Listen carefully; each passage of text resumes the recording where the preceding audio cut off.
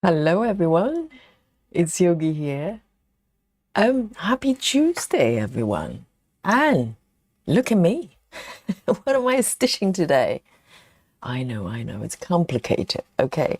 I hope you're well. And yes, this piece, for some of our new stitchers that just joined the group, you may not even have seen me working on this piece. This is a pattern, a beautiful pattern actually, a magical pattern from GeckoRouge, and it's an artwork by Collin Thompson. You're probably familiar with him if you do a lot of jigsaw puzzles. He's got a few cross-stitching patterns around, but as far as I know, they're exclusive to GeckoRouge. And yes, this piece, where do I start? I don't know where it's going to end, but I kind of know where it started. I got this pattern back in 2023 in the very beginning. I ordered a kit. Okay, GeckoRouge, if you're not familiar with, it's a company that specializes in kind of luxurious, luxury cross-stitching kit. Okay, by luxury, because it costs a little bit, a majority of them. So I got this kit from them in the very beginning of 2023, and I worked on it solidly for 2.5 years. Had to give up, and due to certain errors on my chart, and so this is a new start. Okay, and I've got videos that capture the entire story. It's under video if you if you like to know the ins and outs of what happened. But majority of the regulars here kind of know what happened with this piece. And I have not worked on this piece because of little bit of frogging issues here, and I had not decided what to do until today. I decided to face up and meet my old friend here. Okay, so let me show you the markup here first of all, so you know what I'm dealing with. Okay, there you go. This is the full piece.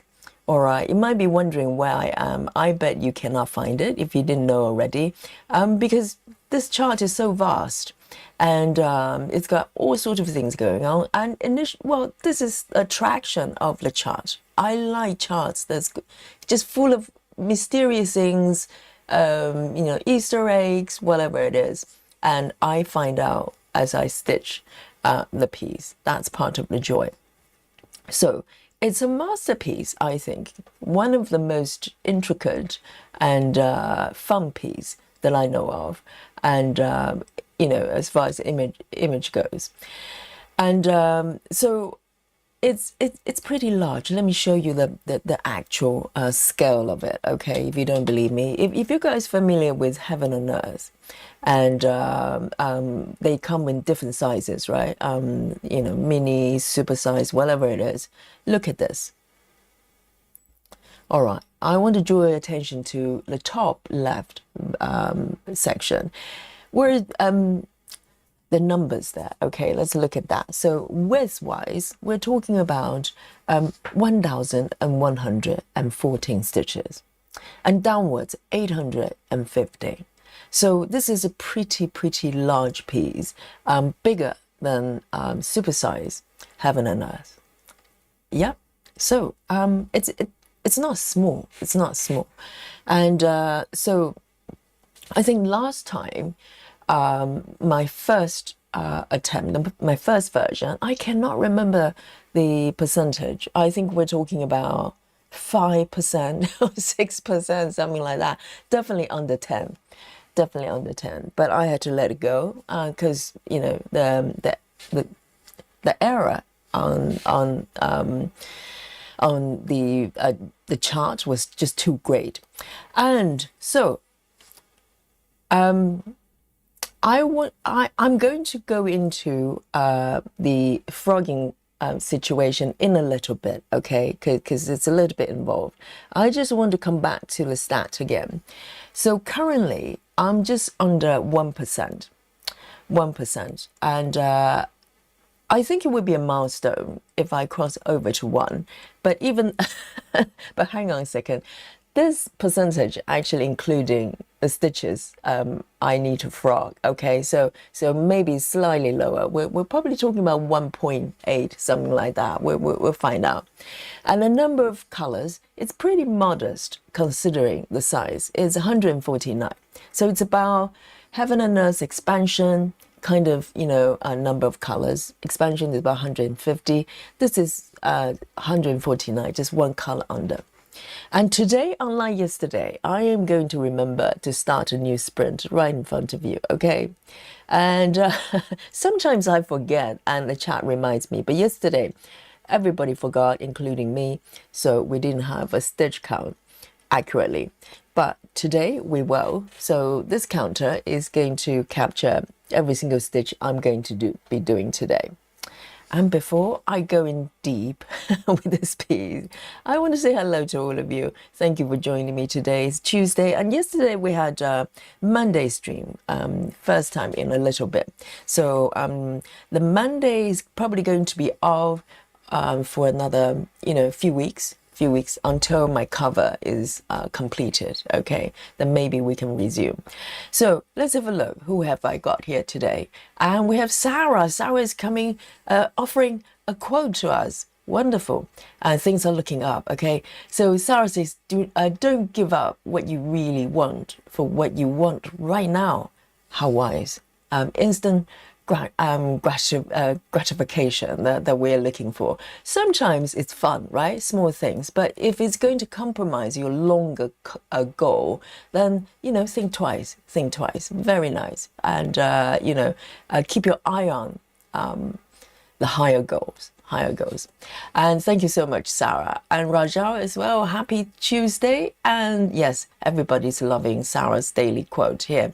And Sarah Stitching is also here in the chat reporting from a work club today. So Sarah Stitching, we keep you company and we salute to you. And also we have Clara as well. Clara says, let the stitching begin. Yes, exactly. And wonderful. And Susan is also here. And we also have Lizzie. And who else have we got? We've got Unicorn. RM Unicorn is also reporting from the work club. And Linda Diamond as well. Welcome. And Daria is also here. And Janine as well.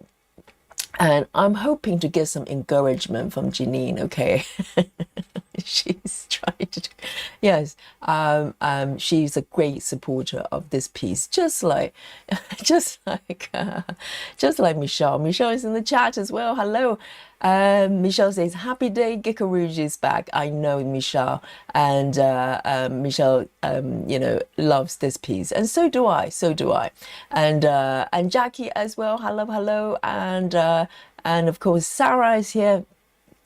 And Alison Rennie also is here as well. Alison is in Scotland, right?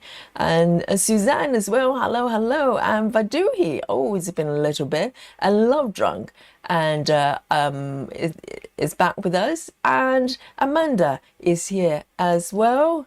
And let's have a look. And Sidra is also here waving with 3 hands. How do you get 3 hands? No wonder your stitching is so magical and so beautiful. And I don't have 3 hands. I need 6. And Laura as well. Hello. Good to see you. And Walk Away is back with us in the chat as well. Oh, guys. Yes, I know.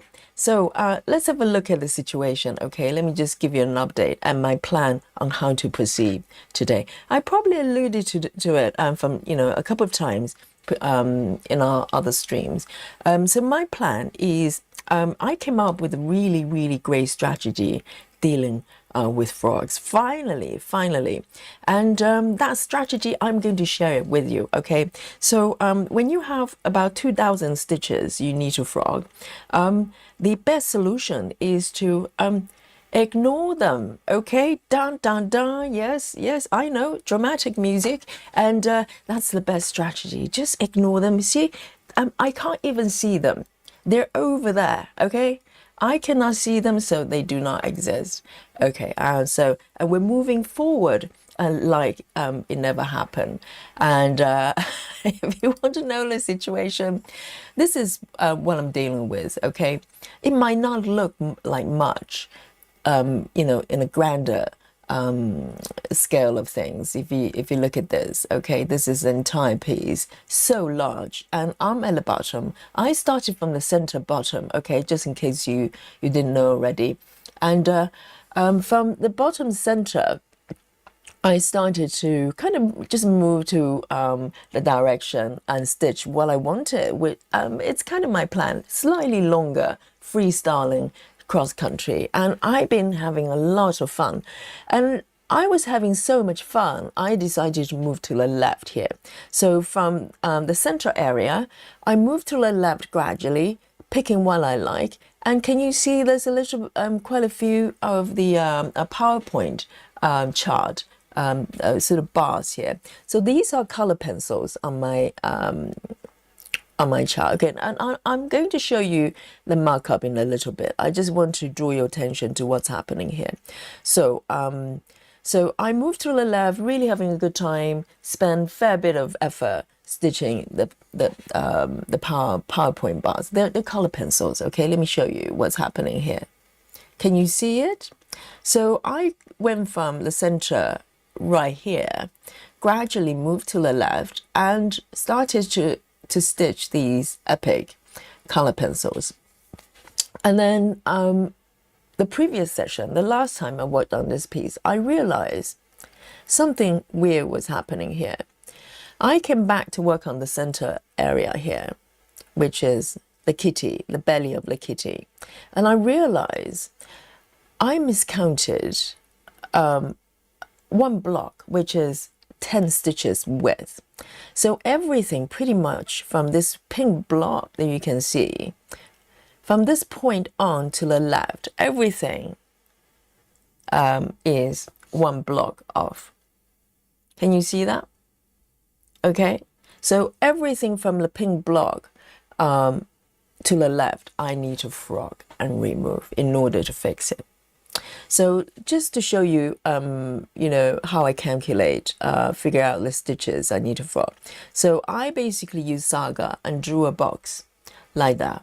So some of the stitches on the bottom right here, the blue stitches, they need to be frogged as well. They're not correct, but they're not included in this box. Within this box, let me show you the stats here.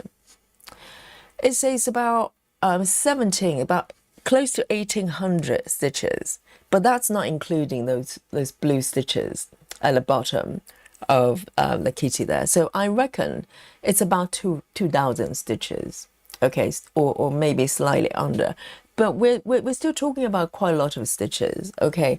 So when I've realized this was happening last time, I just got so overwhelmed, and I decided, instead of, you know, try to fix it right away, I decided to kind of park it for a little bit. I didn't realize it was going to be 2 months. It's been 2 months, guys. But I think it was probably a good thing that I did that. So I had time to kind of, you know, digest what happened and figure out a way to deal with it, which is as I described and illustrated, I'm going to ignore it for now. Okay, that's my strategy. Yes, so what I'm going to do from this point on, until I'm ready to go back and deal with that section, is to keep stitching to the areas that I know is correct for now. And then, you know, eventually when I go around the circle and back to the section on the left, maybe I can figure something out, because I reckon it's going to take a little while, and the technology is going to catch on, and someone somewhere is going to invent a magic frogging machine. So I can just run, you know, the machine over the area, and everything's going to come off in about 3 minutes. All right, so that's what I'm banking on and hoping for. And but for now, I'm going to just move forward with this piece and enjoy it.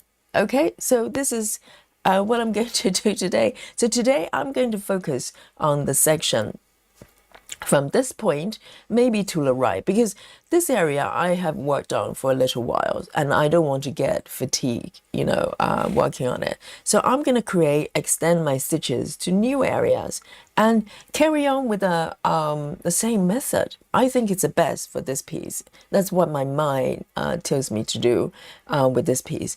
Just slightly longer distance cross country and be, of course, as mindful as possible. So hopefully, there's no repeat of this situation. Okay, guys? And I hope you're supportive for my venture here. I know some of you probably, will want me to go back and to that area and start frogging, but I can't right now. I'm not ready. So I'm going to move forward with this piece, okay? And let me know what you're working on today. I'd love to know. Hopefully you don't have 2,000 stitches to frog, and lucky you. But, I believe, just like in the Bible says, God will never give you challenges you cannot overcome, okay? I have 2,000 stitches to frog. It's because the higher power, they think I'm ready to do it. So I accept the challenge. And I'm not going to restart this piece, okay? This is it. This is my piece.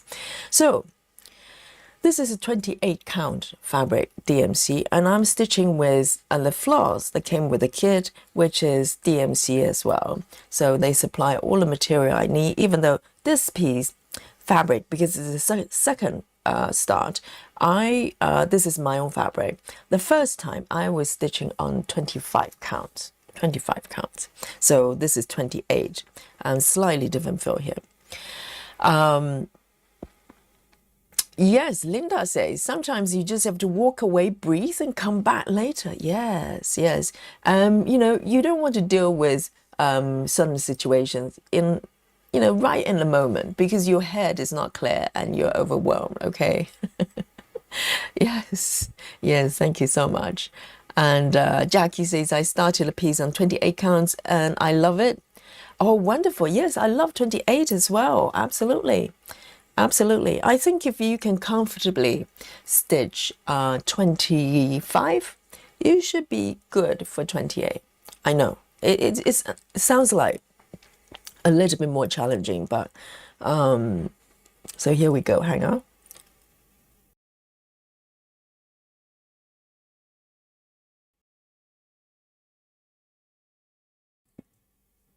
Okay, so I'm going to pick my first color. I've got a whole bunch of 310 going on here. So this is divide and conquer for me.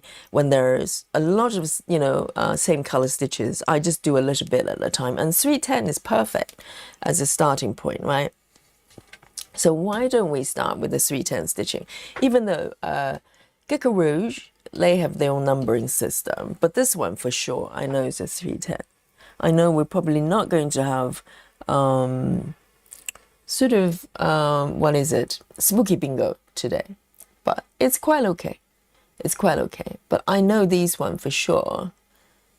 These are 310. So here we go, number 16. Let me pick my thread here, and let's move forward with this piece. Okay, so here we go.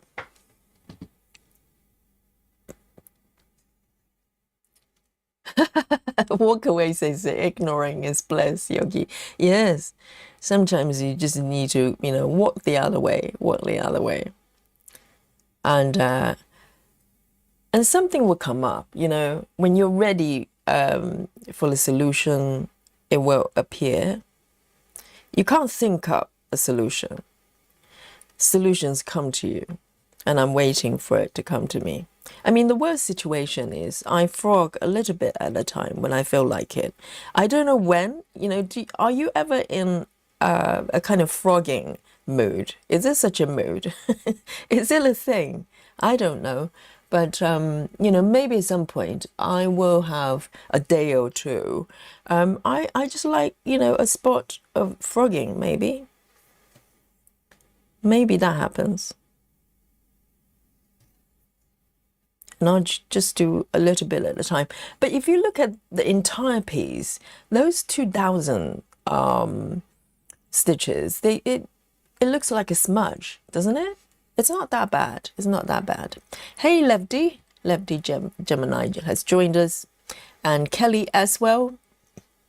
Oh, Kelly is not being very positive. She says, seems to me this project is cursed. Oh, do not say such thing, Kelly. It's a blessing. It's a blessing in disguise, okay? And I love this piece. I really do. And I'm glad I parked it for a while.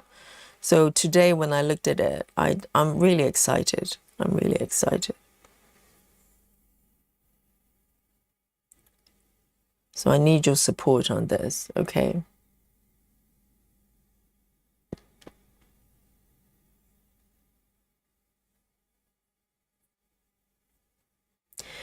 Lizzie says, why do you not spend like half an hour frogging what you can at the time and then pick up another project? That might be a way to tackle the immense frogging journey. Yes, I think divide and conquer might be the way to go. But you know, Lizzie, I probably mentioned this before. 28 count frogging is a beast. Oh, hello! I've got a coffee from Michelle. Hello, hello, Michelle. Thank you so much. Michelle has just bought me a coffee to ease my pain. Thank you so much, Michelle. That is so nice. Yes, thank you, Michelle, for a fiver here. So kind of you. Thank you, Michelle, over here. Thank you. Yes. Oh, Michelle is so generous. Thank you so much.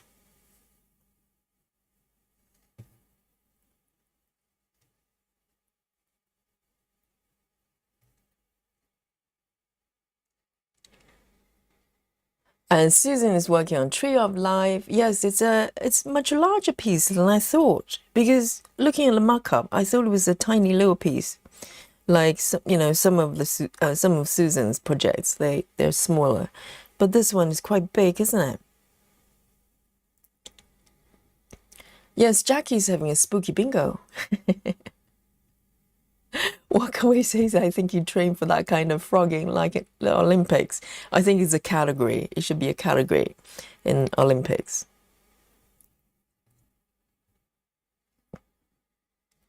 You know, if curling can be one of the categories, I'm sure frogging can.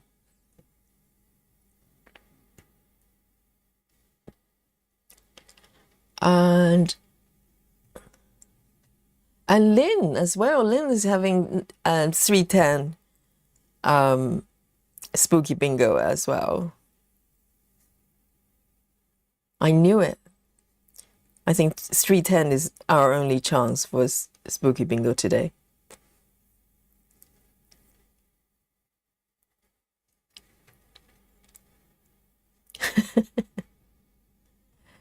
Walkaway says frogging requires movie time for me for serious frogging, a long movie. But you know, when it first happened, I actually, as a test, I tried to frog maybe about 15 to 20 stitches. It took me a little while just to do that. And it requires a lot of effort. It's definitely not a sort of, not an elegant process. Maybe I need to look into, well, actually I did. I actually looked into frogging methods on YouTube. I was hoping maybe someone has some sort of magic method. But no, it's just good old-fashioned power tool and elbow grease. That's it. So I'm hoping that Elon Musk might come up with some sort of, SpaceX technology. Oh, 28 is a joy to stitch, isn't it? It's so nice. Yes, I know. It just feels really good. That every fabric count has its own experience.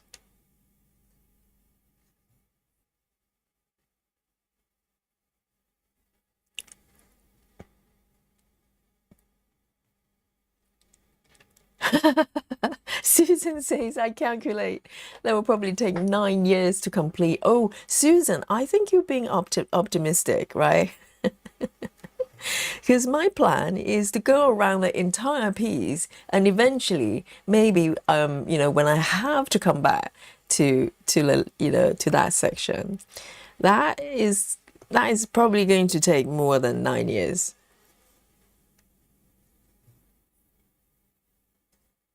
So I have time. Think about it. If I just someone can get the calculator out, okay? If I even just remove 1 stitch a day, 2,000 stitches, how long will it take? I think it's going to take less than 9 years, right? Suzanne says, I have note 310 on this project. Yeah, some patterns, like Kim Jacobs, I bet there's probably no 310 at all. It's a lovely 310 start.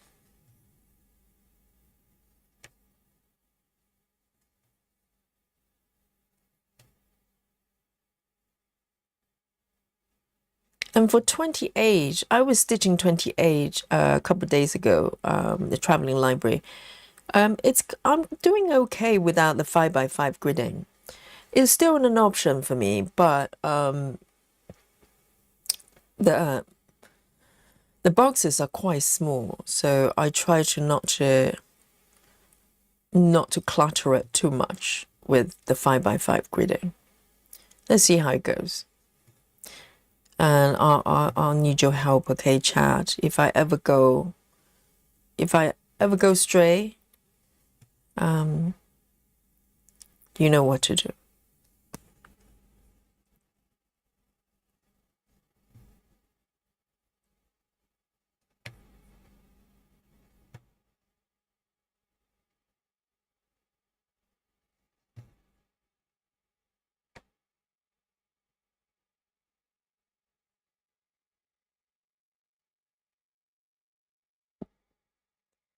And Walkaway says, I'm working on the Fairy Kiss. Only 1,685 stitches left. Really? Wow.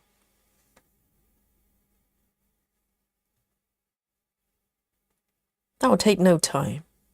So I'm trying to think, 1,600. If you even just do 250, that's going to take like a week, right?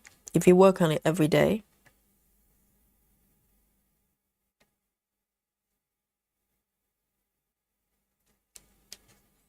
So with these 310 stitches, I probably just dip in and out, whenever I need a break. If it's too confetti with the other areas, I'll just come back and do a little bit.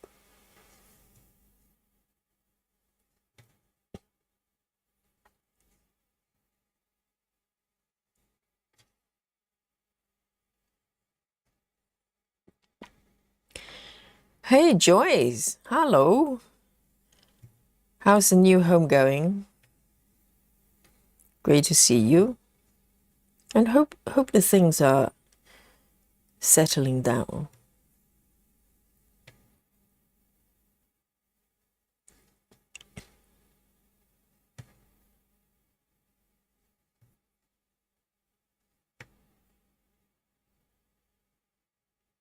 Okay, I'm gonna end this right here. I don't know, I might grab another 310 or maybe move on for now and then come back later. Quite enjoy this.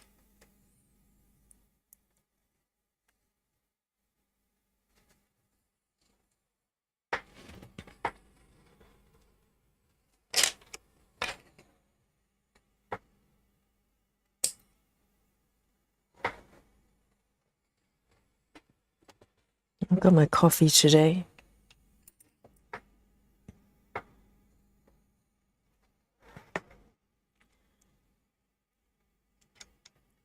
Susan Williams. Oh, we have another Susan. Susan Williams, welcome. And Susan Williams says, what is it? How come it's not showing here? I don't know what's happening here.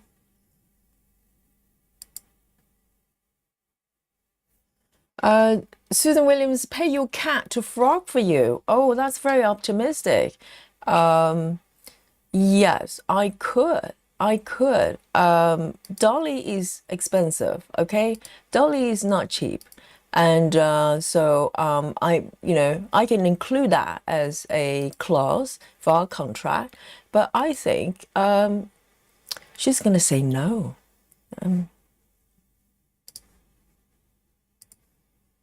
Let me just set something up here.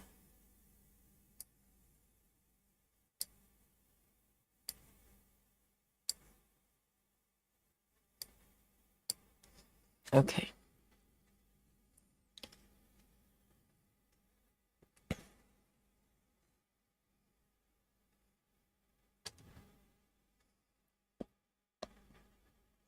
Walkaway says they do make extra fine tip seam rippers. Oh, are they finer ones? She says, I wonder if that will help, if you could find one.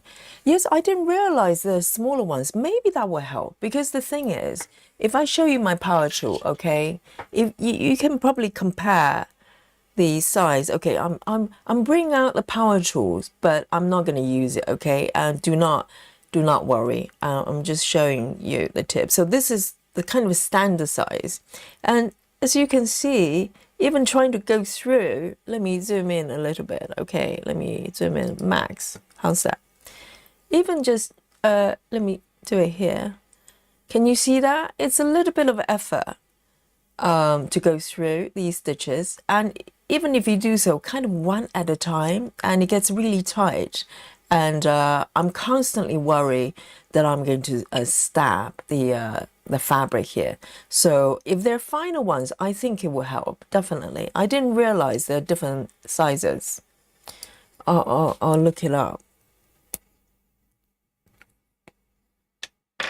I think my power tool is just too chunky for what I'm trying to do here. Hey, Rose, good morning. All right then. I'm drawn to this blue bar here. I'm gonna do a little bit of blue colors, and it's not too far away, so hopefully I'm not gonna, it's not gonna go sideways too soon. All right, next one, number 70.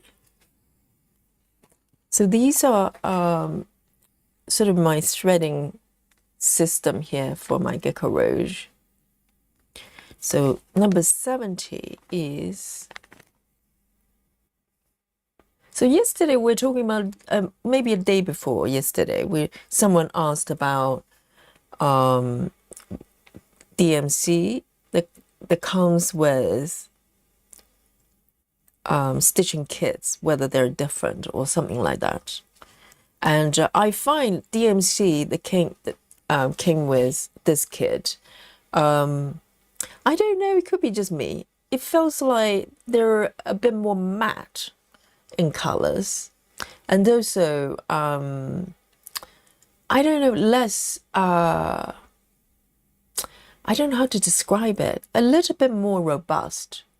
That's what it feels like. It could be just me, but I do feel that there's a little bit of difference. But this is also DMC as well.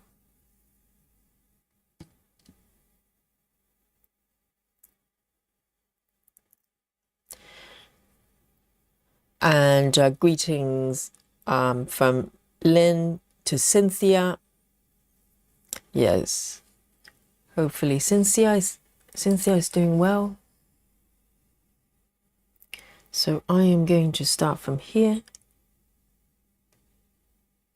It's actually quite exciting to move to a different area, because I've been working on this bit for quite a while.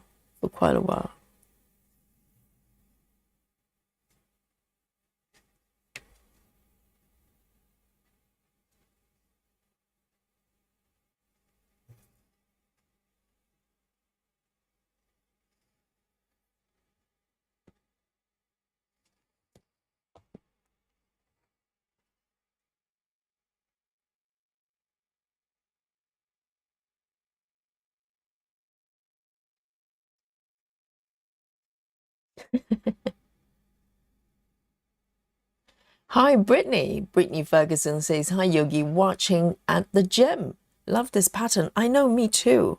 It's quite unusual, isn't it? In a very good way. And I think, as I said, Collin Thompson charts are exclusive to GeckoRouge. I think he's got a couple of other charts, to be honest. If I could afford it, it's quite tempting. But we're talking we're talking a little bit of money. They're all quite large, Collin Thompson's pieces. Oh, this is feeling very good. I love it.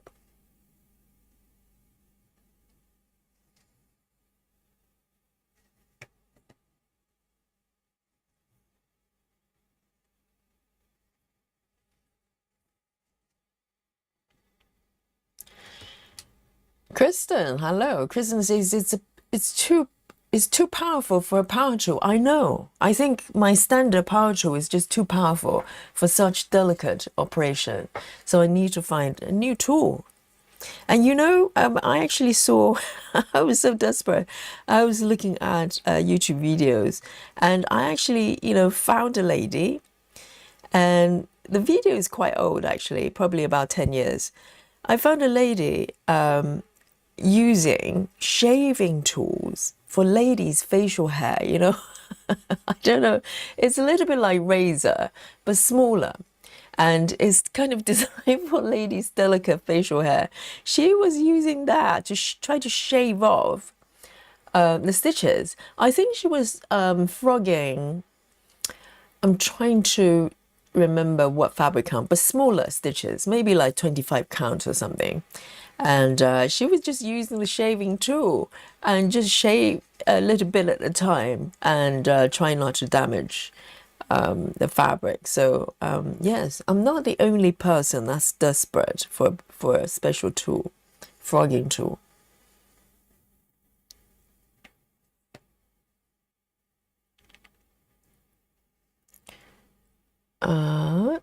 Where do I go? I can go up. I'm gonna just do these ones.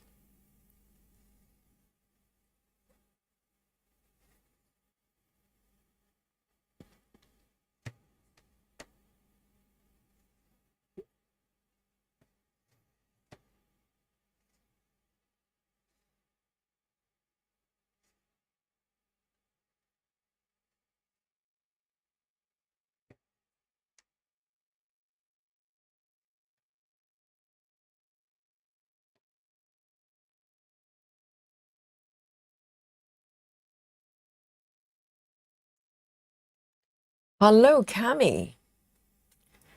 We have a new friend here. Cami says, I'm new here and new to YouTube chat. Thanks for stitching along.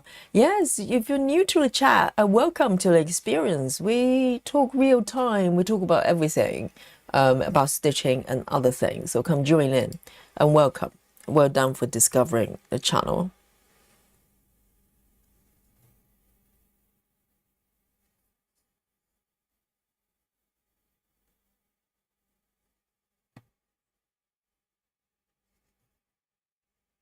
It's like stitching butter. It feels really good.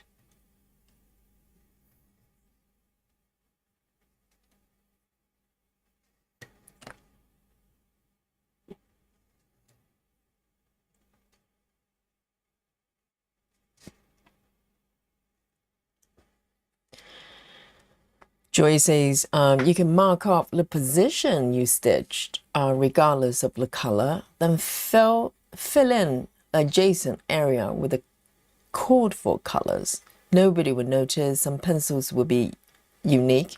Oh, do you mean the frog area? Well, yes. So everything will be offset for one stitch. I could attempt to do that, but one block is a long distance. One block is a long distance. We're not talking about a couple of stitches. Then maybe you can kind of disguise it. with, you know, some random colors. But I think one block is too far. Susan Williams says, when I cross-stitch years ago, I usually buy the pattern, then the colors I don't have. Oh, right. Do you mean kitting up for yourself? Yes. You buy the pattern, and some people have. I'm quite lucky. I at one point I decided to get the master set, the full set of DMC, and also I've got CXC as well, because of the number of whips. You know, it was just increasing, and buying a little bit at a time was just getting too difficult to do. So I decided to get a full set. But yes, it really depends on what type of projects you do. So if you work on anything that's maybe under 100 colors, yes, you can just top up the colors you need as you go. But if you try to kit up something like a max color, which is 250-ish, buying loose scans for 250 colors is just, you might as well get a full set, to be honest. So it really depends on what type of projects. I mean, they're beautiful projects. I have 14 count projects that's got under 60 colors, and they're still beautiful. So it really depends.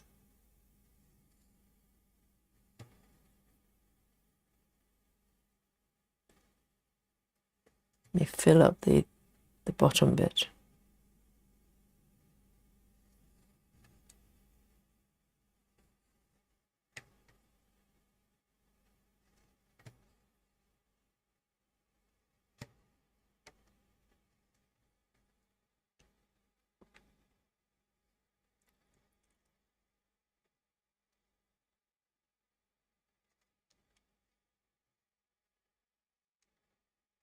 Okay, so I'm gonna end this color for now. And there's a whole bunch of orange here, and I want to show you something I'm really drawn to on the right side here. Hang on. Because, you know, having seen, been looking at this pattern for so long, I'm constantly discovering new items. 70, let me just pop it back. Let me show you what I mean. So when I look to the right and I check the markup, look at this. There's a sort of orange kind of container type of thing. I don't know what it is, but look at this. Isn't that adorable? It's a little mitt there. It's like a woolly thingy. And just one glove. I think gloves, just like socks, there's a single glove syndrome. And I think whoever knitted this has suffered a single glove syndrome, the problem there, because there's only one. Even though I'm not terribly looking forward to stitching this one, okay? But it's there. I can cope with it. This is a very, sort of unique pattern anyway, so I don't normally stitch faces, but I can cope with that. But this, I'm looking forward to. This is very, really fun looking. I think it's probably knitted mitt or something like that. So I have somewhere to aim to.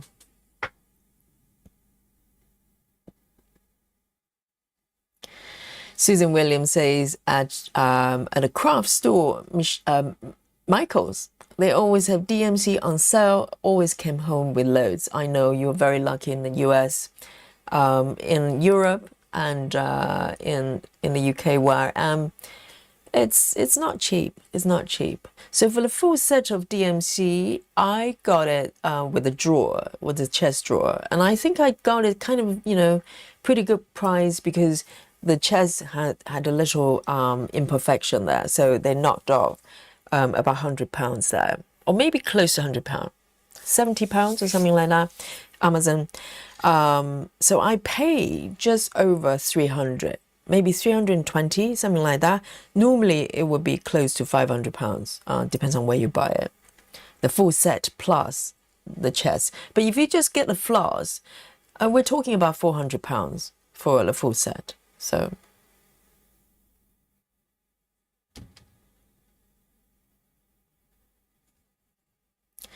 Joy says, on your first start for this pattern, you had areas with overlap that you didn't notice for a long time. I bet you it would only be visible when you point it out. Yes, the overlap with the chart. So basically with the last version, every page, and this chart has got many pages, okay?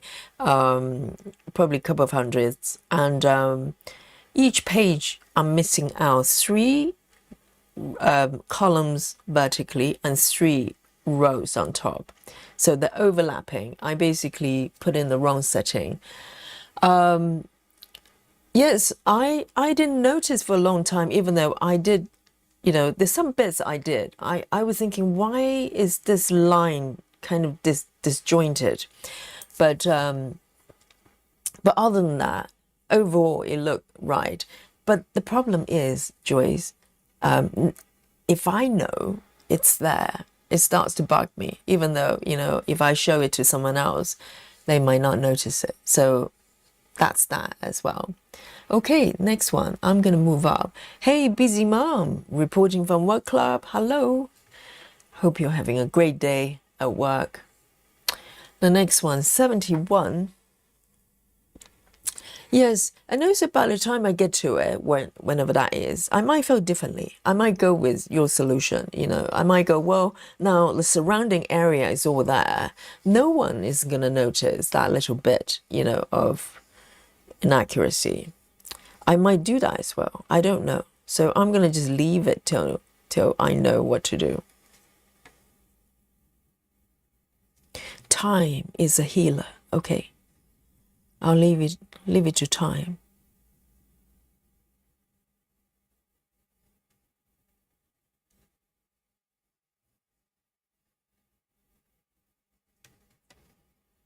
And I just need to be mindful going forward, so it won't happen again, hopefully.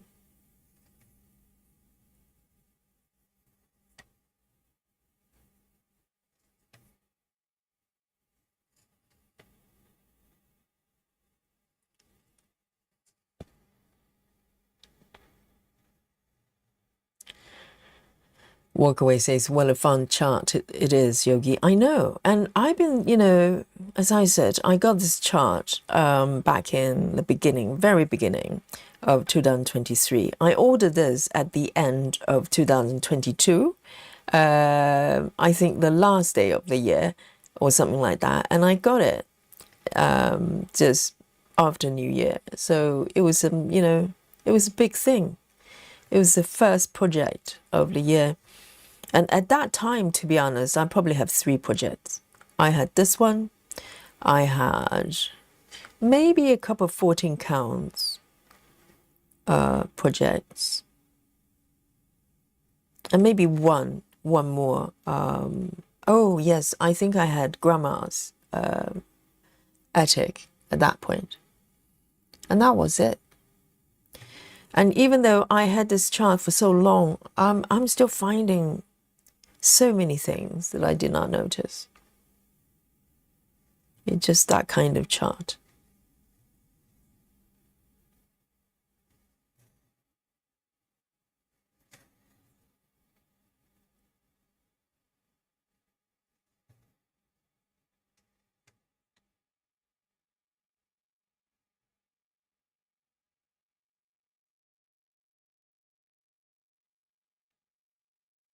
Susan. Okay, Susan Williams is in Canada. So I think Canada, DMC's is also quite reasonably priced. Busy Mom says, Yogi, did you have to frog something on the chart? Yes. Yeah, just a little bit, like 2,000 stitches. That's it. No biggie.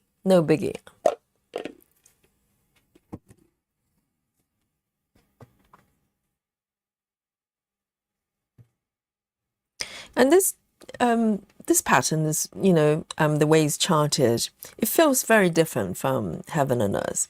So Heaven and Earth, if you are used to their chart, everything is kind of blended, and they have beautiful gradients and a lot of color changes in general. And but with GeckoRouge, when it comes to confetti, it's relentless. Like this area, it's brutal, utterly brutal. But with this area, for instance, it's just a patch of 310, like totally no blending, very little blending. This area is completely just solid 310. So it's quite drastic in that sense. Either you have just flat colors through and through, or you have, just brutal confetti. There's no in between. Whereas Heaven and Earth, they tend to blend a little bit here and there.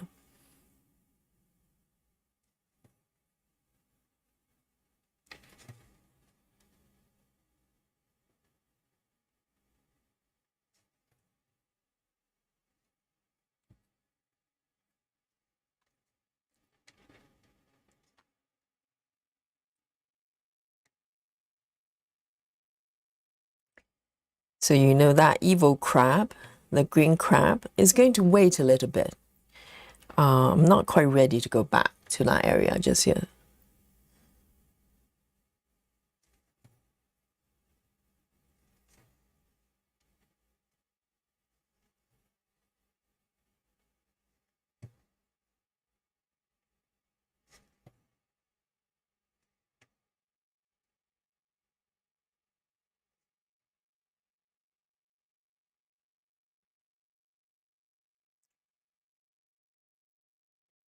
Oh, hello. The new stranger, okay. Floss Haven, okay. So Floss Haven is actually Nerdy Rosa. Yes, it's nerdy. And Nerdy has got a personality implant. Yes, a new personality change. And she says, oh, so I'm in Norway. Even on sale, it's cheaper for me to buy DMC from the UK and pay import duty and shipping. Really? So Norway is even worse. Are you saying that even with UK price plus taxes and shipping is still cheaper in Norway? Oh dear. Because I thought we're getting a pretty rough deal here. And Norway, everything's more expensive in Norway, isn't it? Even though the income is also higher, but that's for the Northern European countries. But that sounds brutal. So single scan, how does that work out in sort of UK money or dollars? Let's have a laugh here. So maybe, I'm going to feel a little bit better about the UK prices. Because comparing to, the US, it's probably double or even more.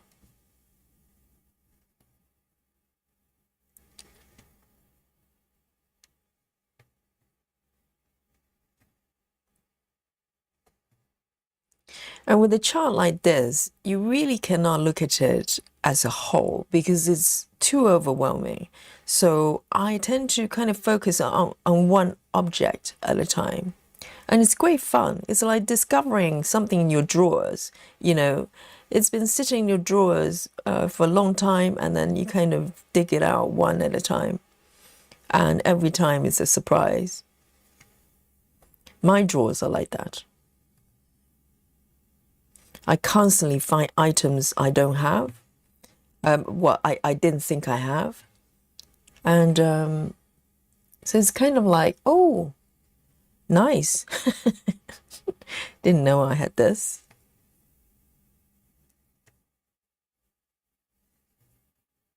But also things go missing as well, like my floss. I have not found my floss yet.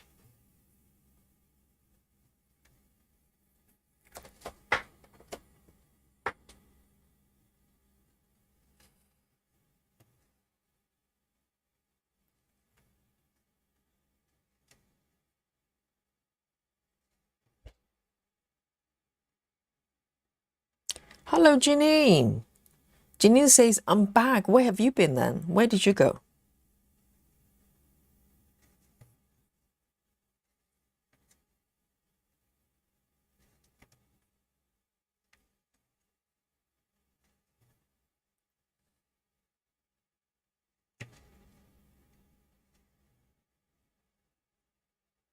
And these two colors are so close. I can't tell them apart. There's a slight shade changes, but not that different.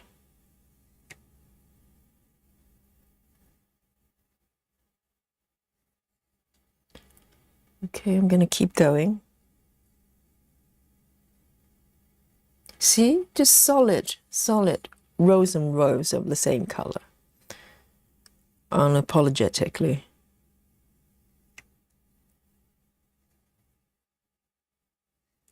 And today is really warm today. In the UK, I think it's up to like 20 degree at some point. And it's quite sunny as well. It's so lovely. For April, it's fantastic.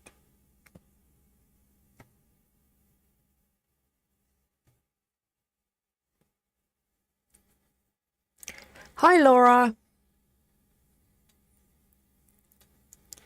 Laura says, I like zooming in and looking at the picture. You're working on a zipper. Am I? Really? Is that what I'm working on? No idea. I thought it was some sort of, I don't know, a shelf or something, like a border of a shelf. I have no idea. See? Laura can see it because I'm zoomed in so much. I just focus on the shape and the colors. Floss Haven. So do you want me to call you nerdy or Floss? I'll call you Floss then. Floss says everything's expensive here. Full price is £1.96. So it's about £2.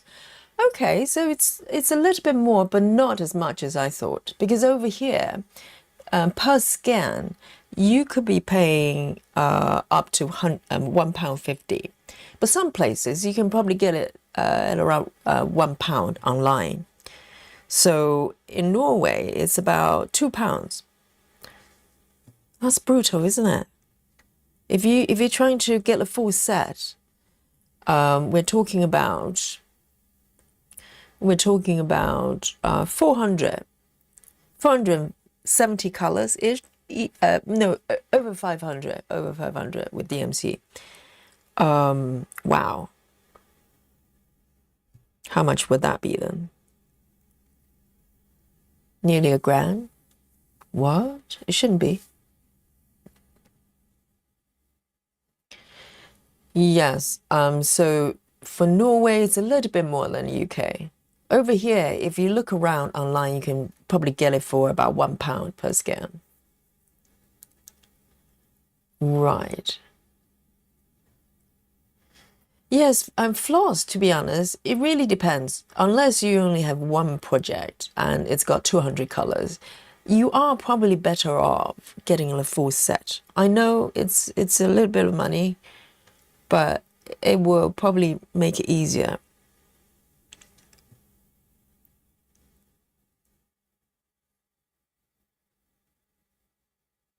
So you're buying from Lakeside. Okay. So do they charge you a lot of duty though? Because it does add up, doesn't it? The shipping, the duty, the taxes, etc. Hey, Bobbin with Brittany says hello to you. Oh, Janine was at work then, so you're driving home. Are you at Walmart again? You have to have daily visit. I think that the staff in the shop, they probably just get worried when they don't see you and your husband.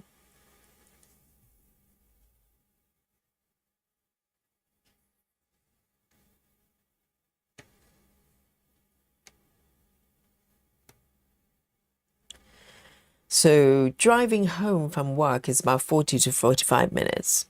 Well, in terms of time, that's not that long for commute, okay? But if you have to drive all the way for that period of time, it's probably exhausting.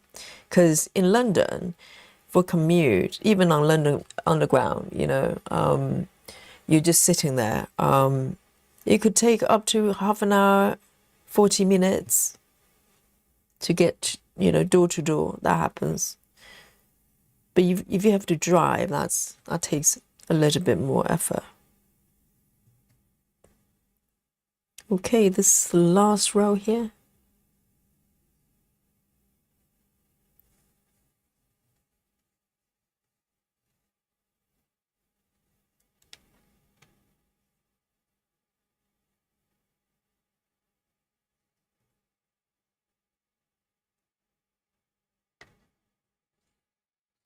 Hello, Chloe.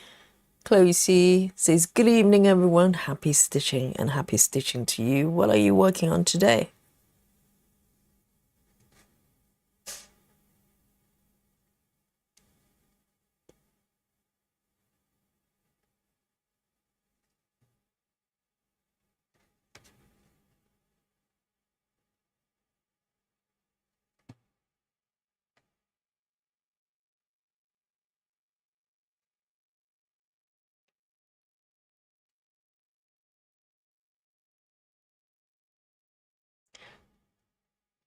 Oh, so some of your areas are still snowing. My goodness.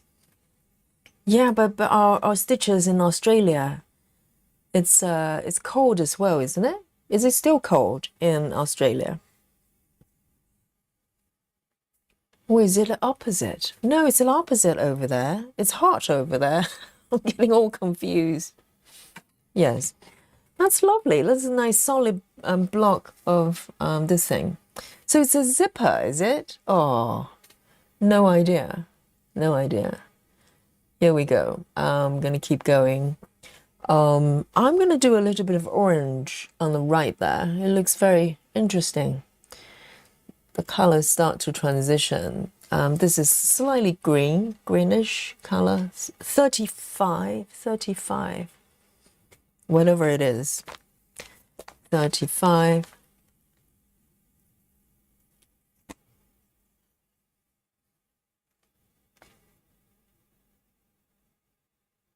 It's a green.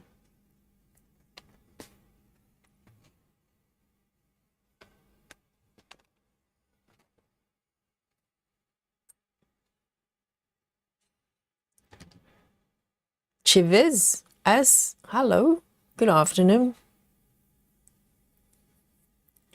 Oh, what happened there? What? Who's raising the alarm? Who is? Is the sound okay? Is the connection okay? Who is doing that? Who is raising the alarm?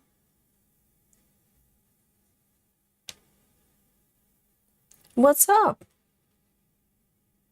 We are still on.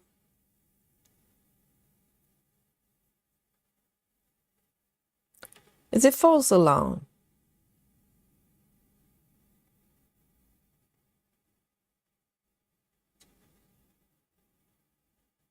What is it?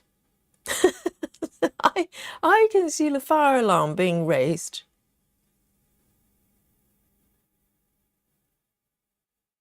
Who's doing that?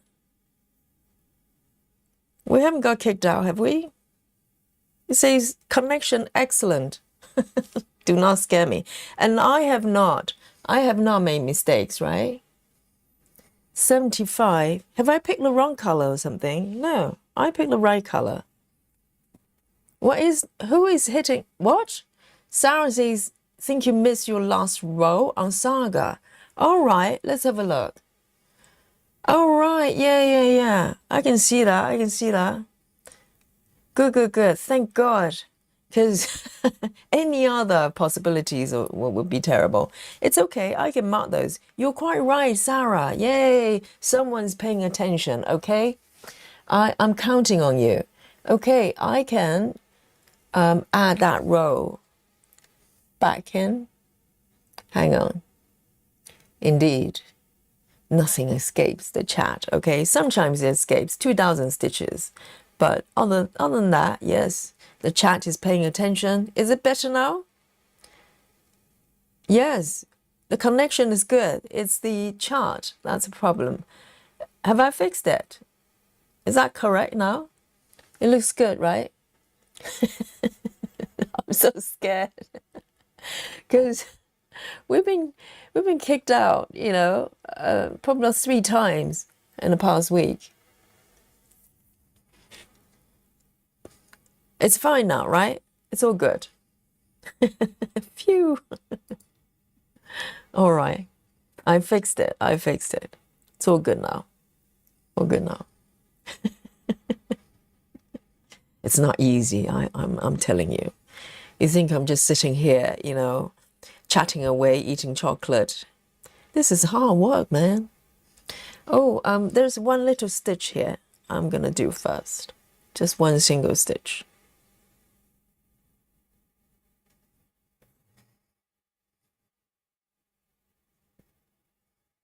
We're good now. Yes, thumbs up from Sarah. Wonderful.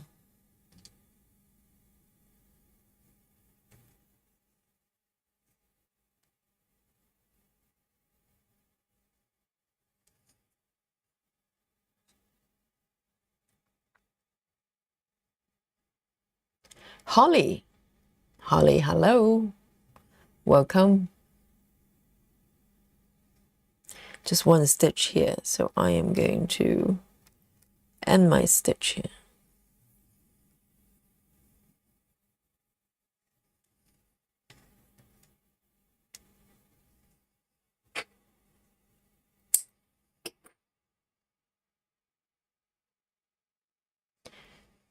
Yes, I've got a habit of not marking my last stitches for some reason.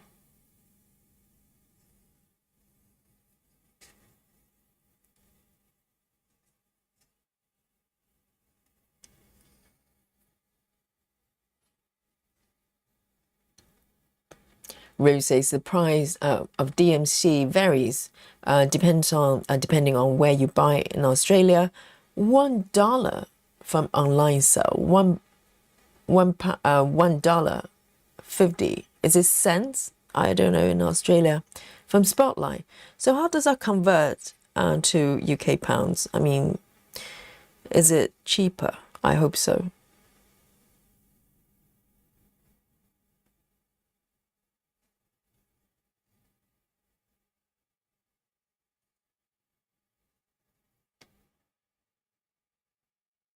One, two.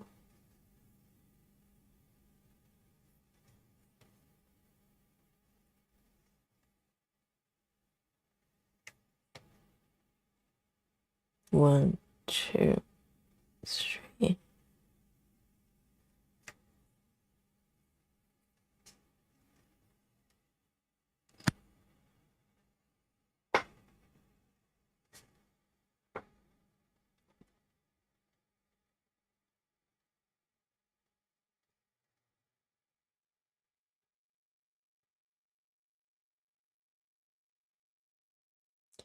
Suzanne, so Suzanne is in Sweden, and Suzanne says craft store in town here, like double the price.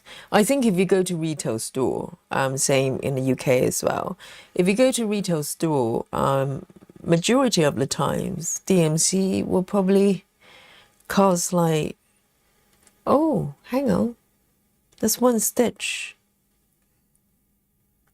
DMC will probably mostly around £1.50.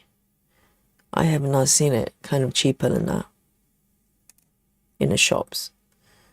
1, 2, 3, 4. 1, 2, 3, 4. Okay. So there's one little stitch there I've already done, but not marked. I will fix it.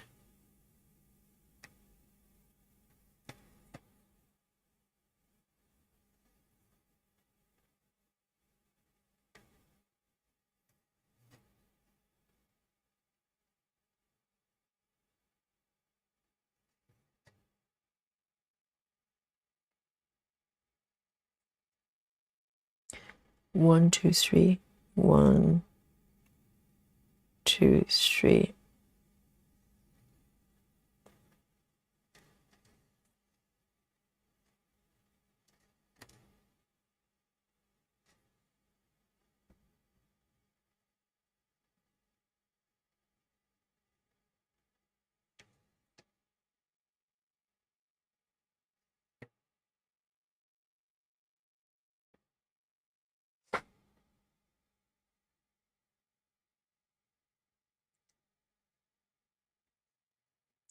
Chloe is working on Farewell to Anger tonight. I know that piece. Yes, I've seen the mock-up. And it's max color, height 18 counts. Yes. And Chloe says your piece is looking good, Yogi. Yes, this bit is looking not bad. Thank you. Thank you very much.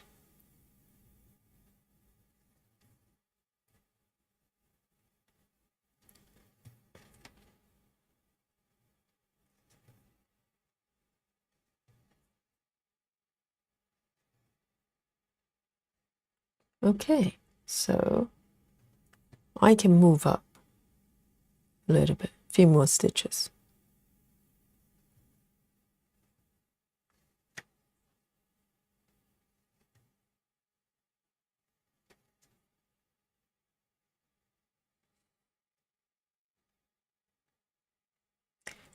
Right, so Ruth says £1 equals $2. All right, so so it's much cheaper than if it's $1.50. So that's under £1, isn't it? That's not bad at all in Australia.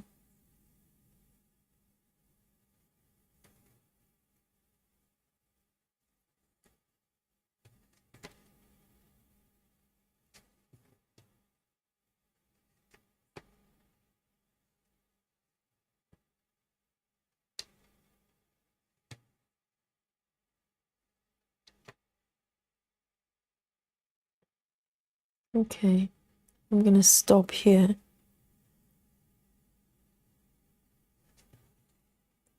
I think it's about knowing where to stop as well. I give myself a lot of freedom in terms of where I go and how far I go, but the further you go, obviously, the more risky it becomes. 35, going back.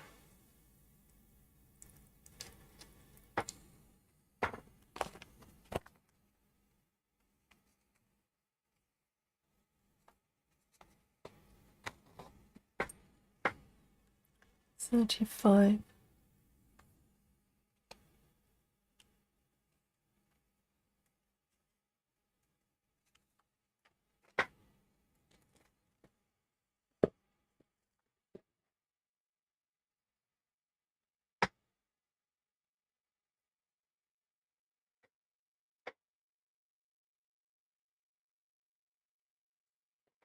Oh, so Suzanne is referring to craft shops.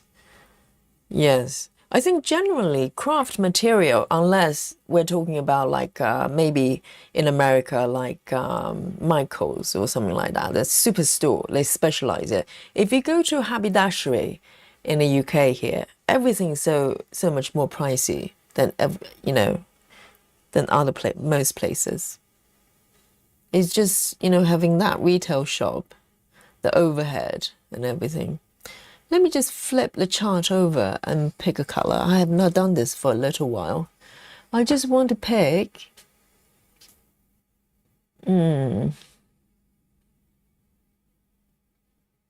this one then. All right. 110. 110.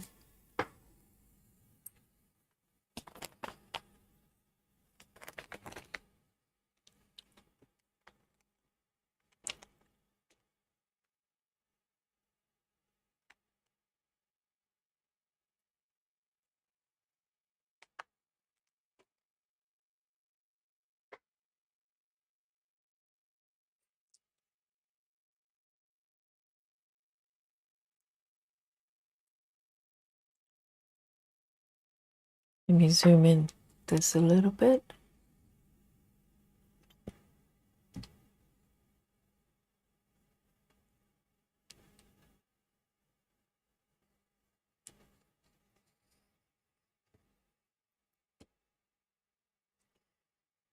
Okay.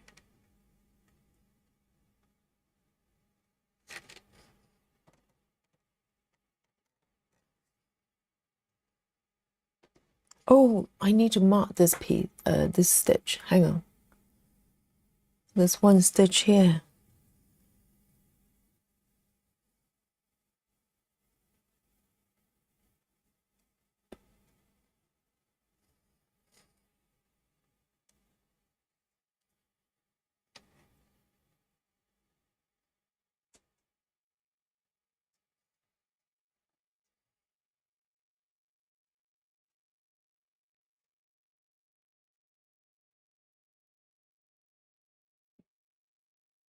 This fabric's so light.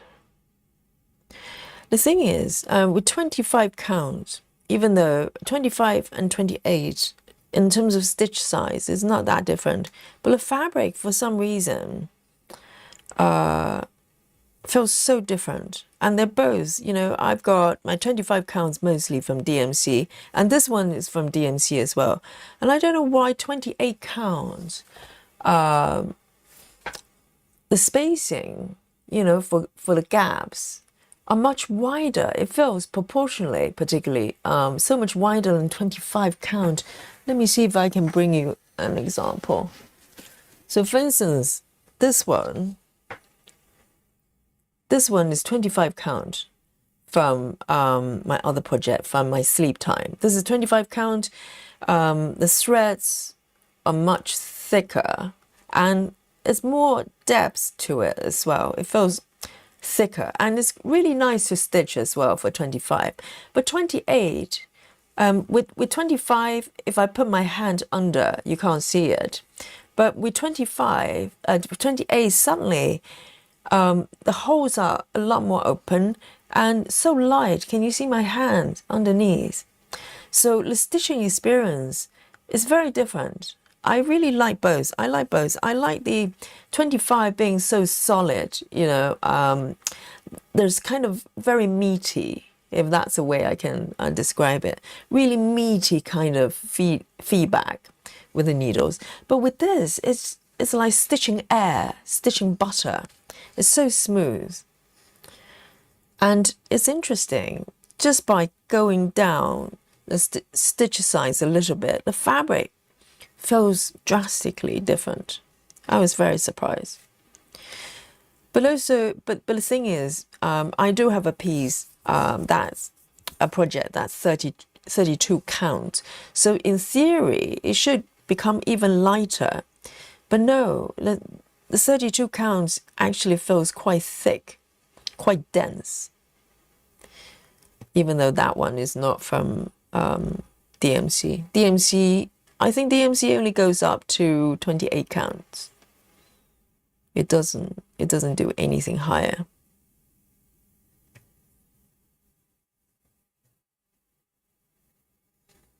Hi, Chrissy.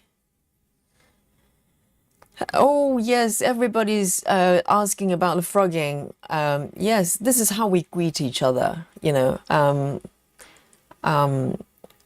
when it comes to this piece. Hey, have you done your frogging? Yes, no. Chrissy, 0 stitch. I think I did about 15, 20 stitches initially when it first happened, and I have not touched it. I have not touched it. So 0 stitches being frogged.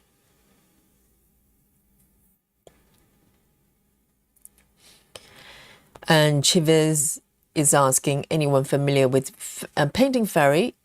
Are they kit patterns available for solo purchase, maybe by messaging them or just sold as a kit? What do you mean by that? Oh, do you mean pattern only? Is that what you're asking? Do they do patterns only? I don't know. Oh, I think I did 1 extra stitch here. I was getting too excited. this one is not there. It's okay. I spotted it. So 2 stitches, 1,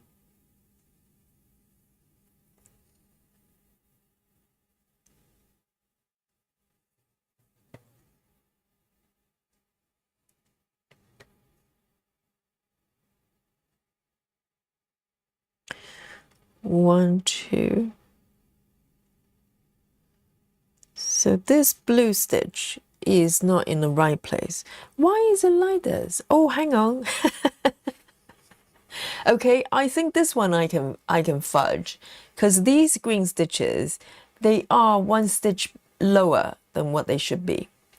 But I think it's quite fudgeable. I'm not worried. I'm not worried.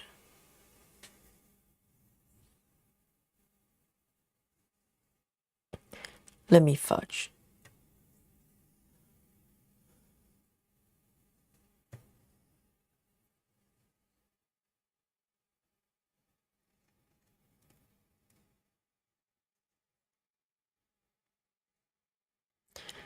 Right, so Chiviz is asking whether Painting Fairy, they only do patterns. I have no idea. I've never bought from them.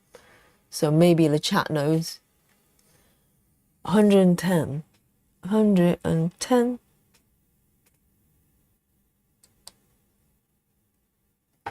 Let me take a sip of my coffee.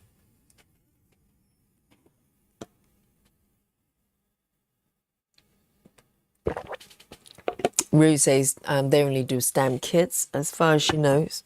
Yes, I think they're known for kits, so I don't know whether they do patterns at all.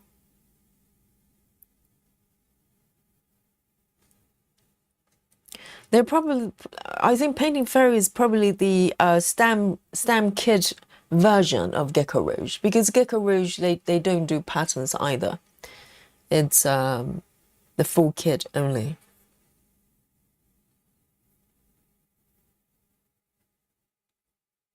Okay, this one, 45.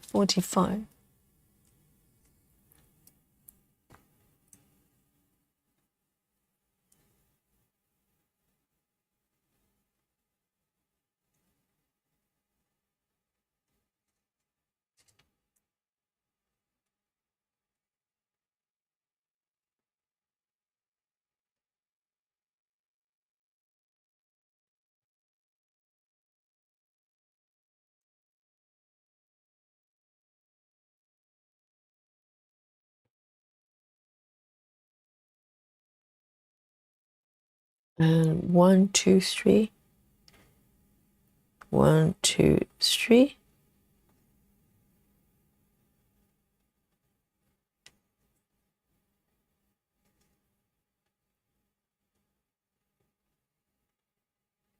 One, two, three, four, 5.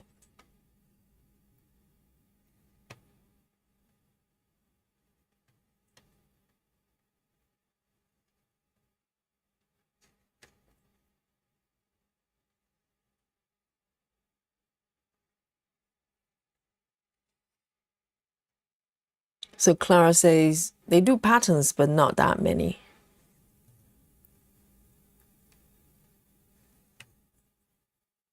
I wonder if you can just buy the canvas though. You know what I mean? The chart and the canvas without the floss. I'm guessing it's a no. I think they probably want you to spend money on their floss as well, and the fabric.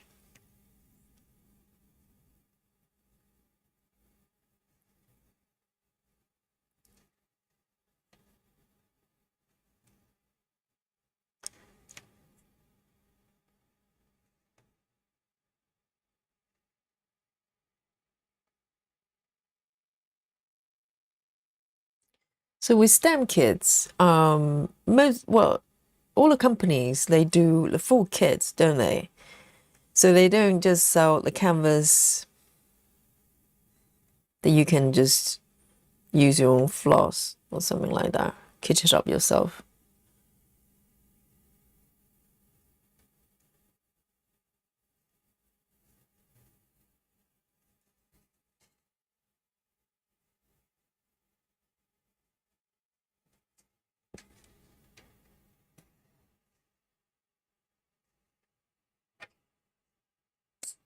45.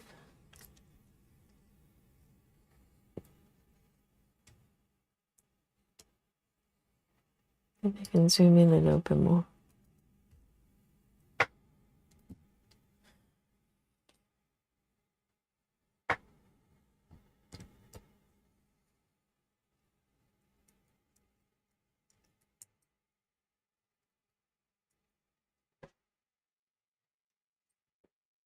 All right.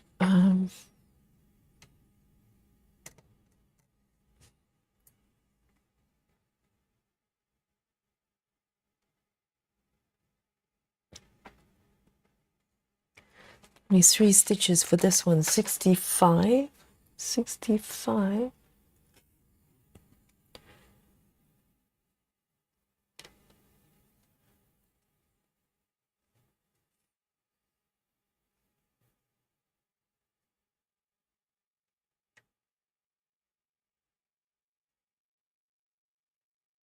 And this Saturday, tomorrow is the Maggie. Not Maggie. It's not Maggie sale. It's Dimension sale. That's Wednesday. And this Saturday, we're going to have members hangout, members only stream. And I'm thinking doing another side quest, because side quest is more open, right? We just hang out and you can bring whatever projects that you're working on that's maybe slightly different from the regular ones. And I'm thinking this week, I'm really into needlepoint right now, because I just picked up my, the needlepoint kits that I've had for quite a few years. But for some reason, recently, I'm just really into it. So I might work on a different project, because last time I worked on the cats, but this one, I'm going to do the other one. I've got 3 ongoing right now. So we can do that on Saturday, and you can bring whatever project you're working on. And for our new members, we have channel membership. If you'd like to join us, we do regular members only streams, and you get to support the channel as well. So on Saturday, so for new members, if you don't know, you could join us for one additional stream. So this Saturday we're going to do double stream, and on Saturday, one before the Sal regular live stream. Okay, so you know that, and also all the previous sessions, previous streams for members, you get to watch as well. We have done many different type of stitching. What was the last one I stitched? Yes, 65. 65.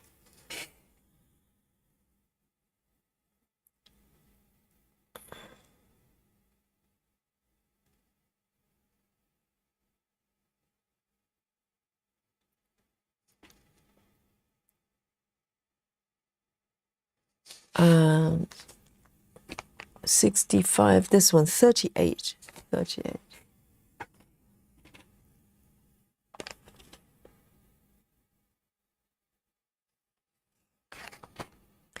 And for the new members, you probably know already, we have the emojis as well for members.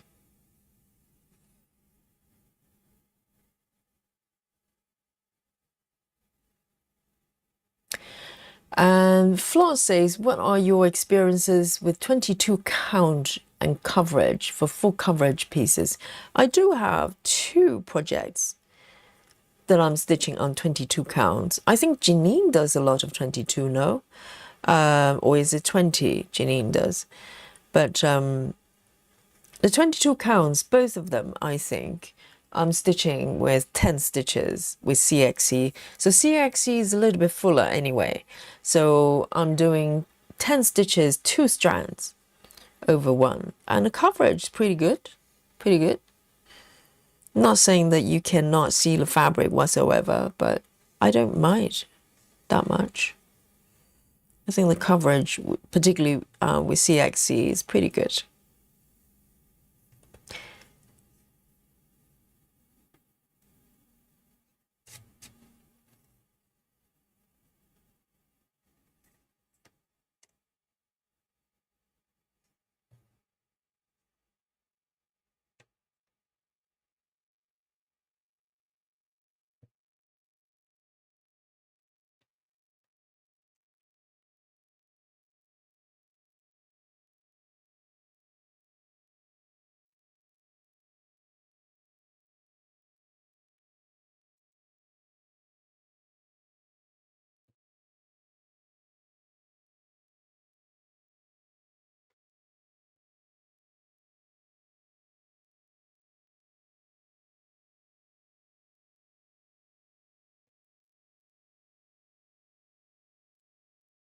Hi, Dragon Lady. Dragon Lady say, hello, Yogi and everyone. Sorry to be so late. I know, Dragon Lady, where have you been? Really? Seriously?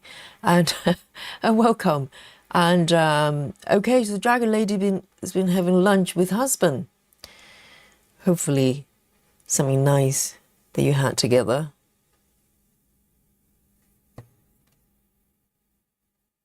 Great to see you.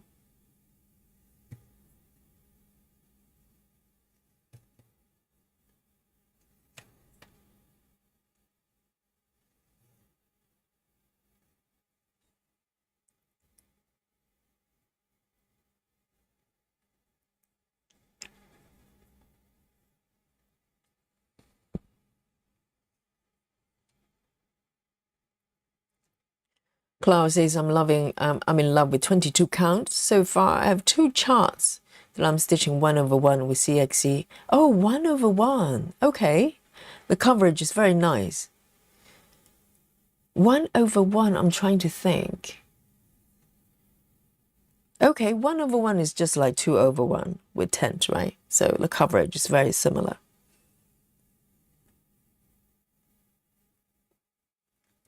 Yes. My 22 counts, they're all mini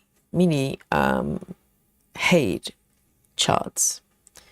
So why is it like this? Okay, I've got it. I need to focus and pay attention on where I'm going because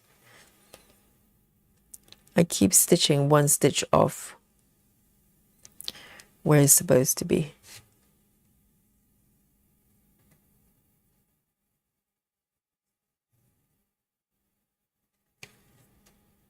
There.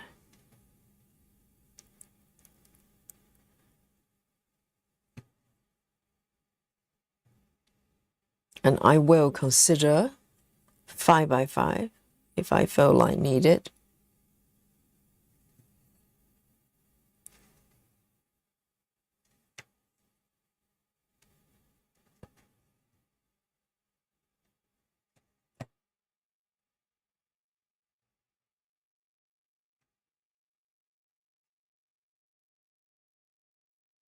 Okay.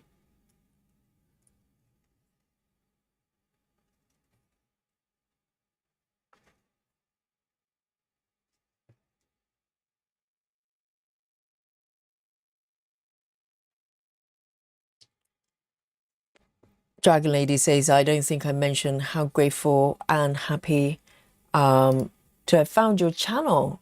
Really an inspiration and motivator. Oh, that's so kind of you. I'm motivated by the chat as well and everyone here. And also our Facebook group, right? Every time I'm looking at someone working on a beautiful project or, you know, in a sort of a different method, I'm inspired and I'm learning from you as well. So thank you so much. What a gracious and kind thing to say. Thank you so much.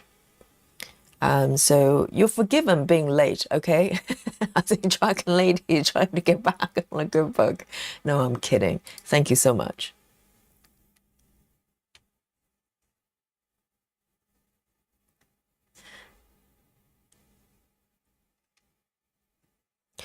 So for those who love 22 counts, do you find there are kind of fundamental differences between 25 and 22, other than the fact that, of course, the stitches are a little bit larger?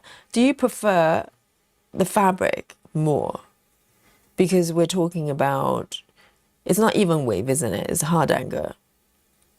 I'm pretty sure I butchered that word, but you know what I mean. It's a little bit thicker, isn't it? Tiny bit.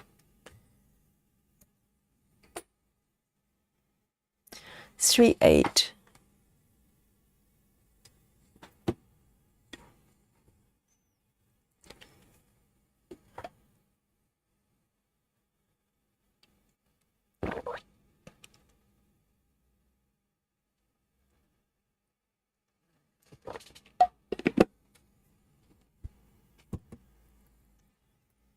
So Clara says, painting fairy never have the chance. They want as PDF.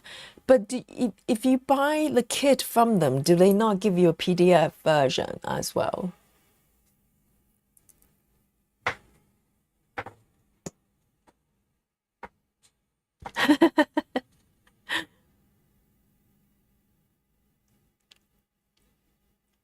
Yes, it's a little, so Suzanne says 22 is a little bit bigger. I think when I'm stitching 20 count, even though I don't really have a lot of experience stitching 20 count, I have one project that I did a little bit. It still very much feels like Ada, even though that piece of fabric I had was probably not Ada. I think 22 is kind of cross between, it's not quite 20, even weave just yet, but it's got a little bit of Ada going on there, because the area that you stitch on is a little bit larger, so you know where to go. You know what I mean? Even weave, literally, it just threads going over each other. I remember the first time I stitched even weave, 25 counts. I didn't know what I was looking at. 56.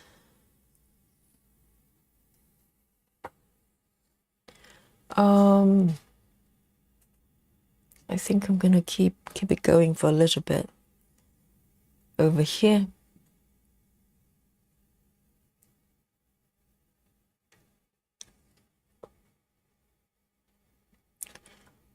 One, two, three.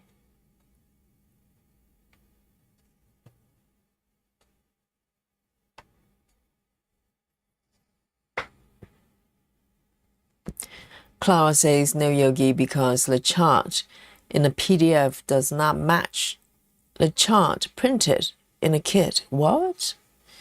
So they give you a PDF chart, but it doesn't match the printed canvas. Then what's the purpose of that then? How does that work? I thought they would give you a document that you can use as a reference, just in case something happened to your canvas, for instance, and also for clarity in general, isn't it?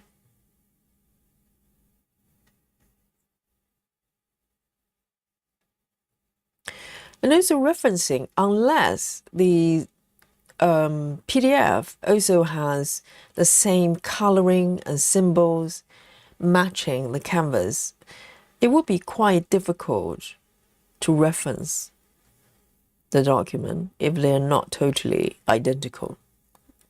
That's the whole point, isn't it?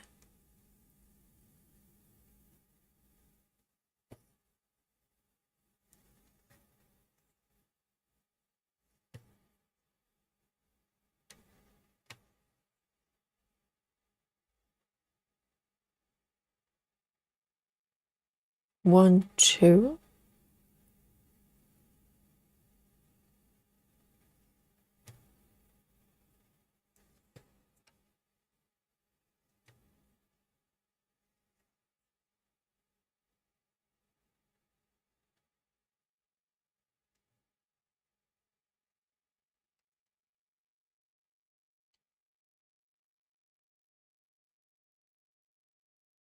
Chrissy says, I binge watching Miss Summer Murders before your stream and lost track of time.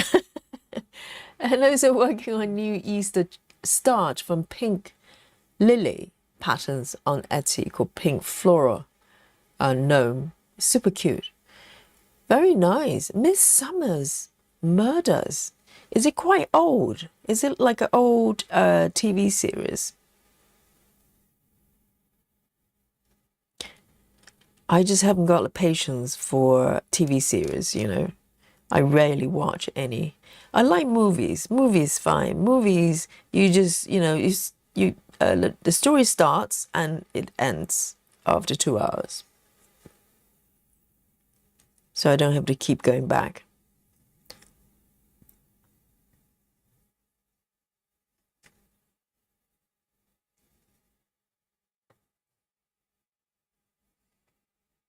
Oh dear, do I dare? There's some stitches flowing this way. Should I follow it? I feel like I want to, but I'm scared at the same time. I might do 5x5 gridding for this one. I have a feeling this grid is not quite correct. Does it not look big? Let me count one more time. It could be disastrous. 1, 2, 3, 4, 5, 6, 7, 8. Let me start again. 1, 2, 3, 4, 5, 6, 7, 8, 9, 10. Oh, it's good. Woo! That was a bit scary. It just looks a little bit fatter than the other ones. In that case, let me do a 5x5. Let me just do a dot in the middle. That will probably help me. 1, 2, 3, 4, 5. 1, 2, 3, 4, 5. Let me see if I could do this. Let me get my little pen here.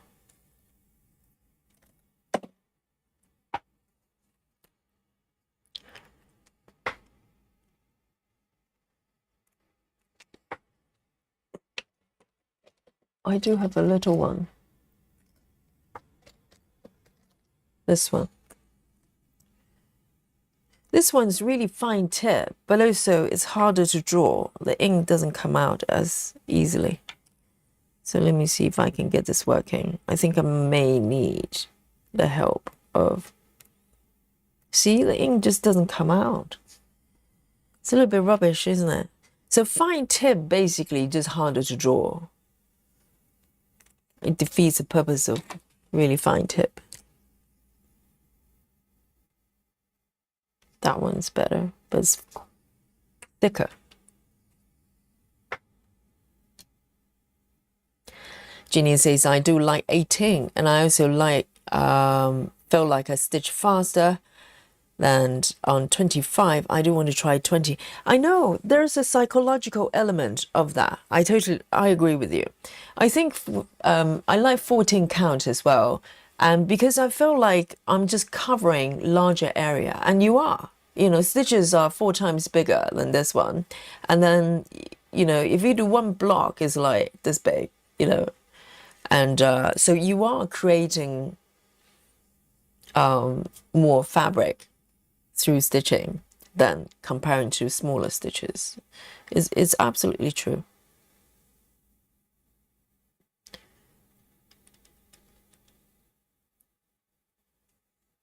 One, 2, 3, 4, 5. Oh, I need to be careful. 1, 2, 3, 4, 5. 1, 2, 3, 4, 5.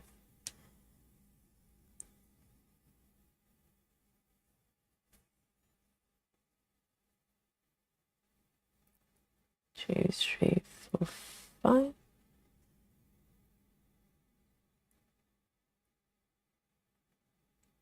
It does get easier once you've got a few blocks going. Yes, I look at, can you see this? So this color's got stitches flowing to the right side. This is normally when I get into trouble. But it looks so attractive. I just want to do it.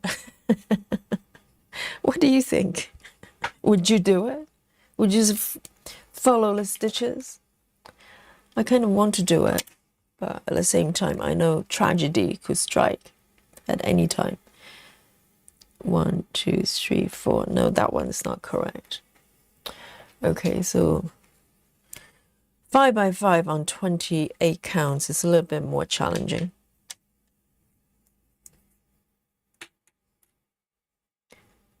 Yes, are you talking about this one? Yes, I noticed. It's one stitch off. It's not easy, man. Have I fixed that? I fixed that one, no?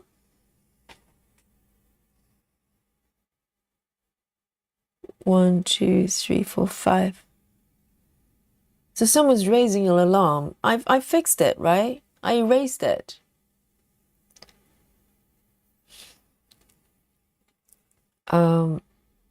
This one's correct, right?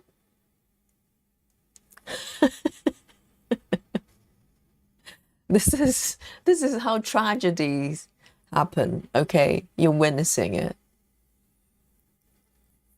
Have I corrected it? I've corrected it. That one wasn't correct.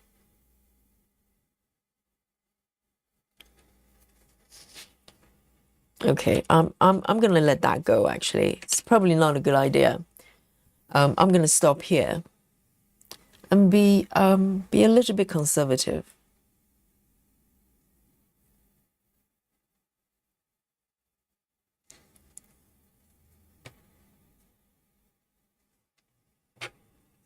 And stay, a little bit close by.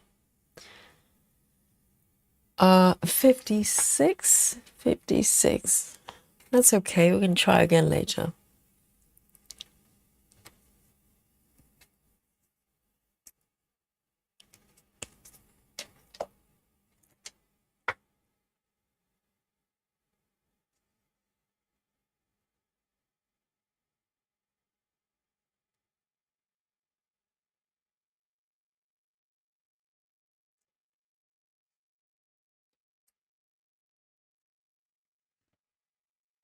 It's a chocolate time now. Oh, indeed, Lizzie. Indeed. Yes, maybe it's a good time to pause for some chocolate.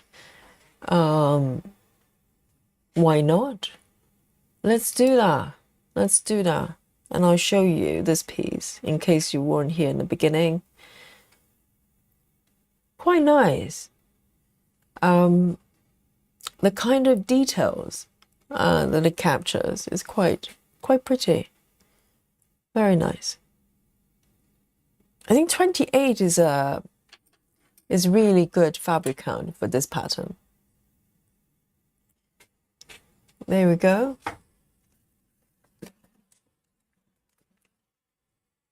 Chocolate time, everyone. So,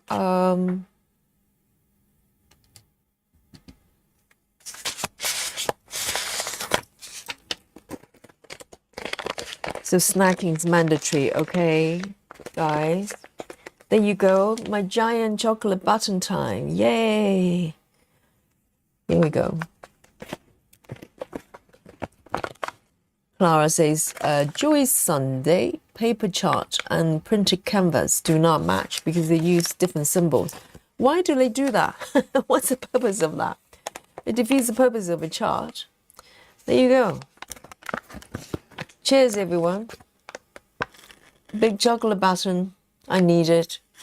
I had a very early supper today, so I'm hungry. Yum.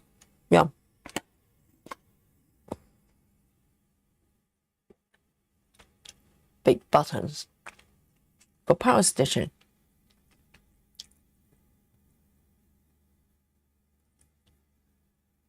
Janine says, when you buy a stamp kit from Painting Fairy, the painted chart matches the canvas 100%. That's the whole purpose, isn't it? It's a visual reference. If something happens to your canvas, you can just look to your chart and confirm it. What's the point of having something that's not matching? I don't understand.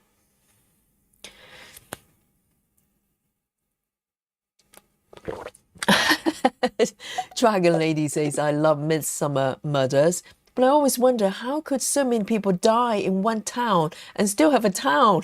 That's so funny. So it's in a small town.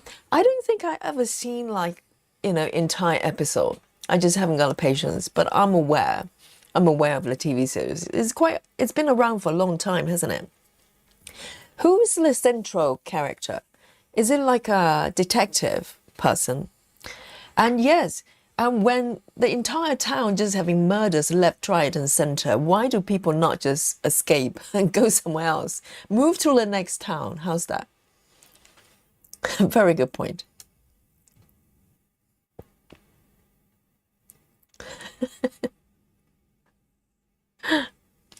Ruth says the Midsummer Murders isn't serious, but they're still making them. Oh, are they still making new ones?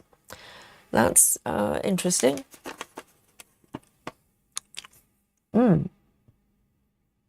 Janine says, Yogi, don't wonder. Yes, I listened to the inner advice as well. I just knew that, it was luring me away to tragedy, to more frogging. I do not need more frogging. But it just looks so luring, doesn't it? When they're just a trail following the outline of something, you just want to go.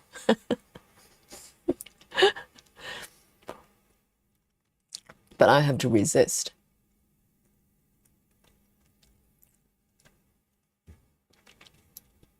Kristen, the princess of small stitches, says, that's the downside of tiny stitches. It feels like forever to make a large progress. I know, because, you can stitch and stitch 100 stitches for 28 count is this. It's smaller than my thumb. And you just feel like you're kind of in the same place forever. Yes. It's a different kind of process. With 14 counts, one block, it's like 4 blocks of this. And you feel like you're making progress. Totally. But it doesn't stop Kristen from doing 56 count. That's it. Cheers, everyone.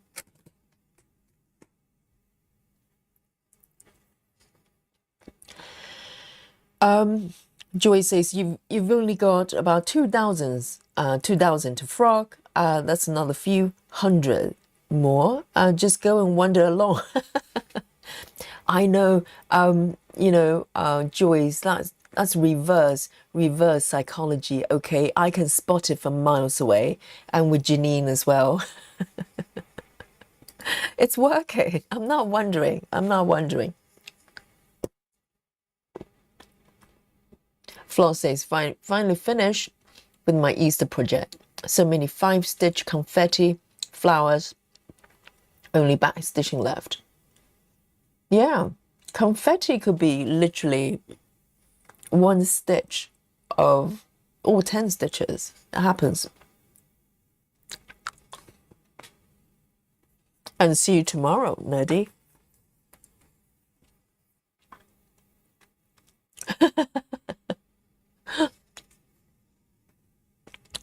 I'm used to it. Do not worry. I'm used to Joyce, okay? And I know how to decode her messages.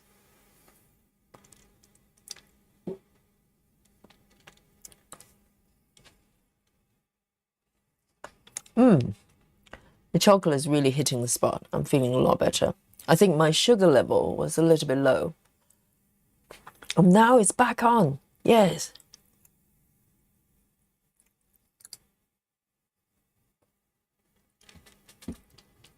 Yum. Dragon Lady says, got another chart from Artsy of a Pallady Fleurs by John O'Brien. Oh, Marsha in the chat in our group is stitching that one. Marsha from Australia. She'll probably come on in a bit. Yeah, she's stitching that one. She started, I think she's starting from upper left, page by page. Yes, a beautiful chart. Beautiful chart. I love John O'Brien.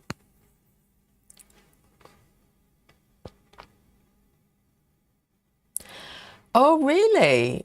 Lizzie says, fun fact, Orlando Bloom was in Midsummer Murders before he was in Lord of the Rings, really? Is that where he started?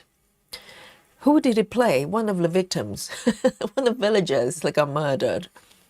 He must have been very young then, if that's where he started. And he's not doing much nowadays, is he? Because I remember him being in Lord of the Rings. He looked like some sort of elf. He was playing elf, wasn't he? But he kind of became a little bit more earthly, let's say. And I cannot remember anything else he's done, which is probably not a good thing. All right then, let me keep going. Now I have energy. Oh, this one. Look at, guys, what do I do? Let me show you what's happening here. Guys, I think this one is probably okay to flow because all the stitches are a little bit closer. So I have more references. What do you think, guys? I really feel like taking off, guys. It's just one of those situations. I just feel like I need to fly. Fly towards the fire pit. But I feel like I want to fly a little bit. Can I do that? Do you have faith in me? All right. 75. Let's have a look. I want to fly. Look at this. It's inviting me. It's inviting me to just go, you know, it's saying to me, Yogi, you can do it. Just fly. Fly with stitches. And who cares? I've already got 2,000 to frog. Just add a few more thousands. I can handle it.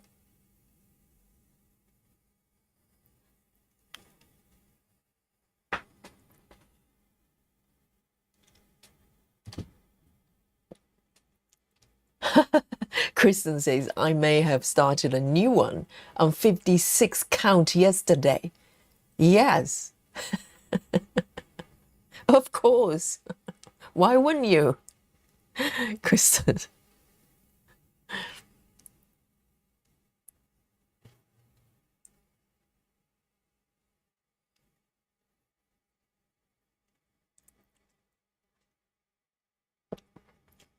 Jeannie says, I never used reverse psychology.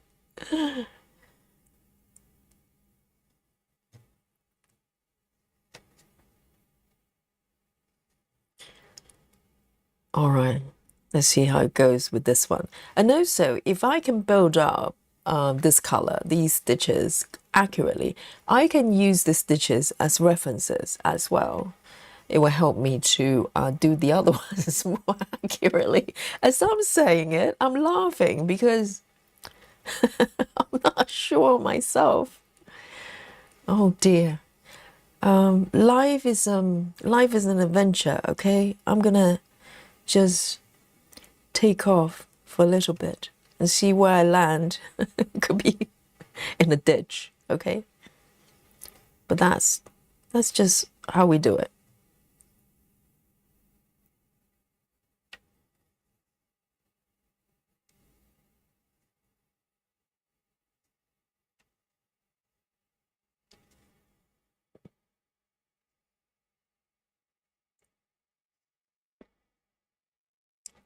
All right. I'm gonna start to move to the right side, okay?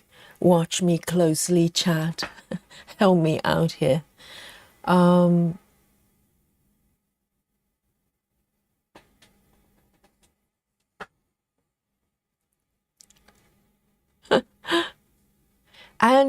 Kristen, are you wearing glasses or anything, or do you have like 20/20 eyesight?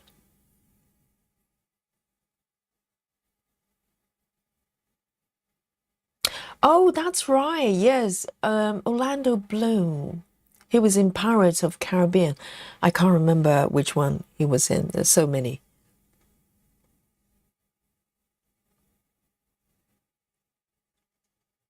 Okay.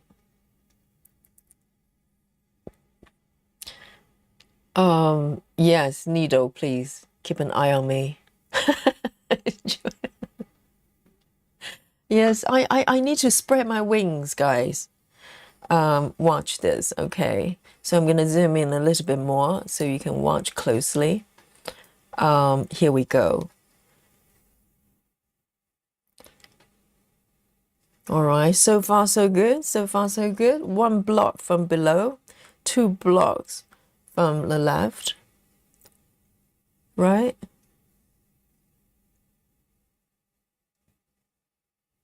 And maybe I don't need the 5x5. And then one row up. This one I do not have. 1, 2, 3, 4. One stitch away. 1, 2, 3, 4, 5. Okay. So far so good. Right? and then 1 stitch away.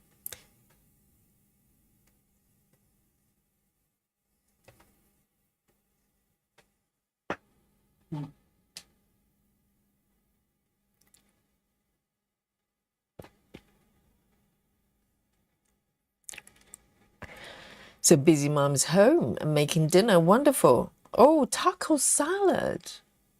What is taco salad? Is that salad with taco bits in it? Or is it tacos with salad? Which?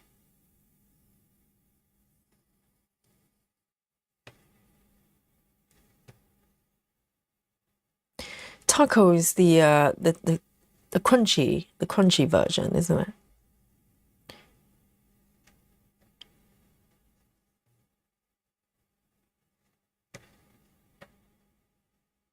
So far, so good.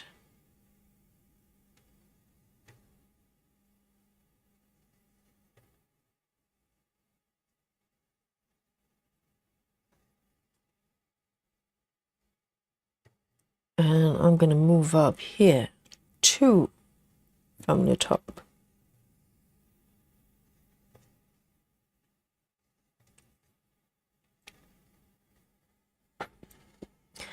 Kristen says, I only need glasses for driving.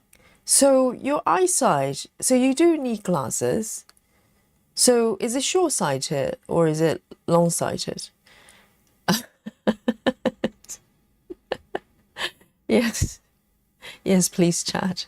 Keep an eye on me.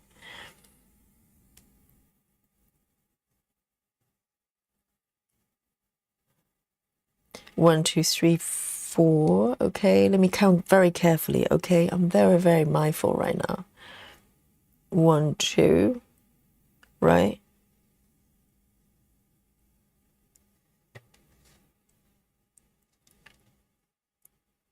It's nice though. Look at this. It feels like you're building something. 1, 2, 3. 1, 2, 3.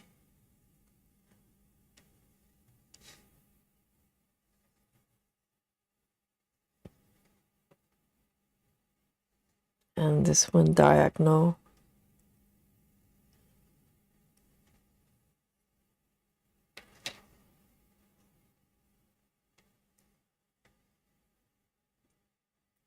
One, 2, 3, 4, 5. 1, 2, 3, 4, 5.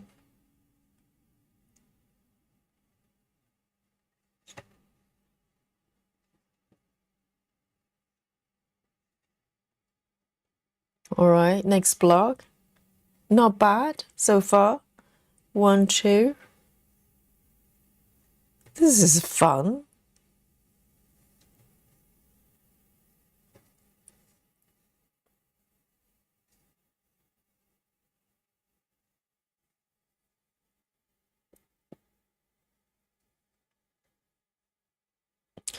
Busy Mom says it's a salad with hamburger meat. Hamburger meat, as in minced meat.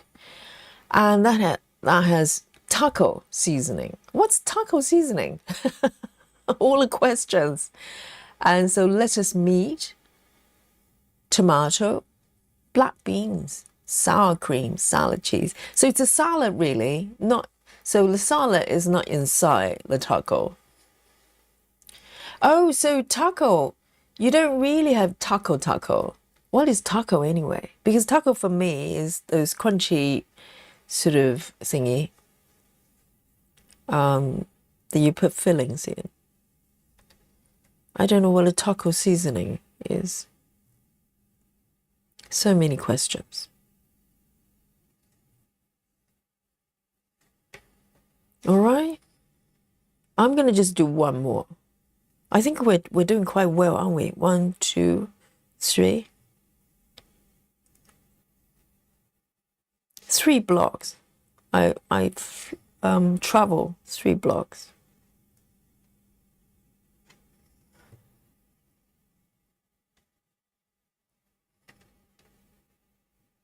I think we've done well.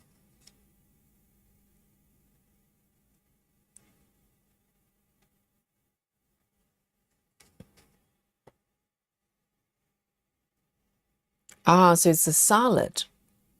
Okay, that sounds nice. I had salad as well for an early supper. That's probably why I'm still starving.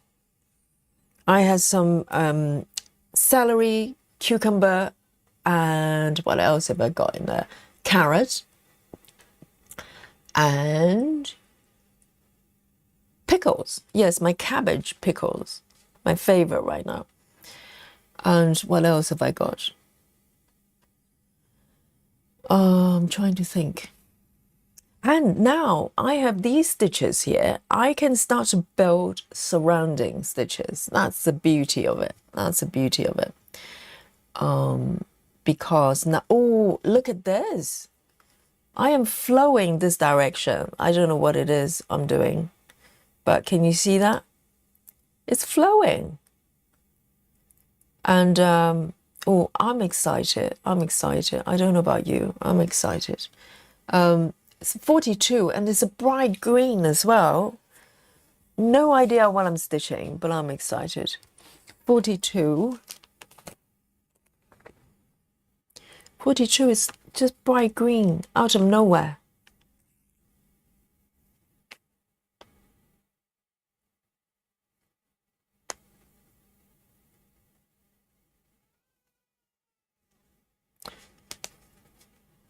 Oh dear, I think there's a little bit of a kerfuffle going on there, kitty-wise. Let me just go and take care of it. I'll be right back.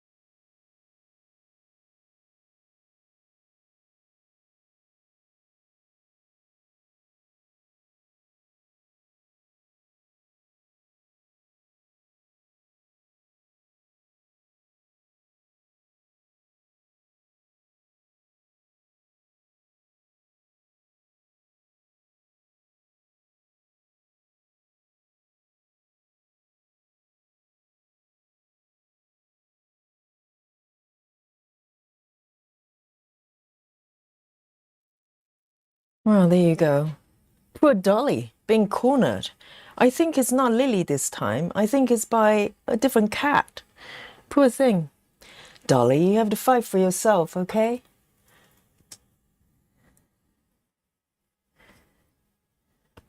And also now it's getting warmer and there are just more cats in a neighborhood. You just kind of just see different ones.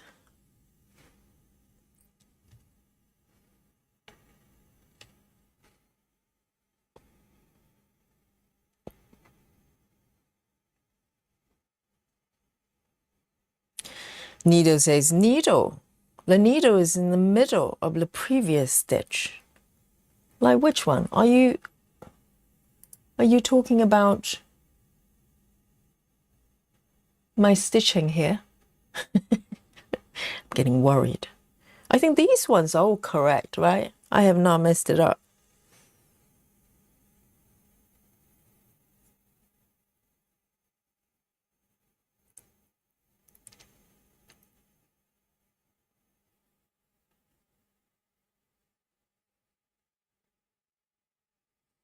Let's have a look.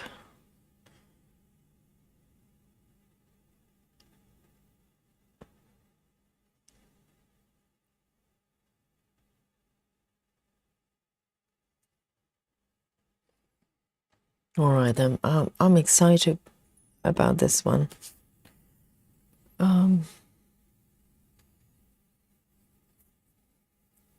Time to fly. Lizzie says, Dolly's a lady. She does not start fights. Dolly doesn't actually. Dolly knows how to dodge, and she knows how to hide. And she's a strong cat. I have seen her hissing at other cats, but majority of the time, if she's cornered, she doesn't fight back. So maybe that's why she never got injured or anything. You know, she knows when to retreat and just hide.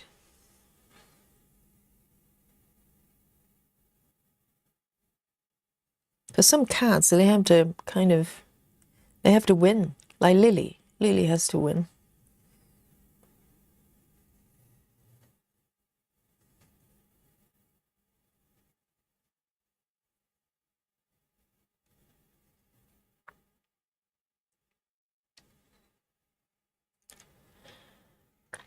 Alison says, Yogi, did you look into the microchip cat flap? Yes, I have. It's quite pricey though, just for a cat flap. It's like the one I saw, it was 150 or something. I'm just thinking that you know, hopefully this is a temporary situation, because I really didn't plan for Lily to be kind of stick around for so long. I'll look into that. If it doesn't change, I mean, one way or the other, Lily has to have kind of a home or some sort of place to go. And I would like to get him neutered in some way.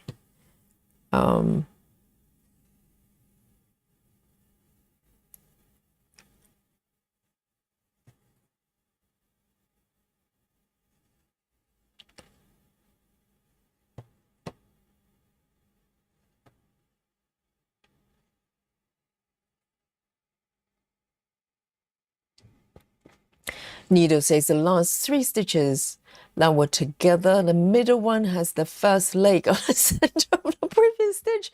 Are you talking about these ones? It does look slightly iffy, doesn't it? I did think that, but I didn't look. Oh yes, it does look super messy. Shall I fix it? Chat, do you think that's a possible situation? It does look quite messy, doesn't it? Yes, you're quite right. I'll probably fix it because I'm not happy looking at it. But is it going to undo? Because I think I did a tuck in here really badly in one of the stitches. Don't worry, don't worry. I will. Let me just take care of these ones first before I get lost.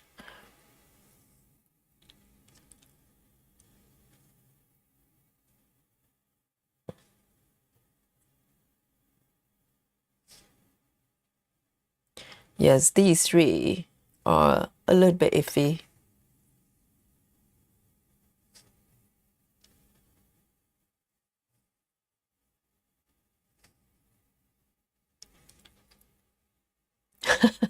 Yes, too late now to reverse stitch.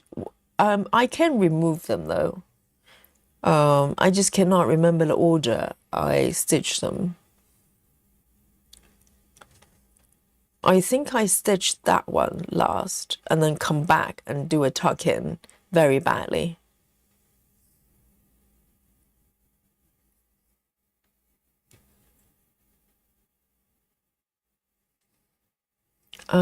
Let me see if I can fix it. Let me just part this one here.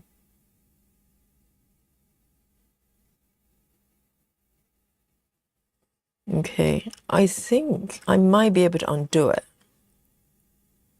I'm not sure.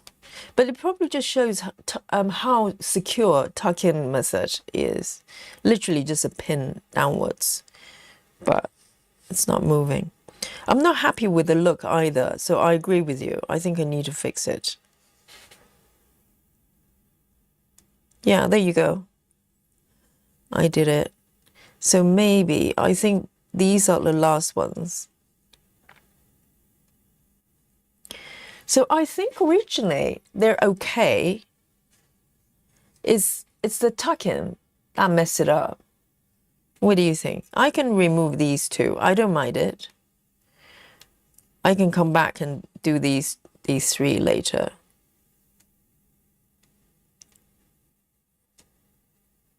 Right? Because that one looks a little bit iffy as well. Does it not? I might as well just remove them. I can reverse stitch these ones. Okay, so that one looks acceptable. But what I can do is just leave the tail underneath so it can be caught. That's better, isn't it? I don't mind losing these stitches. It's okay. I can live with that. Right? And I'm gonna go and undo those stitches. We might as well do it properly, right? There's no need to kind of compromise. I don't know why I'm laughing. Yes, that's better, isn't it? That's good.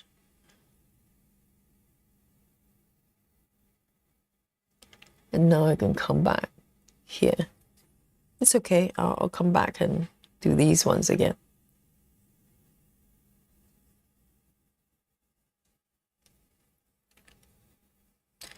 Hey, Betty Hankins, say, late to my favorite group of friends. I'm only friends if I told the truth. Yes, absolutely. And what truth are you going to share?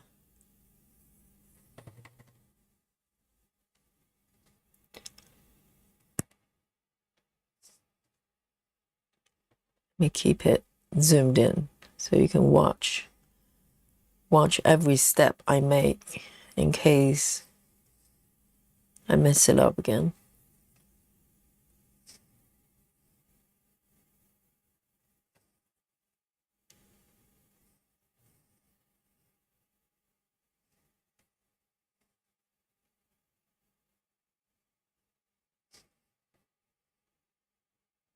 I think I'm going to remove those blue lines. It's very distracting.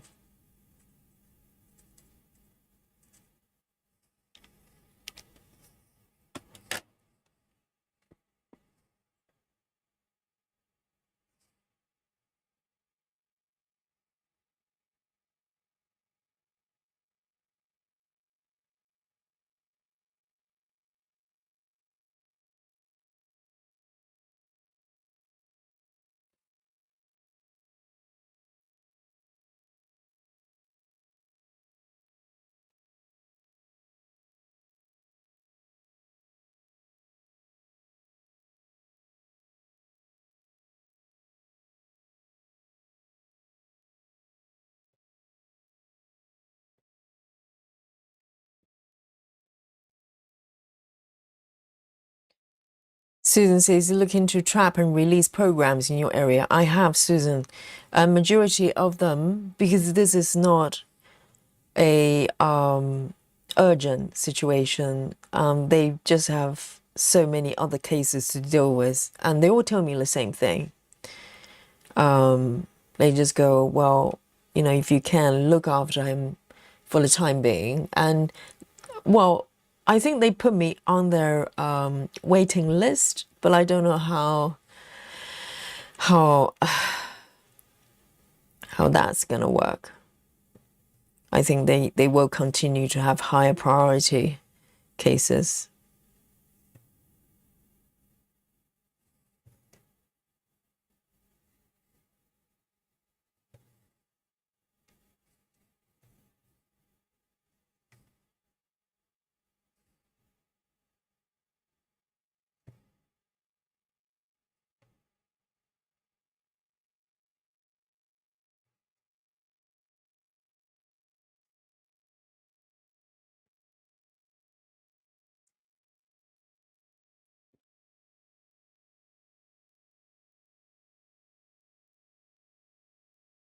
Grace Hudson says, I'm trying to figure out where you are. I can show you in a bit. I'm at the bottom of the chart, the center part, but instead of moving to the left, I'm moving to the right now. So I'll show you in a bit.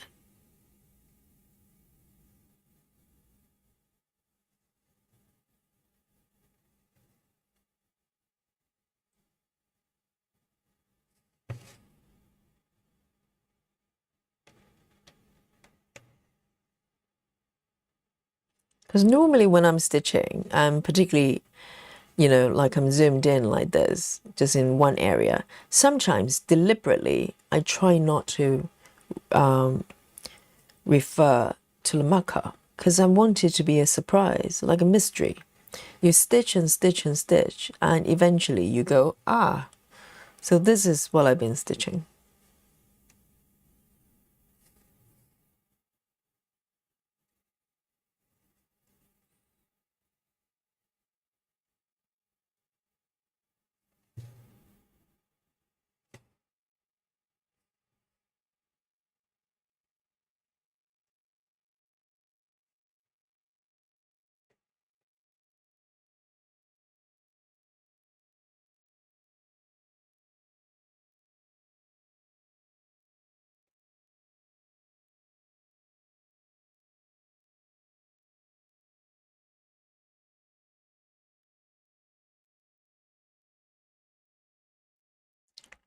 Needle says it's the edge of some scissors. Oh, do not tell me that. Yes, now I remember there's a pair of scissors at the bottom. I want it to be a surprise. And let me show you what it looks like. Okay, Grace. So if I turn this off for now and zoom out, can you see it? The previous part that I've been stitching, the little potato man at the bottom there, and on the left is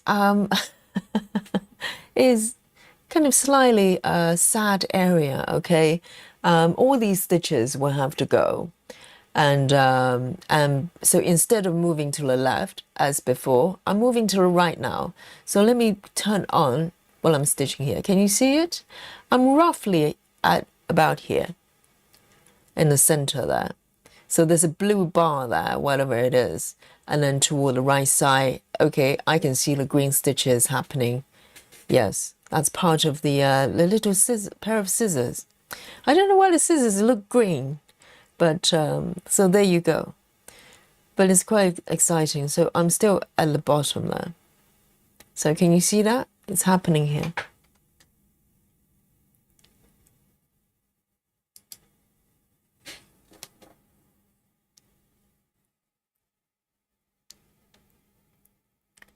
So I am here.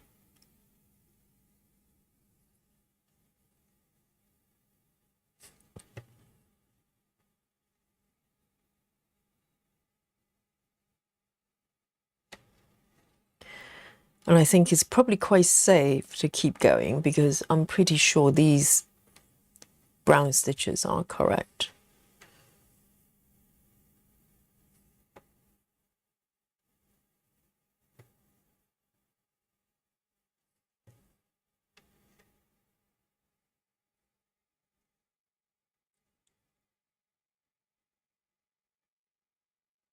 And see you later, Dragon Lady. Walk away. Walk away says hello to latecomers. I've been in and out, getting ready for company. Coming tomorrow for a week to visit. Oh, nice. It's got to be close friends for them to stay with you.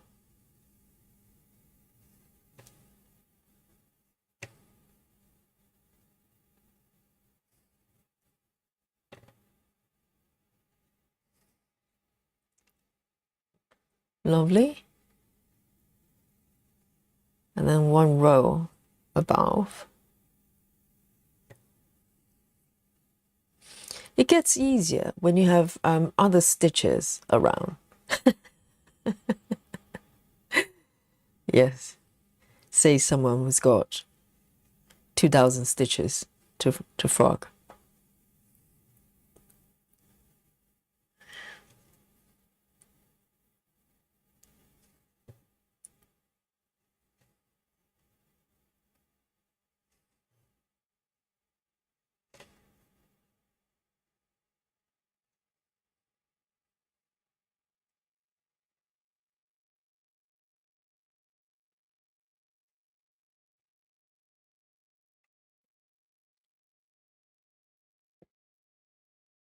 Grace says, there's so much to see this pattern, love it. Yeah, me too.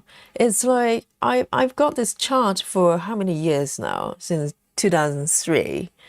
More than 3 years. And I have no idea what's in it.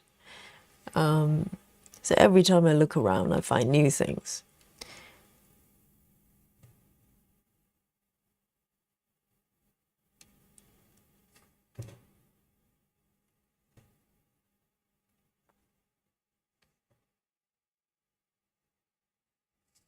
Hi, Rose.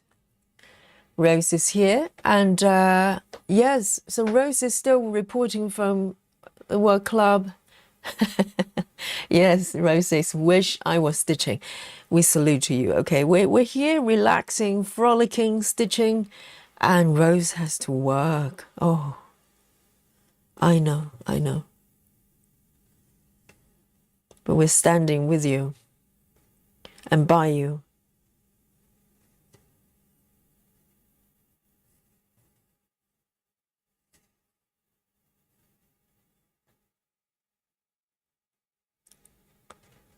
And Peaches is here as well. Says good evening. Good evening to you, Peaches.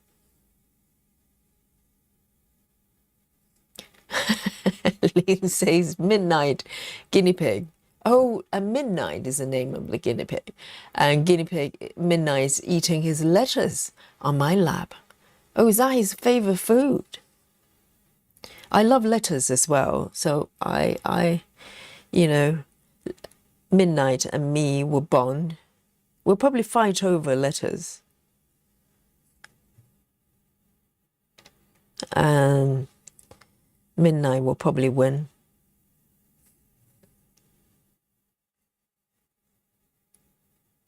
Hi, Jackie. Jackie says evening, everyone. Evening to you. Oh, hello.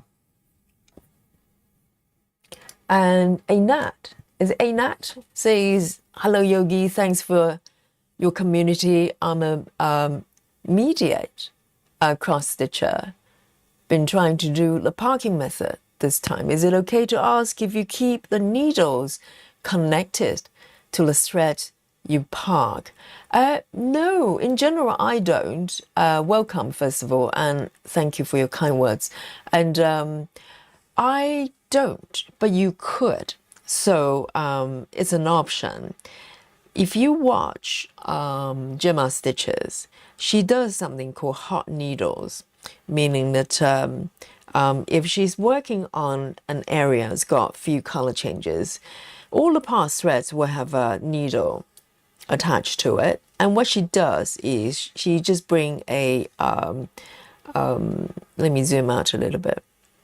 She just bring a needle minder, and she just pop her needle on those, and there may be multiple needles, and how many do you keep at a time is up to you. I wouldn't keep them there permanently. I don't think it's going to work very well, but things are going to get tangled. I get stabbed every time I try to do it for more than one threads. So hot needles doesn't really work for me, but it works for some stitches. I think Gemma from Gemma Stitches, she does it on a regular basis. So when you have color changes quite intensely, you look at a chart and you go, well, I'm going to be cycling through certain colors, and you just keep them there for the time being until you're done and ready to move on. So you could, it's a choice.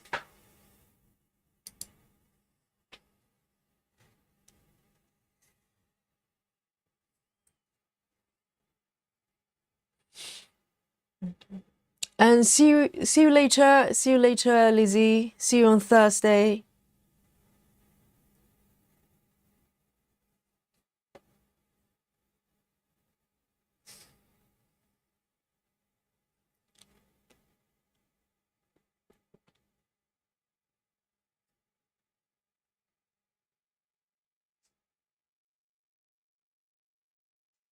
Walkaway says, my daughter's guinea pig lost her front teeth, but they grew back. The teeth are like our fingernails.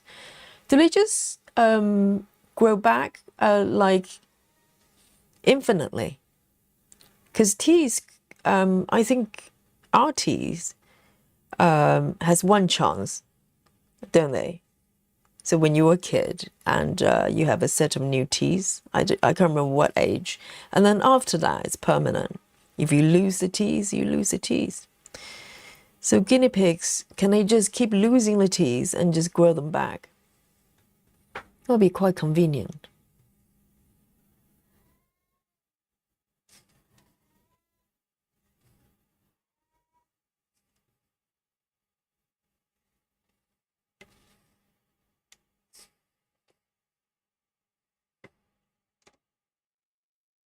It's like lizards. They can lose their tails, their legs.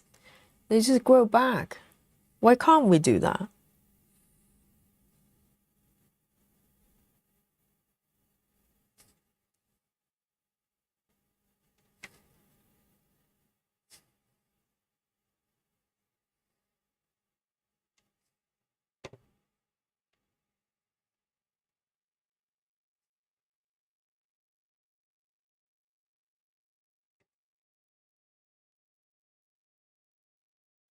We'll just do one more stitch.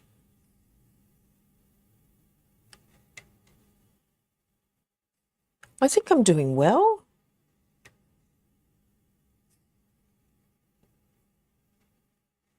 Look, that's looking respectable.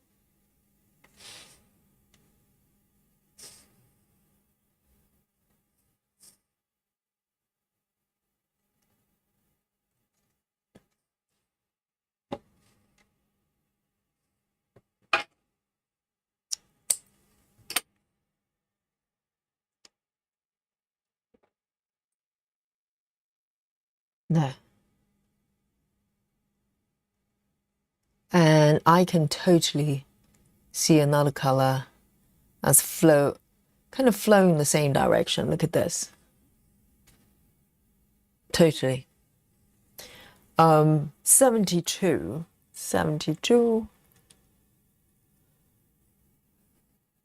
I'm gonna just bring a new thread, new strand. I think 72 may be the first color of the chart if you're going from upper left, because I remember it. This brown.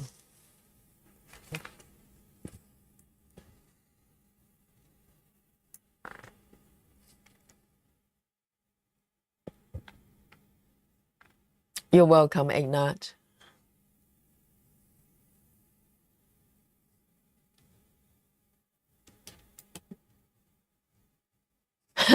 Laura says, I may skip the stream when the paintbrush doll facing the facing come up. Well, with this chart, there are going to be quite a few, that type of situation. So Laura, have you got a sort of a doll phobia?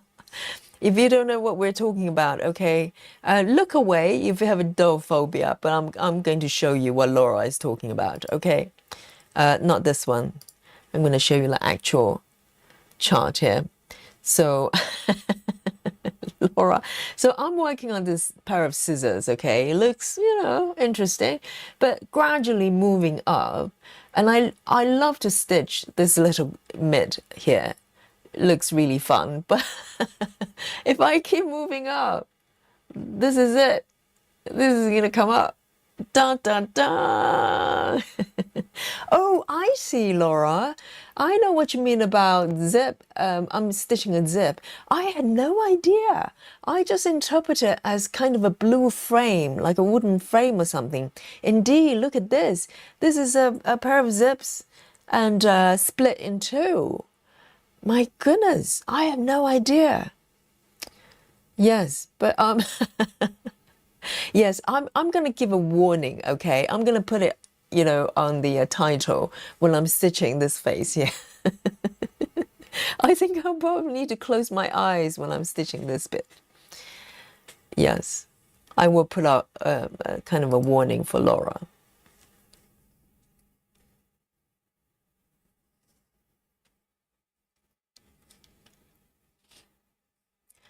Lynn says, Yogi, I'm good at parking my car, but if I get mixed up parking my threads.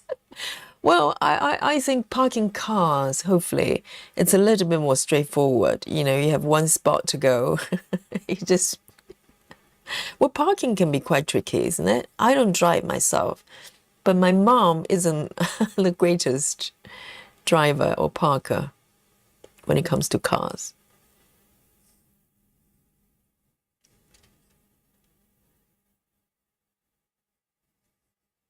All right. So this should be a little bit more straightforward here.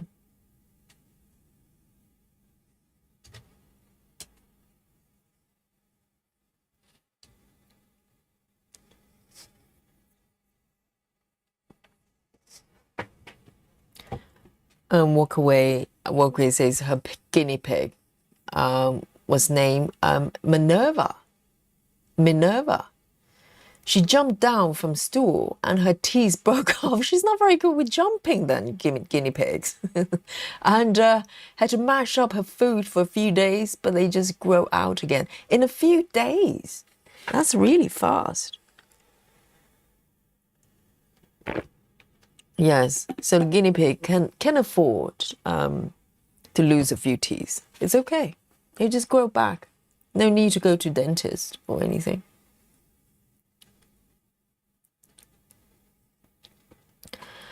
All right, I am going to start here.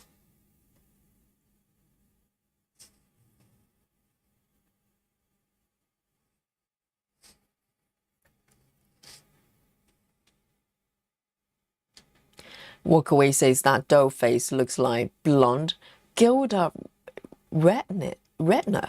I don't know who that is. That's a terrifying thought that someone looks like that in real life. My sincere condolences. It's not your fault.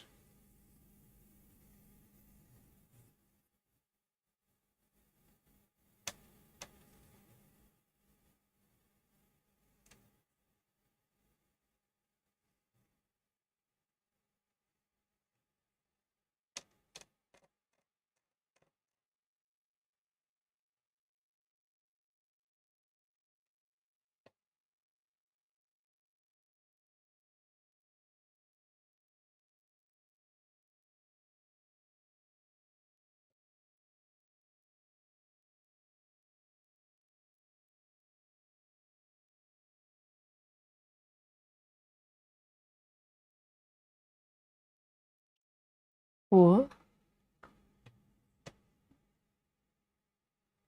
1, 2, 3.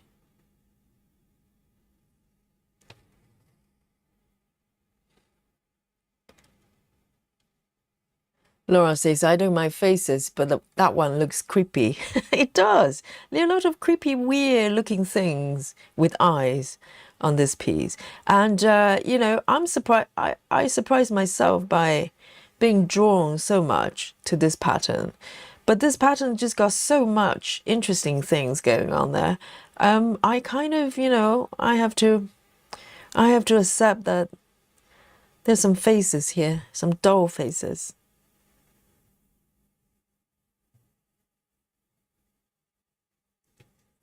It goes with the territory.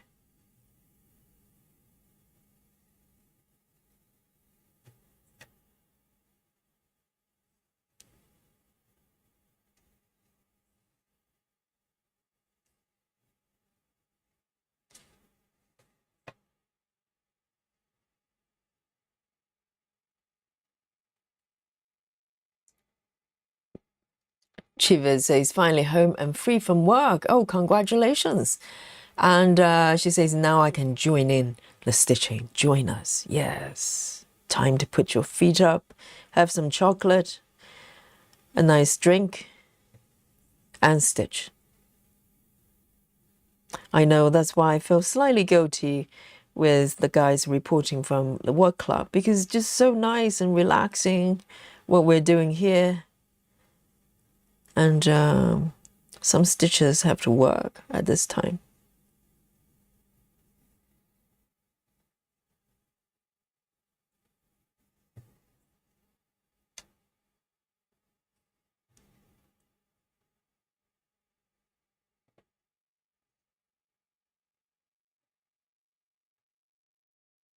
Hi, Rachel Morton. Rachel says, good evening, everyone. I just got done with some of the last few repair items in the house. I had to go to a hardware store and get some screws. Oh, power tools. Rachel needs power tools. And do you want to borrow mine? Rachel, I have some power tools. And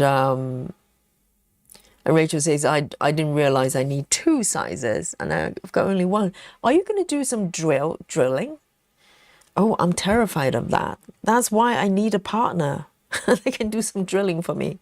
I'm hopeless.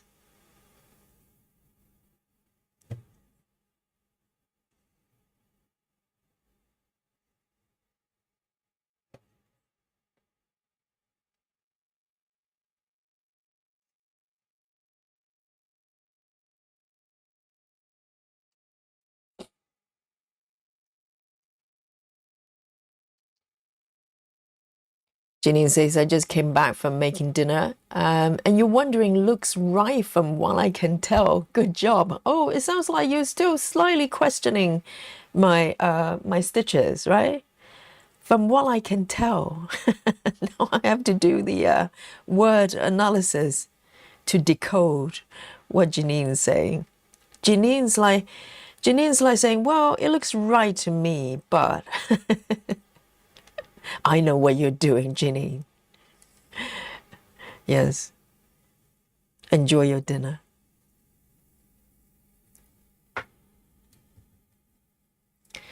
And Jackie says, what count are you stitching on Yogi? This one is actually 28 count. So this is a fabric ungridded from DMC.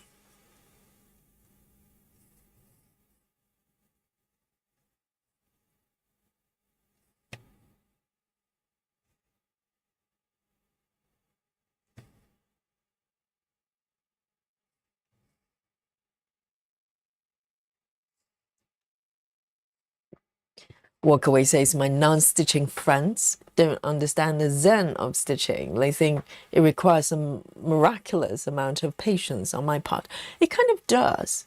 But I think the patience come from maybe the stitchers themselves already. Because if you are not even patient enough to do this type of stitching, you probably just wouldn't even be aware of it. Because, you probably tune it out until you're ready, I think. Because some people can be stitching for a long, long time. They never stitch full coverage because maybe they just, not really in that kind of mindset. They want to do it or even be aware of it. So I think, by default, if you're kind of drawn to this type of stitching, you are already patient enough to do it.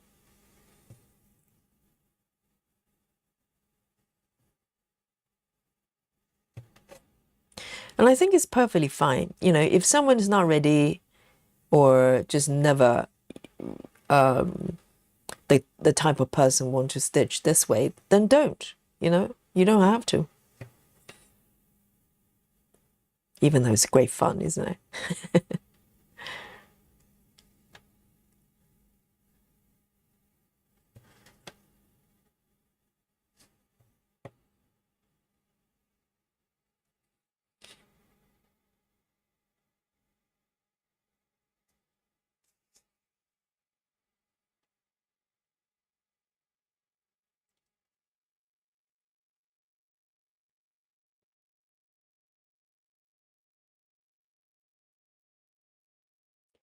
But to be honest, the first time I saw someone stitching, I think looking back, it was probably 25 count or 28 count, something like that, just tiny single strand stitching.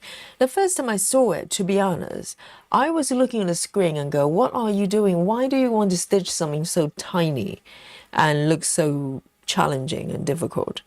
Honestly, that's how I felt in the beginning when I first saw it. But then it started to kind of haunt me, if you know what I mean, because I was drawn to it without knowing. And so I started to look into, I didn't have a name. I was just looking into, heaven knows, I don't know how I stitched it, how I kind of searched it, but maybe just looking for, I don't know, because I learned the term full coverage much later. But one way or the other, I started to come across more full coverage videos. And I realized there's a whole bunch of people out there stitching this way.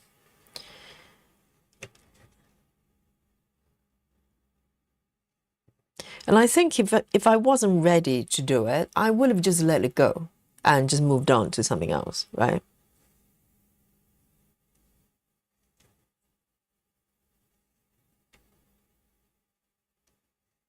Well, look at this. It's starting to look like something.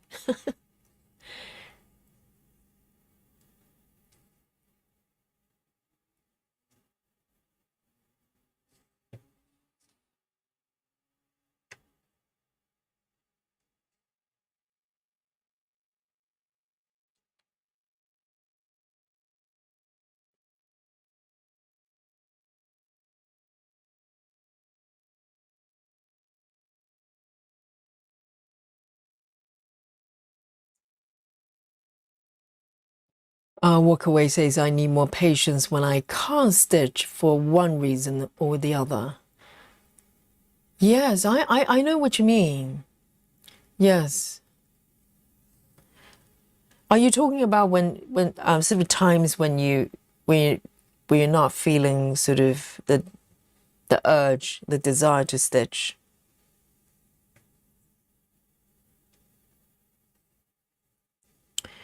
And I find it intriguing because technically, if you lose interest for whatever reason, temporarily or longer term, foam stitching, you can just try, you can just move on to do other things. Majority of us probably have other activities craft-wise to do. But the thing is, people are upset about it and feel frustrated about it because we know how good it feels when, you really enjoy stitching and you kind of wonder why. Why am I not feeling it? And you want to find out what that is.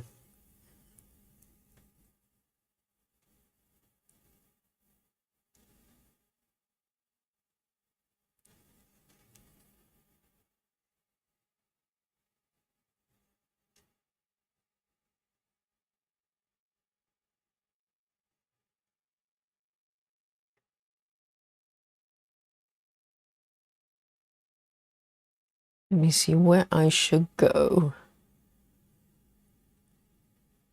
next.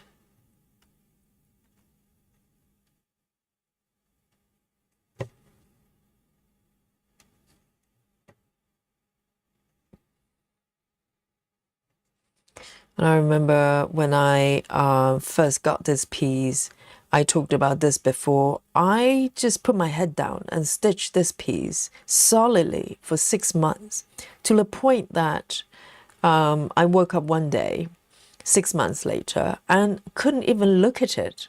I was stitching on 25 count at that time. And I literally just I couldn't even pick it up.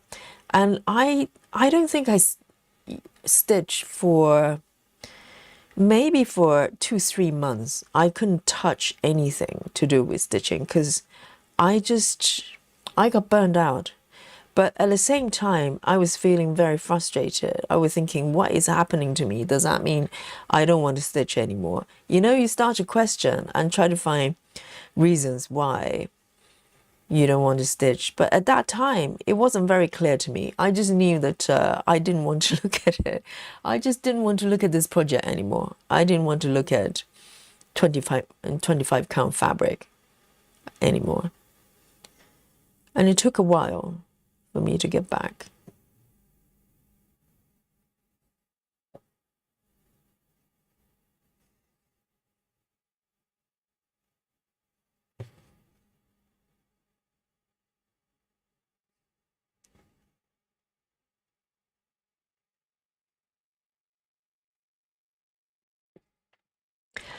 And sound stitching as well. So he's finally off work after 60-hour work weekend. Wow.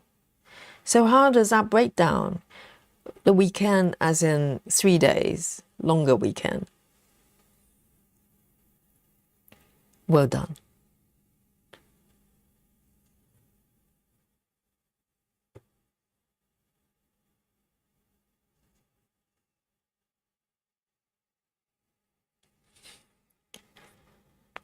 Lynn says, Yogi, you need patience with dimensions thread.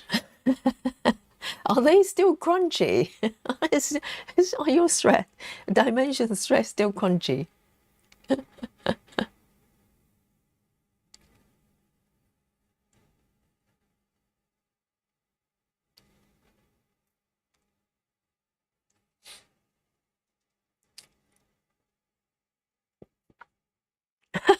Jeannie. Jeannie, okay, thank you so much. Jeannie's like going, let me rephrase. Good job, Yogi. It's looking great. All right, whatever. For some reason, I'm just not convinced. Because the next thing, Janine's going to go, oh, but wouldn't it be easier just throw in the fire pit? Just restart. Or maybe you can start stitching some stamp kits. I know what you're doing, Jeannie.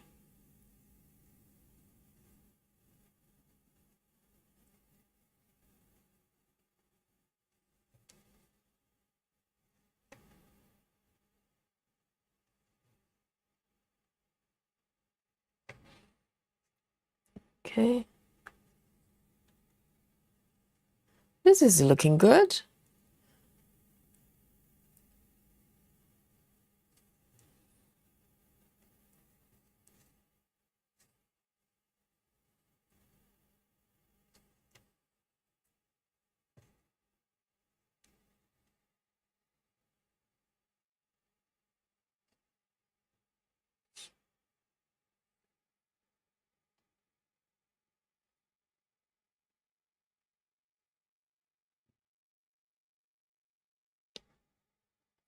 Oh, Needle.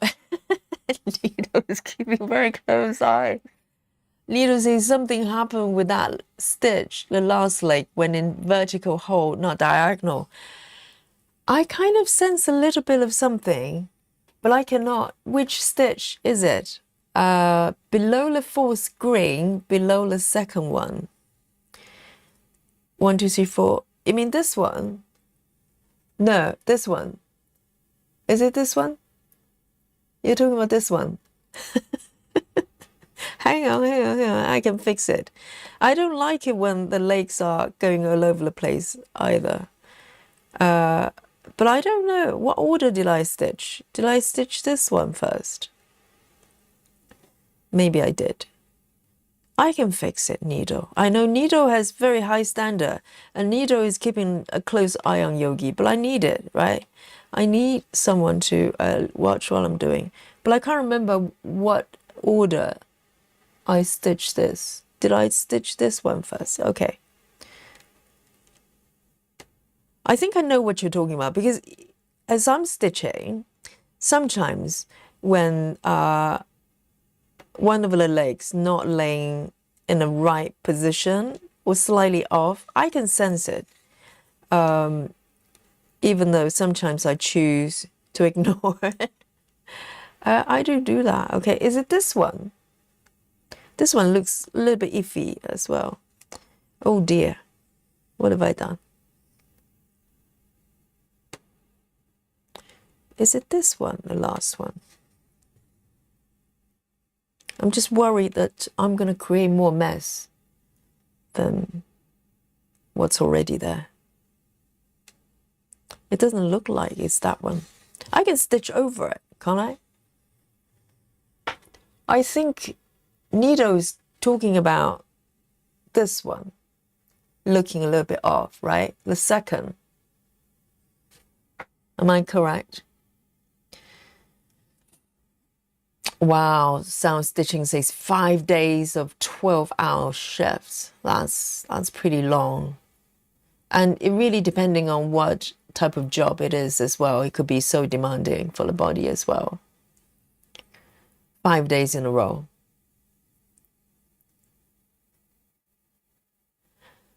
Needle says, just put a diagonal last leg on it. No, right below the fourth screen. This one. This one.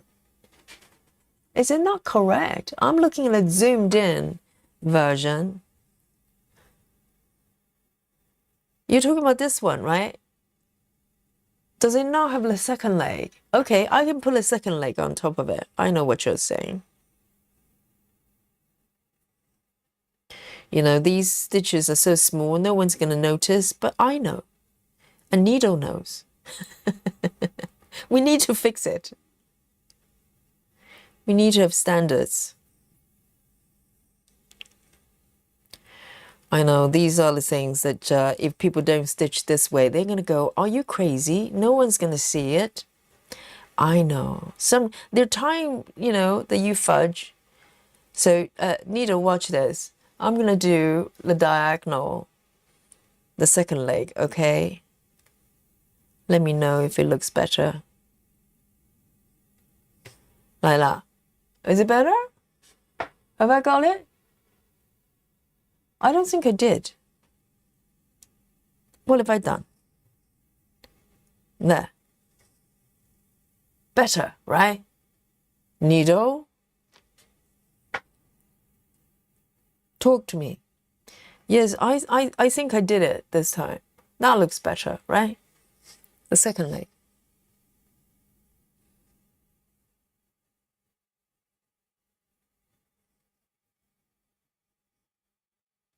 Marsha, hello. Marsha says, hi everyone, from Australia. She says, I'm with grandchildren, so no stitching, but I'll try and listen through the chaos. How many grandchildren with you right now? Yes, and depending on what age, it could be complete chaos.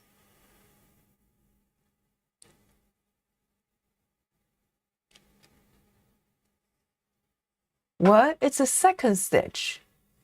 But, oh, I think I probably, hang on, let me try again. Even with zoomed in, oh, that one, okay.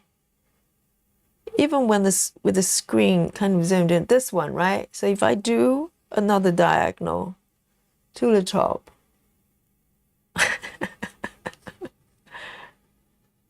One, two, that one, right? How's that? Is it better? Now, all the stitches here look slightly iffy. Even the one next to it looks slightly iffy. Why does it all look weird? Let me just do another. Even this one looks a little bit iffy.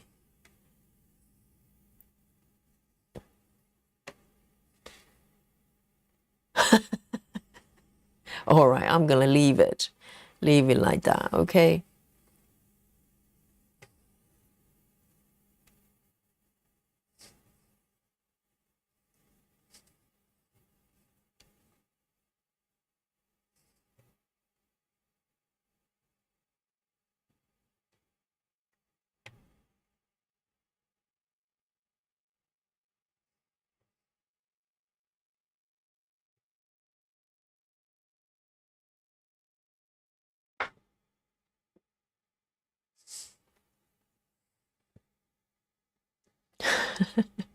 Nito says, I'm still stitching one-handed and need to take a break. I mean, you know, maybe you only have one hand, but your eyes are, you know, functioning perfectly.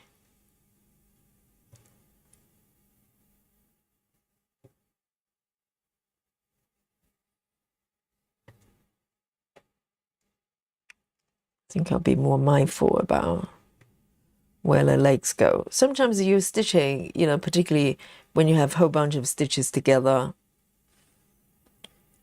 things get a little bit unruly.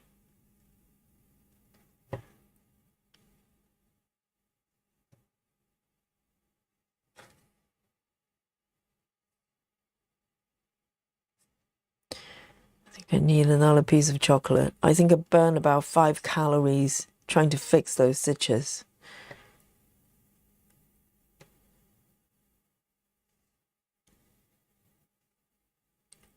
One, two, three, 4.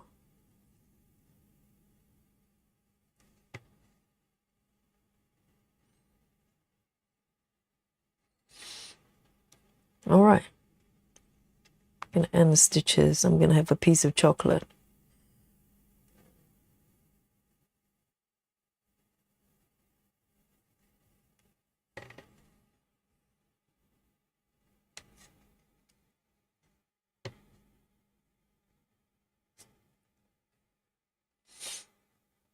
Excellent. Laura says, Yogi did the same thing on Traveling Library, but I didn't have the heart to say anything. Laura, I know. Yes, I do that. Sometimes either I miss the second leg, that happens as well. And or maybe it goes over 2 stitches, that happens as well. But if I go over 2 stitches, most of the time I can see it because it just looks wrong. But sometimes I do vertical. I know. But that's looking good, doesn't it? Whatever it is. It looks like a cucumber. It's kind of strange looking courgette. Cheers. I know it's not chocolate time already, but look how giant. It's so zoomed in. This chocolate just looks so big. It's crazy. Let me zoom out a little bit. It's gonna scare kids. You know, kids watching is gonna go, what kind of chocolate is that? It looks like the size of a plate. Yes, it kind of is. Giant chocolate button. I'm gonna have it. Do not be afraid of big chocolate. Okay?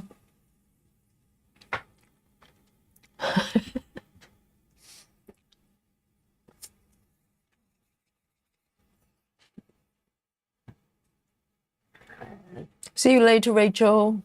Enjoy your activities. All right. And it would be quite interesting where I go next, you know, because literally these stitches are flowing around the outline of the shape of the object. But let me have a look. I think there's some orange colors up there as well. It's looking quite interesting. Let me flip over. Okay.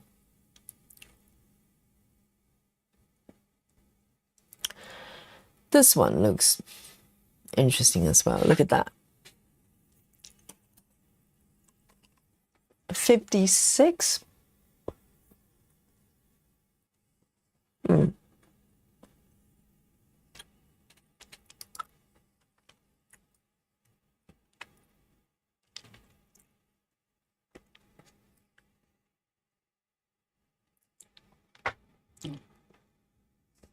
Rose says, I have the house to myself today.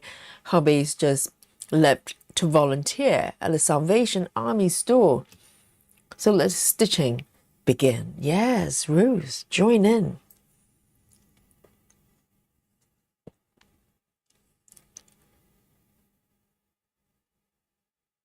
And what does the Salvation Army does? I hear about, I'm aware of the name, but I don't know what they do. Who do they, salvation for whom?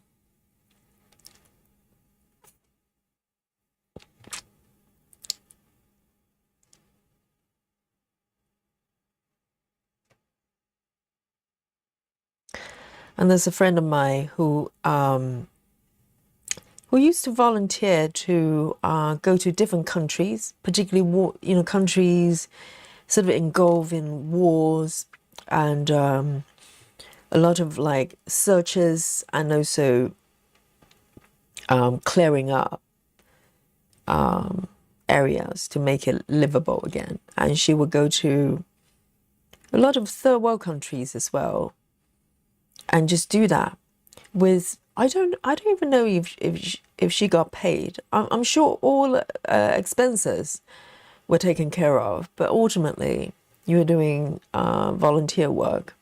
And she's got a background of being a nurse, and it's kind of a calling for her to do these things. You know, she just had this overwhelming urge whenever there are places, people having trouble, and she would just do anything to try to help.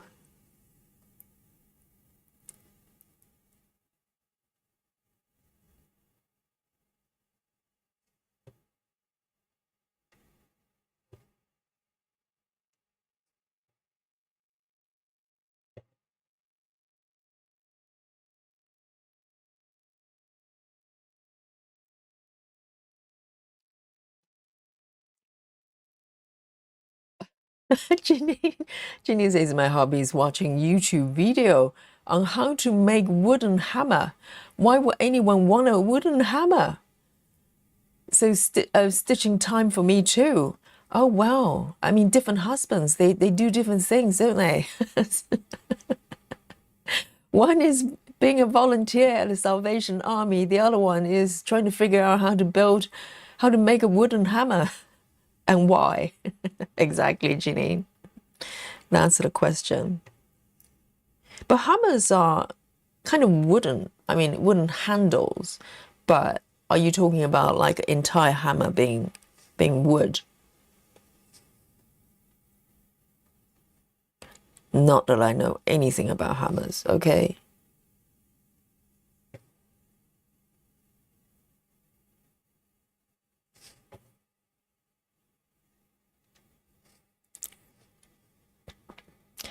Rue says Salvation Army is a religious organization that helps people. They have meals and housing for the homeless and charity stores where they sell donated goods to help those in need. Right, so it's generally a kind of religion-based charity.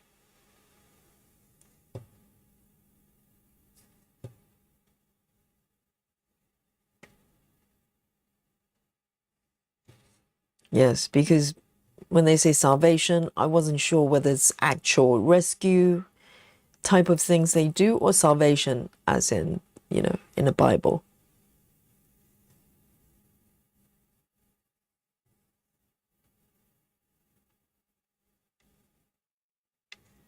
And why is it army then? Is it military based somehow, like for, I don't know, veterans? Okay, oh, I could flow a little bit further, should I? This stitch, look at this. This color is flowing away a little bit more, guys. I can hear it, I can see it. Let me grit a little bit more, okay? And I'll be very mindful, I promise. But I really want to take off one let me count this, okay? One. If there's an opposite method from color flow, this will be it. I'm flowing with color as well, but I'm flying more like 1, 2, 3, 4. Stop blinking. 1, 2, 3, 4, 5, 6, 7, 8, 9, 10.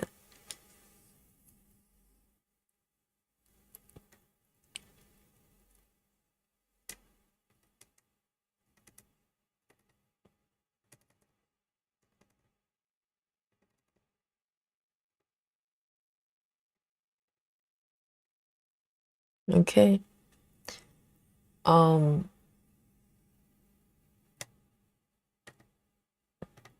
I can do one more.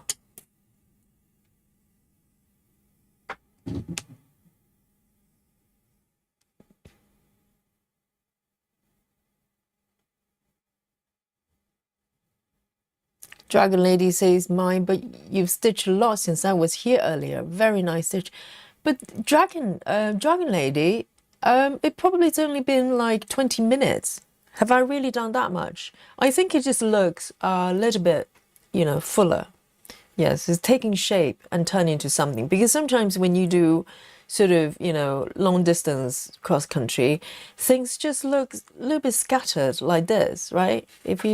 Majority of the time, it probably looks a little bit like this. You kind of don't know what it is. But this just so happened because I kind of flow with the stitches. It kind of flows with the shape of the object I'm stitching. So I should do one more grid.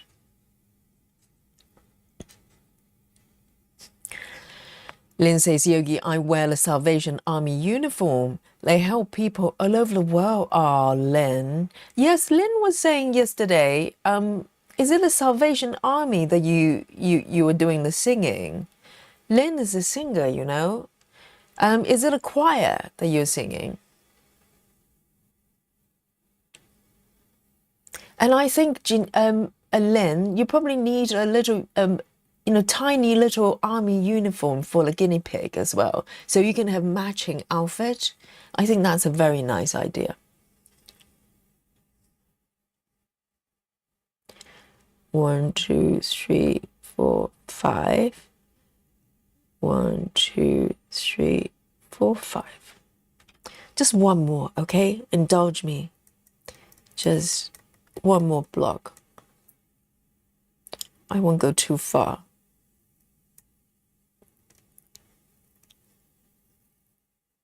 I just love flowing with this object,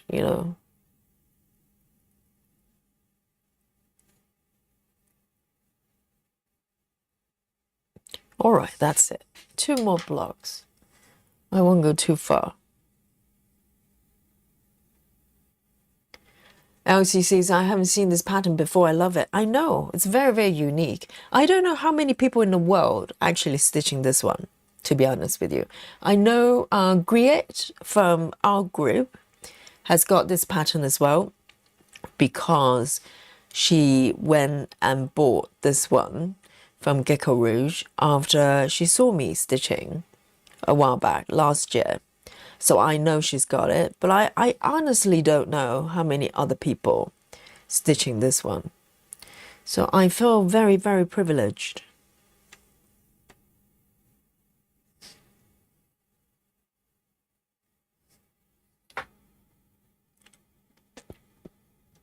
Oh, that's right. Walkaway says, I have a wooden hammer. It's called mallet.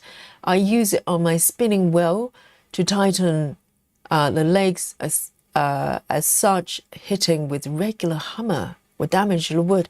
I think it's you probably use the wooden hammer for wood rather than nails, I think.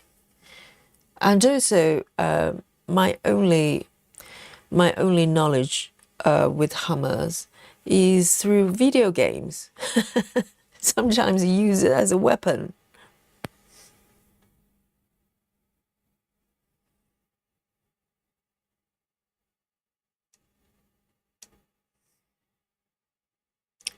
In fact, I'm going to just do 3 more stitches on the right, the block next to me, and that's it. I'm not gonna go too far, okay?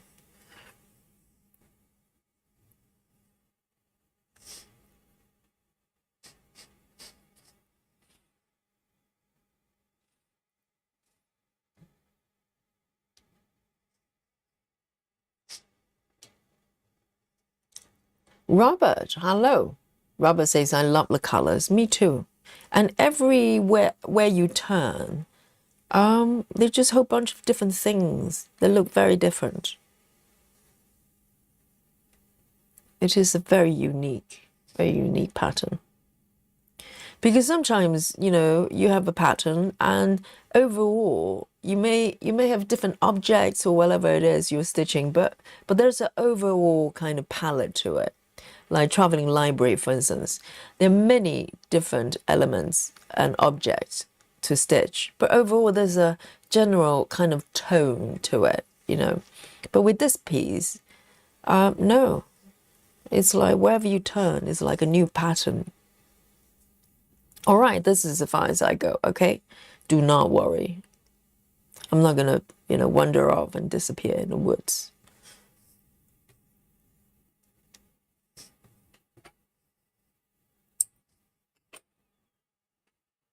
Lovely.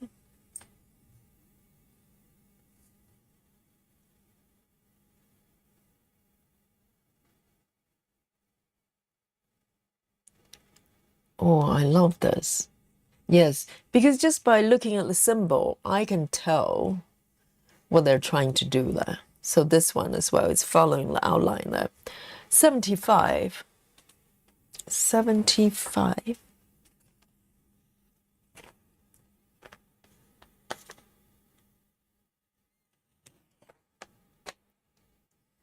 It's a brown.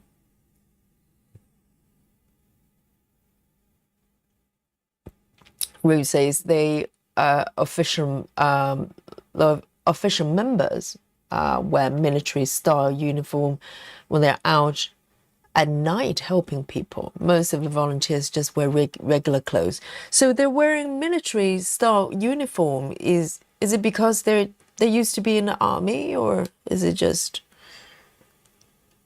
something to wear?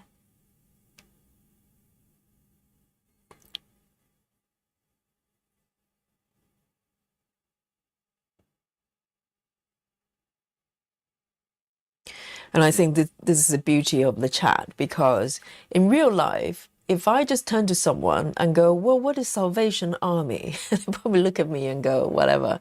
And with the chat, whatever I throw out there in the chat, if I ask just a random question, someone somewhere knows.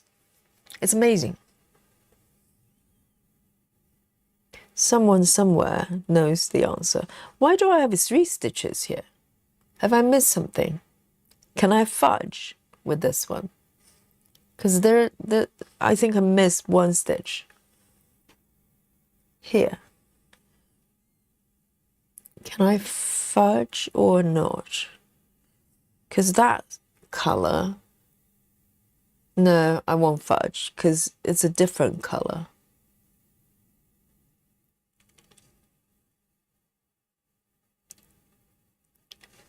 No, in fact, I will fudge. It's fudgeable.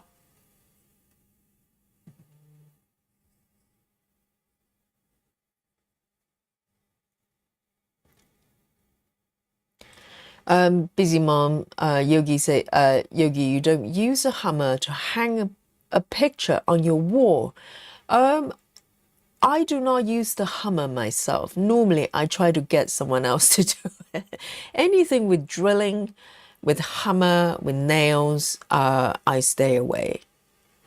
I just have no desire to go near them.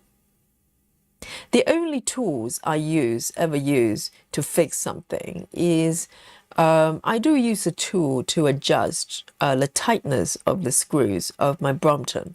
So the Bromptons, sometimes certain parts will come a little bit loose. It's really well made bicycle, but sometimes, you know, some screws might come off a little bit. So I do have a tool that I can use to tighten the screws. And also I use the screwdriver. I use screwdrivers for my stitching stand every day. So I do have, I do use some type of power tools, but I do not use hammers. I'm sure I have in my life, but I try to stay away. I do use it in computer games, though. If I need to, fight zombies, then I do that. Oh, I see. There is one stitch there. How interesting. Okay, so this stitch has been done. Because fighting zombies is important. It's survival, right?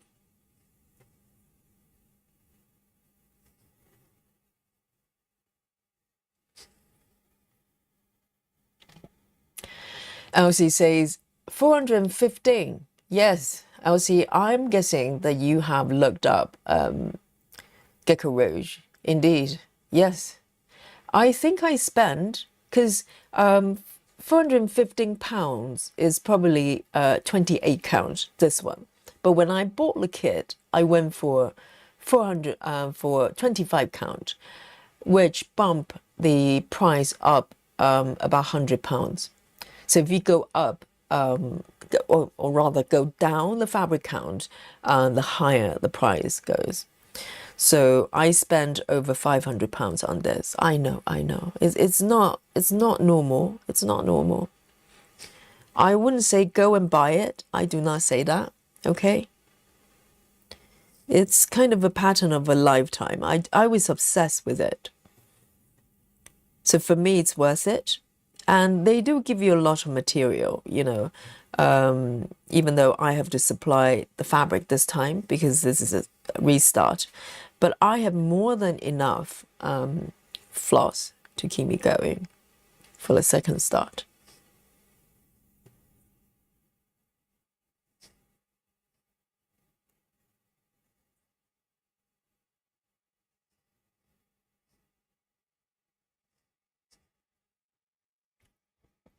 Lynn says, Yogi, this is how I met my partner in the songsters. And he plays in a band. So when you say songsters, is it like a solo spot in like a band? Or is it more like a choir that you sing with other singers? Or next time, Lynn, when there are, stitchers having birthdays, Lynn is going to be singing, okay? I think Yogi is going to retire from the musical career. My vocal coach is not too pleased, okay, with my progress. So I think, from now on, when there's a birthday singing, it's going to be Lynn singing.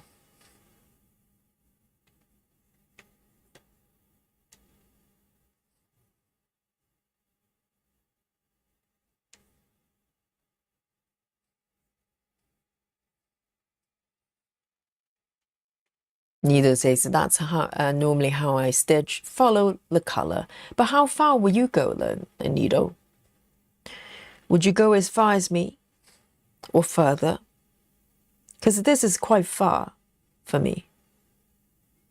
And normally either it can lead to thrill and adventure or tragedy. Depends.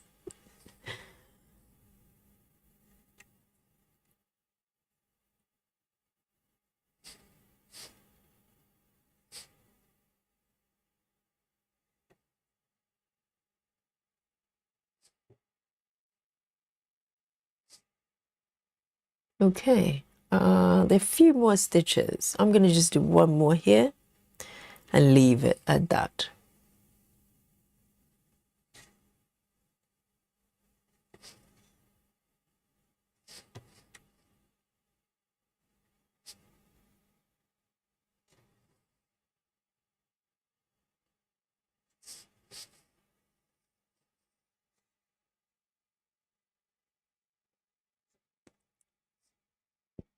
Nido says you are missing a stitch of the previous stitch that had missing diagonal.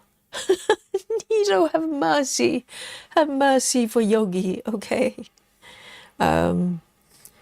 Where is it? I don't even know. I'm gonna fudge it, okay, this time. 75. And how do you even see it? I can't. I'm looking at it.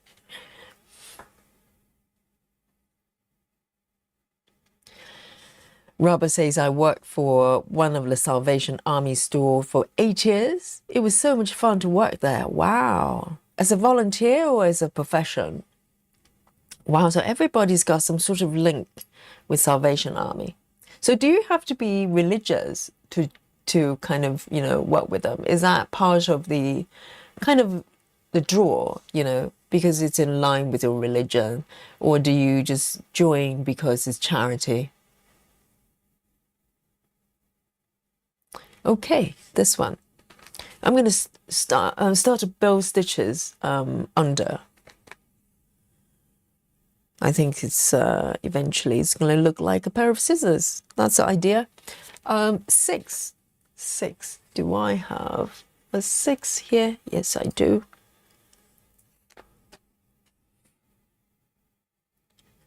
Walkaways, the Salvation Army began in London. Really? Well, there you go.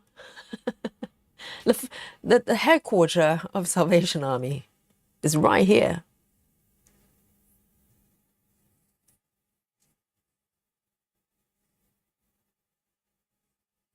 Okay, so 2 stitches here. Let me just draw this line here.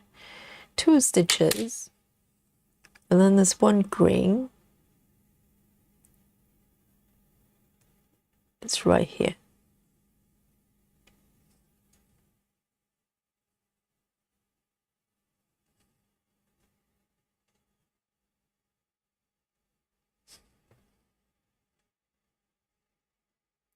Hi, Vega. Welcome. Good morning.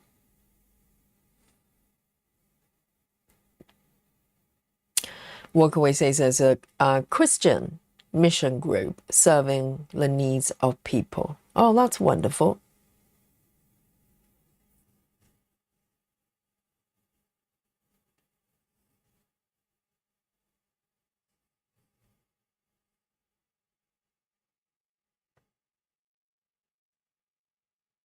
Stitch 1,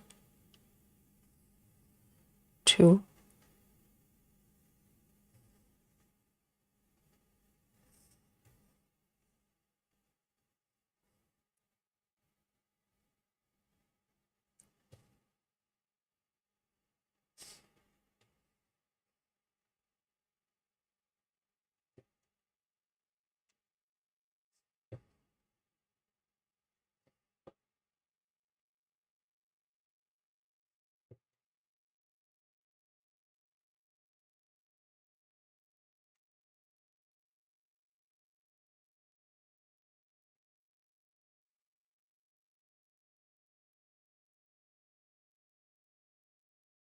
Oh, have I fudged it by accident?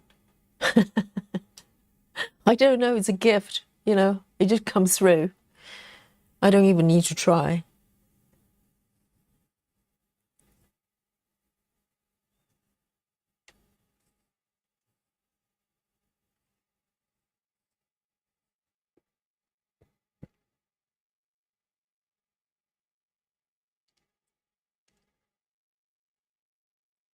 Robert says, it's a volunteer. I don't know what that is, Robert. Elsie says, I will need to start buying Lotto Scratch and win tickets to afford it. I know. Well, we talked about GeckoRouge from time to time. And I think that's the issue, because clearly Elsie here is interested, right? But in order, even if you don't get this kit, just look at any other patterns that they've got. I think minimum, you need to have at least £100 spare, ready to spend on a kit in order to walk away with anything from GeckoRouge. And I think that is the direction they're going.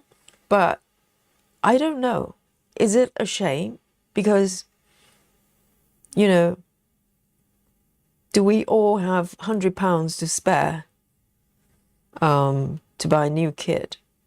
I don't know. So it's a choice. It's a business decision they make to be in that price bracket. I mean, don't get me wrong. Their products are great. If you like the pattern, they package it up beautifully and send it to you with everything you need, but with a nice price tag. So I don't know how many people actually walk away because of that. I nearly did, to be honest. When I found out about them through, I think it was Cross Stitch Smiles. It's a British couple. They have this channel, really nice. And I found out through them because the lady from the channel, she's got tons and tons of kits from GeckoRouge. So I went and looked up their products, and I probably walked away 10 minutes later. I just go, that's crazy. Who spent that kind of money on, stitching kits? And I was kind of right and wrong, because I was right as in majority of people probably, visit their website for the first time, just walk away and go, nah. Totally understand. But at the same time, they do have some unique patterns. And I just kept going back just out of curiosity, and then came across this pattern. And it wasn't an easy decision. I had to think about it. But this pattern just came back to haunt me day in, day out. So I think when that happens, it's a little bit tricky. You can kind of go, well, that's ridiculous, let it go.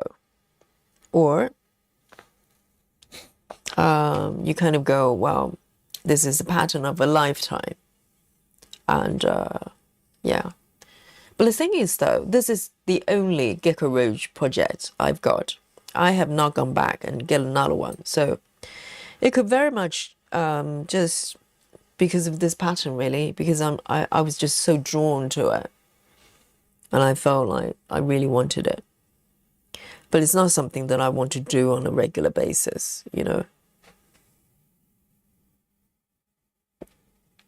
Laura says, I wanted the kitchen cupboard. I love the kitchen cupboard as well, Laura. I always thought if I won the lottery, along with Elsie, then I'll probably get the kitchen cupboard. I love that. Yes. When I was buying this one, I was thinking, should I get this one? Should I get the kitchen cupboard? And this one actually won over. So, but I know, I can totally see why you like that pattern.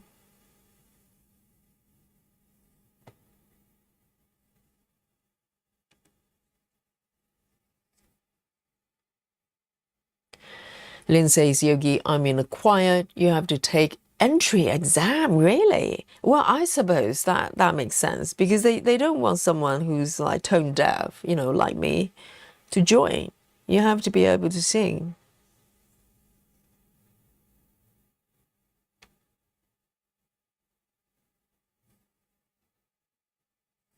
So Lynn, now you're in charge of the birthday song singing. Okay, oh, I did it again. I did a vertical second leg again. I spotted it myself.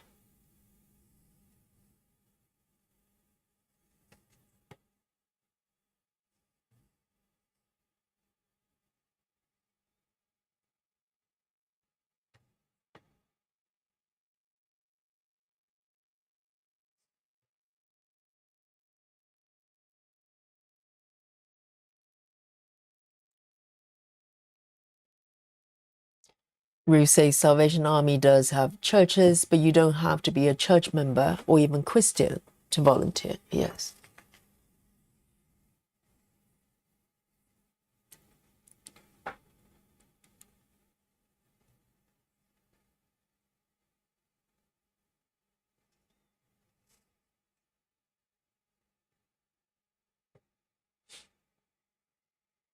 Walk away. Yes, I know that being on hold music is just insult to the injury, isn't it? You're being put on hold, probably being charged for the entire call, and then they play really awful music while you're waiting. It's a great experience, isn't it?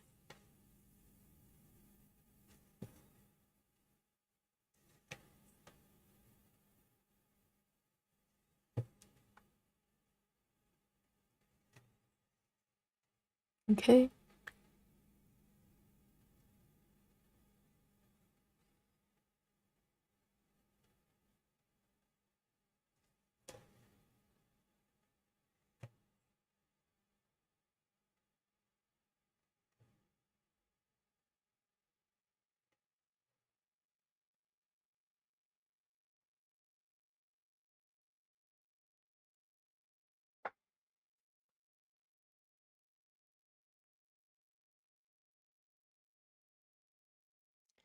Busy Mom says I looked once and saw one price and left their website.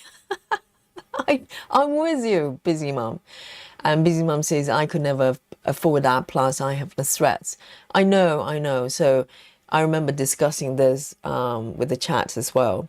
So this type of stitching, the full coverage as it is, it's already pretty niche, even within the cross stitching community. And on top of that, they're aiming at people who have so much spare money. Not only they have spare money, but willing to spend it on not just one kit, because of course they're hoping for return purchase, repeat purchase.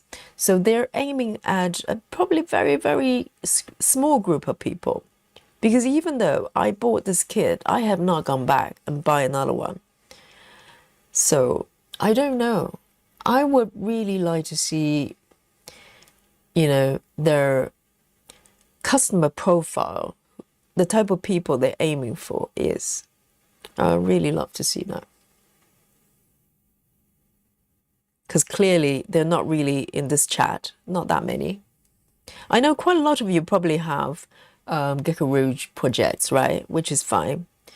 But I don't think you have many of them. Maybe some of you do, but in probably a very small number of you actually have that. I have one. Majority of you probably would not consider buying from them. But you are their target audience. You're the type of people who would do their type of project. So I don't know. Clearly they have a plan.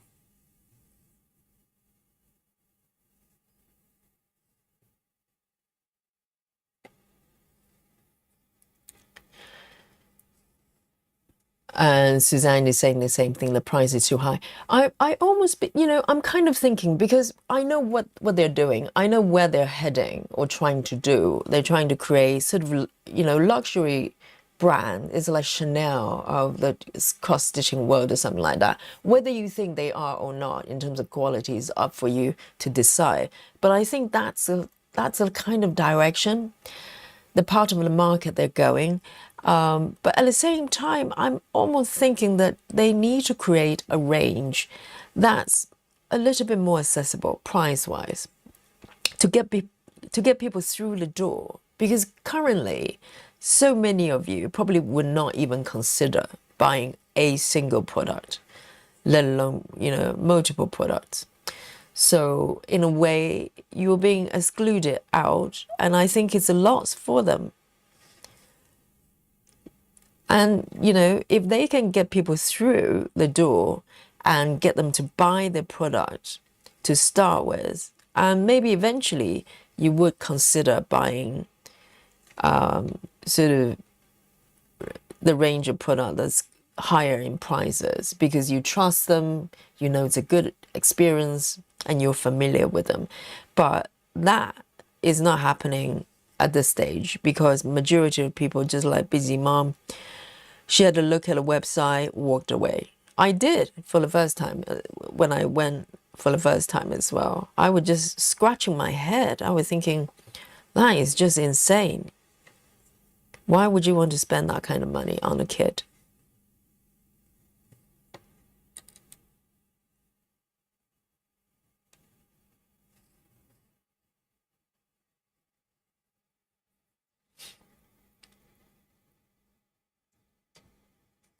Anna says, just locked down and finally saw your infamous or famous GeckoRouge project. As relatively new viewer, I've only heard it mentioned.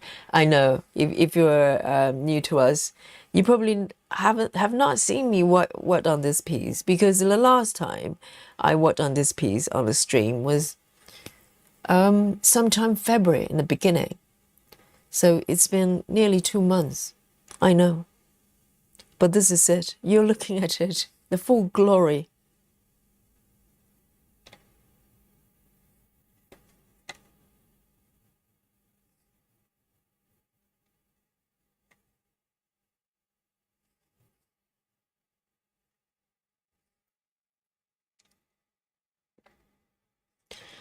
Clara says, today I received Open Doors by Collin Thompson by GeckoRouge is huge. Oh, I'm not familiar with this one. Open Doors. What does it look like? Will be lovely to see the markup. So there you go. I was just saying, nobody's going to buy from them. We have Clara here.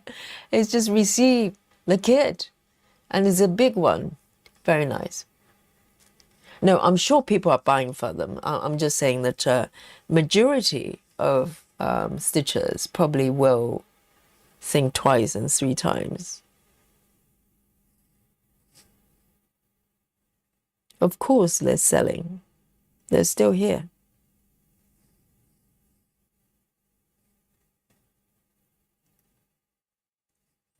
And it's a shame, because it's you know, that kind of price range. I can't even, you know, being on the stream and go, hey, go and grab something from them, you know, go check them out. Well, I would say, I'll probably say go check them out, but I would not say, you know, go grab this pattern because it's so much fun. I can't really say that.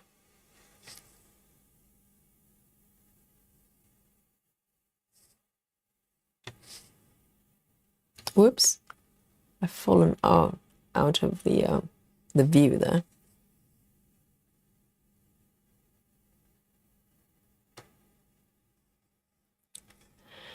See you later, Rajal. Great to have you.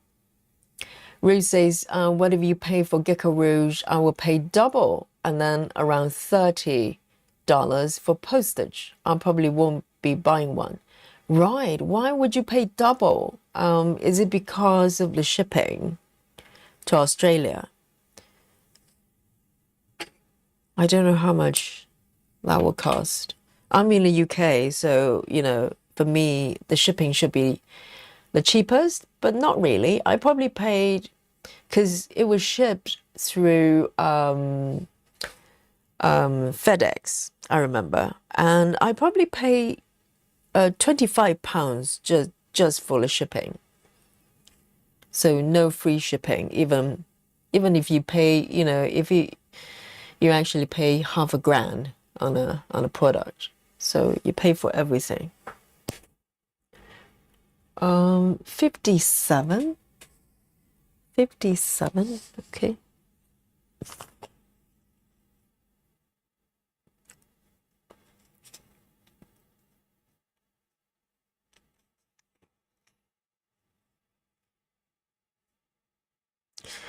And I think shipping is getting so much more expensive worldwide, so it's going to be trickier.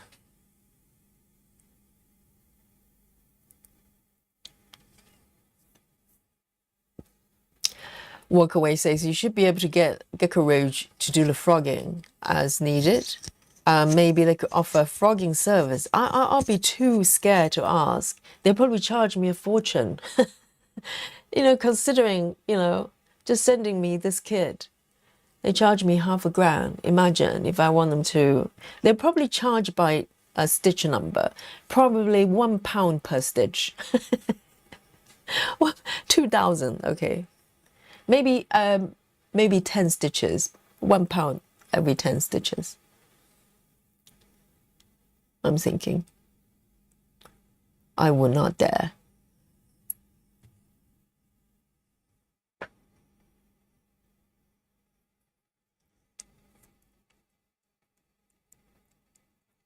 Ah, do you think, Rose, they play horrible music, so you give up and go away? They don't want to talk to you. 15.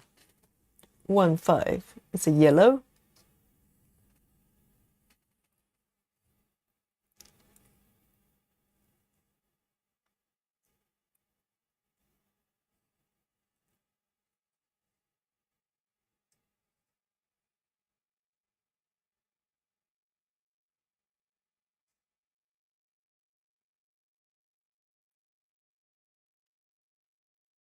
Walkaway says, does Hay still sell kits? I bought one of those of their ones. It was pricey but beautifully put together.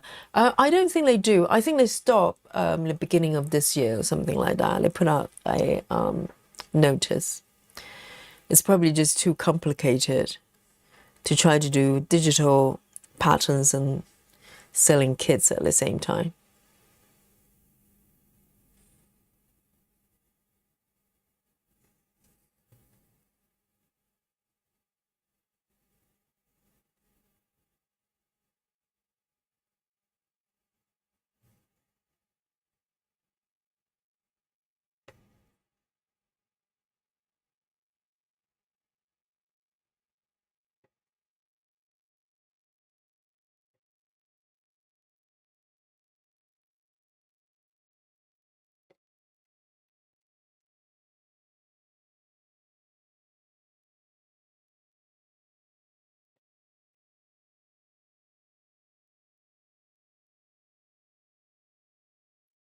Yeah.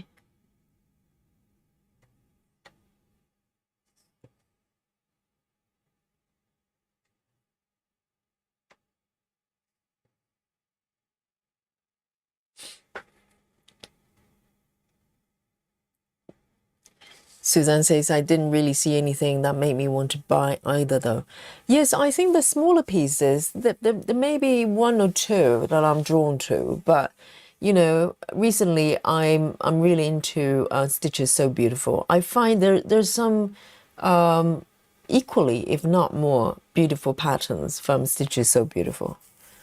A kind of similar style that I liked from GeckoRouge. But majority of them from GeckoRouge, I have to say, I'm not really, into them. They're kind of very unusual and maybe too quirky for me.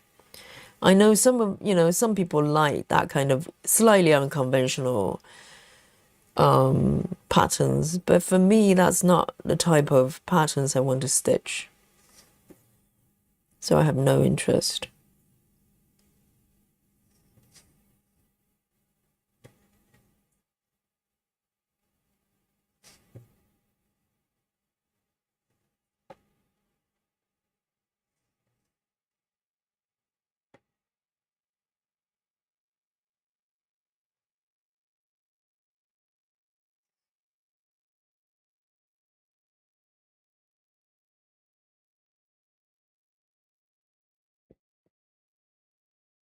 Ah, I see, Rose. So you're converting to Australian dollars. Okay, that's fair.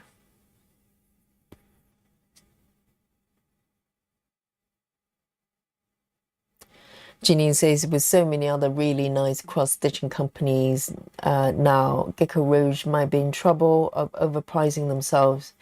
Well, I don't know. I mean, they're still here, so I like to think that maybe they're doing all right. Who knows? But because chats like this is a good way to gauge the temperature of things, isn't it? We have people stitching all sort of different projects, and if majority of us kind of go, well, it's kind of nice. There's some stuff I like, but comparing to other companies, do I really want it that much? so much that I'm willing to pay hundreds of pounds. So that's the crunch, I think. Because it's not so much their patterns are not nice. There's some really nice ones. And like this one is exclusive for them. But do you want it enough to want to buy it? That's the question. And most people probably go, well, yeah, it's kind of nice, but I have other choices.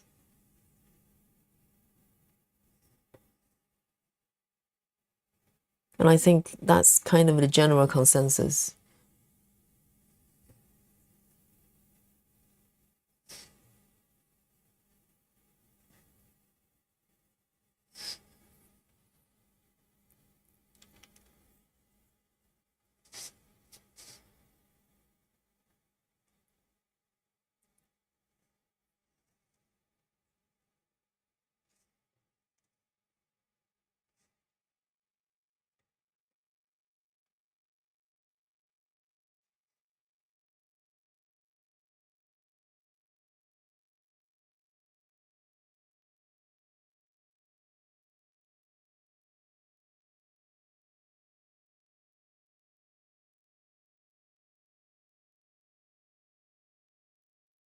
One, two, one.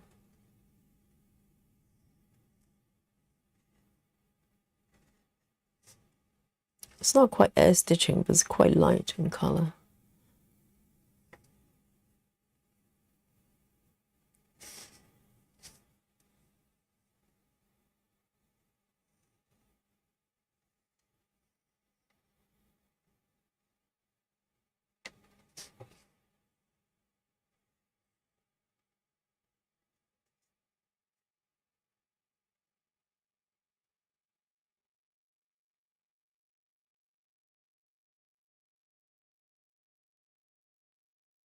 Okay.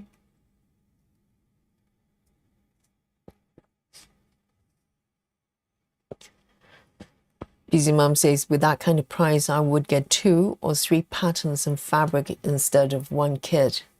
Yes, it's ultimately we speak with our wallet, isn't it? If you're not buying from their kits, that's you speaking clearly of, in terms of your choices. Yeah. I think when it comes to patterns, because shopping experience is one thing, when you buy from GeckoRouge, I only have one kit, so I only have one experience. But it was good. It was nicely packaged. It feels like a special, experience. But at the same time, you have to think about the actual patterns themselves. So if you're really into their type of, artwork, then you're probably sold. You just go, well, I can't get this type of, pattern from anywhere else, so I have to buy from them. But the thing is, just like Janine said, there's so many different companies now, and they were really good quality charts. So that's the competition.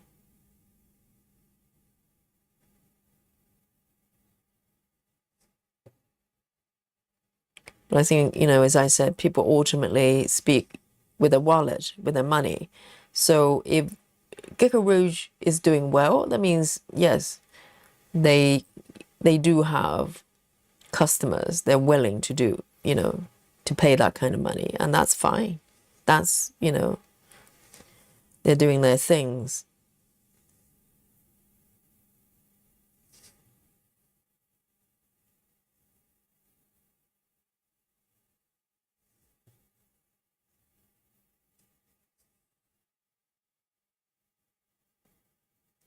All right.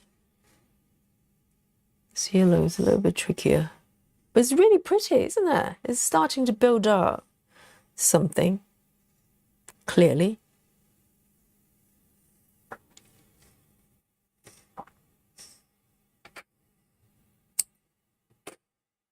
15.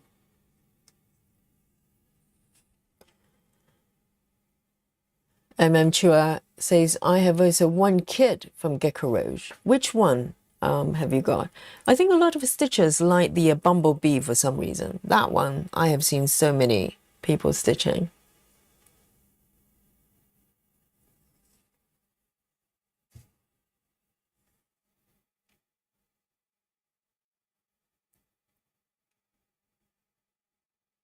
Oh, MM's got gamer and Navu. Is it like a lady with a sort of controller, game controller? Like lady with red hair with a game controller or something. I think I vaguely remember that pattern.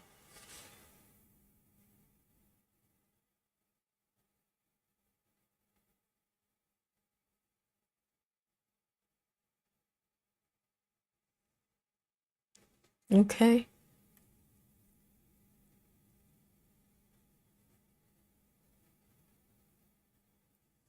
42. And where has time gone? It's nearly 1 o'clock. 42.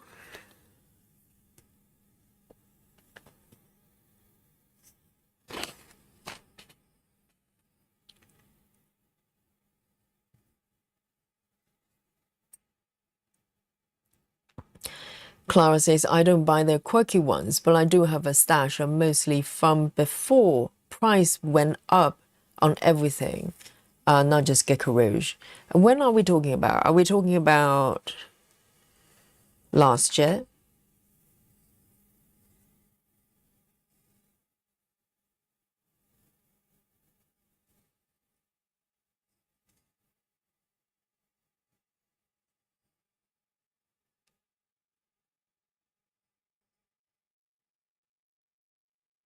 Let me see. This, I think this needle is a little bit bigger.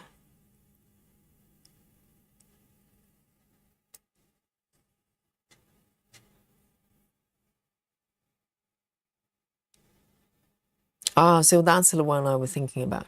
Hey, Karen Sutherland. Good morning.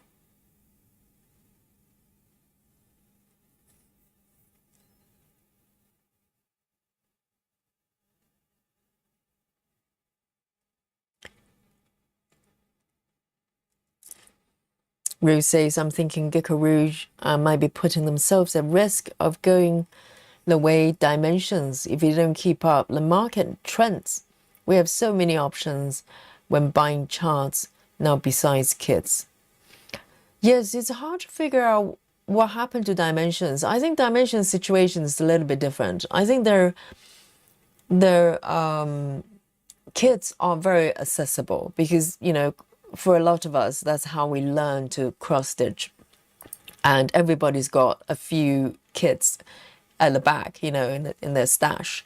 I think they went away, perhaps. They did not keep up with the technology. They probably see PDF as something that maybe not necessary. They probably think, well, we have loyal customers for decades, and they love their paper charts. And also, you know, copyright is a little bit tricky when it comes to paper chart. So maybe they never really went into invested in different methods of selling their kits. And before they know it, all these companies, you know, with digital patterns and whatever else, start to rise. And when they realize that, it's too late. They kind of left behind. So maybe that's how they went away. And I think with GeckoRouge situation, because they're a lot newer as a company, they're still quite a young company, I think. So maybe, and from what I know, Nikki, you know, Nikki Stitcher, she's got a chart from GeckoRouge back in those days when they was doing patterns before they became exclusively stitching kits only. So at one point they were selling patterns only. And maybe with the kids as well. Maybe, you know, they were doing both. I don't know when that was. I never figured that out. And at some point, they decided to go kids exclusive. So I like to think that they had a plan. You know, they felt that There's a market for that. But obviously market changes, things change. So I don't know. They, like all business, they probably need to review the situation every year. Because by the time that you realize, you're lagging behind, it's too late for all business. You have to be ahead or you're behind. So you need to be able to see ahead in terms of where you are as a company on the market.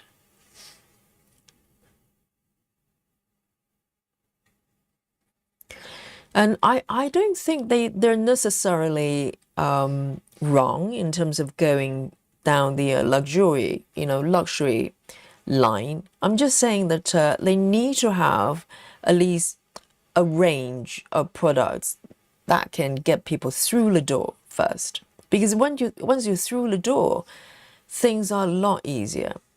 If you have bought from them, if they have a range that is either patterns only, I don't know, or just, I don't know how they make their kits cheaper, but basically people are not going to just walk away, not going to have a look at the price and go bye-bye. Something is going to keep people there. And then if you trust their products and you like the shopping experience, maybe at some point, majority of the customers will invest in a higher range, higher price product. Who knows? But I think it's not a good sign when people just walk away, This is not Chanel. This is not high fashion we're talking about. This is a hobby.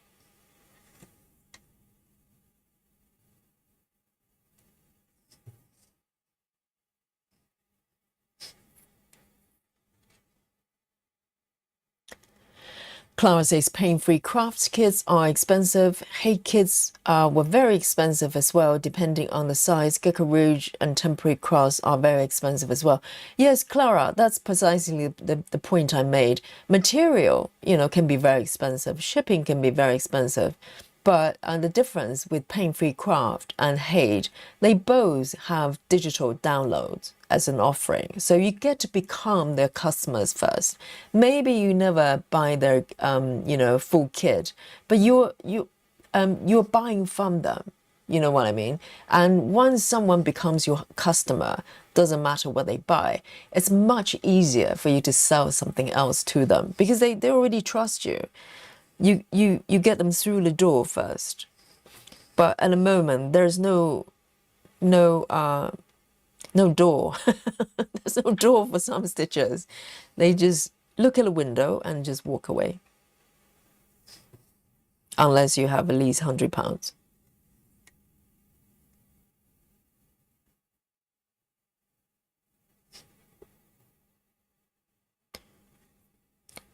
So, so I'm not saying that they need to make the kits cheaper necessarily. I'm just saying that you need to have a way to bring the customers in first. And then, the rest is a lot easier.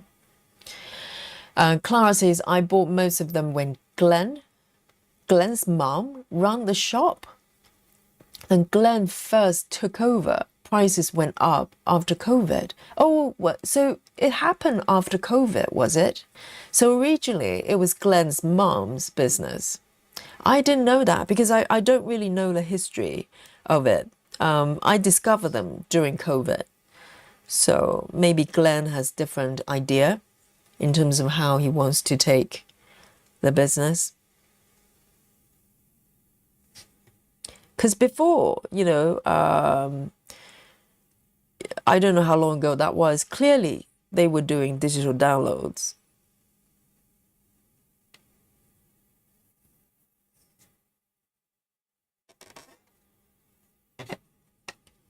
But the world is a very different place now, post-COVID.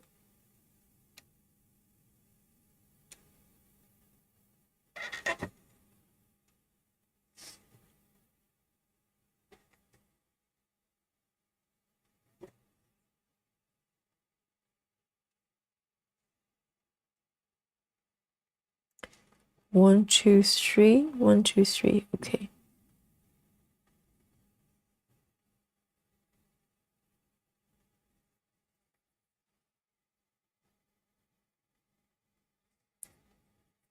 Hi, Samantha.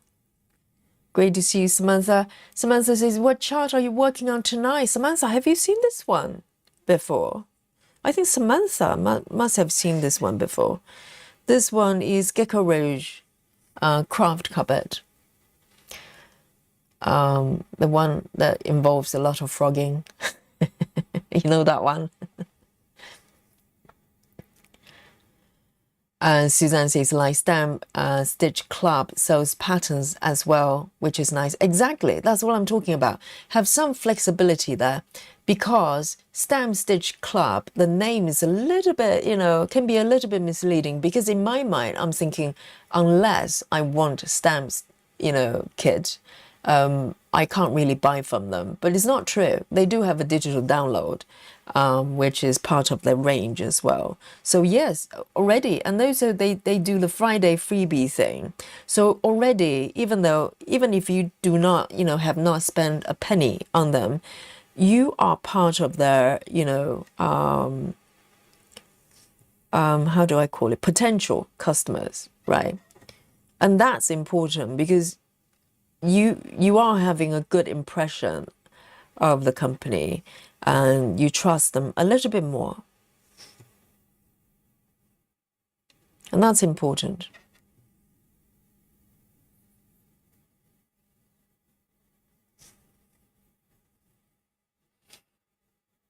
Suzanne says, I can't afford a kit, but I can buy pattern from them, which I have. Yes, exactly. For so you're referring to Stamp Stitch Club. Yes, exactly. And because even, if you either get a free chart from them, or you bought a digital download chart from them, you're a customer already, even though you're not buying their stamp kits yet. But at some point, if you keep going back, at some point, you're probably going to see something you like so much that you're willing to buy. And this is how you get, customers to, you want them, you want to get them through the door and looking at your product and talk about your product and think about your product to start with. If you're completely out, sort of outside their universe, that's it. That's it. Then you don't talk about it, you don't think about it.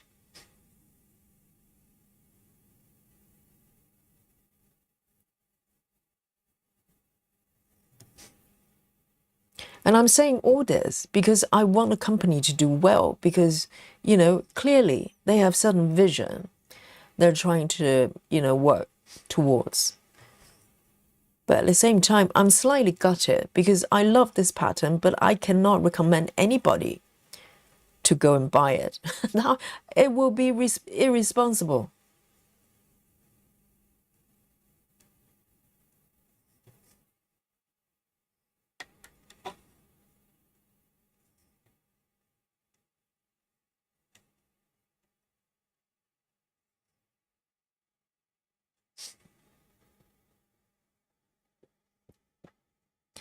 Samantha says, did you do all the frogging? Chat. So Samantha wasn't here in the beginning. And when I, the chat knows that Yogi has frogged all 2,000 stitches completely before I, moved the fabric to the right side here. Of course I did, Samantha. It's all done.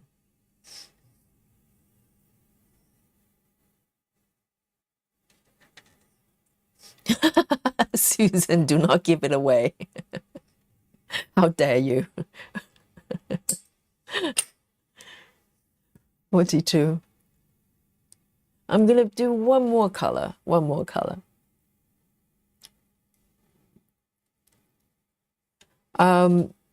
Elsie says, I see part of your problem. You have not marked your 5x5 grid. Oh, do you mean gridding 5x5? I tried a little bit. I think 28 count is a little bit cluttered. So I decided to go with 10 by 10 instead. But so far, it's doing okay. I'm doing okay so far.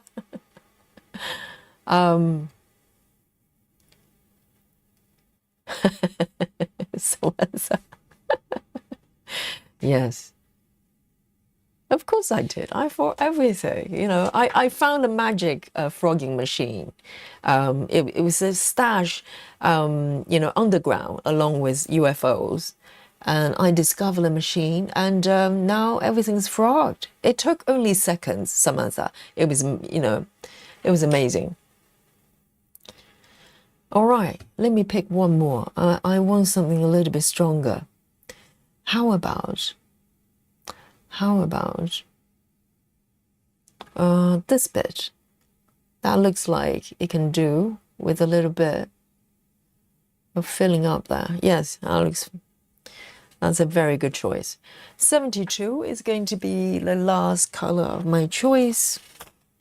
I'm really enjoying it. I love coming back to this piece. It's like, it's going to be part of my life, you know. It's going to be interwoven into my life for eternity. And the next life, and the life after that, I think. Susan, no need for that kind of language. You don't need to bring the pants into a conversation, okay? It's family, you know, family program, family show here.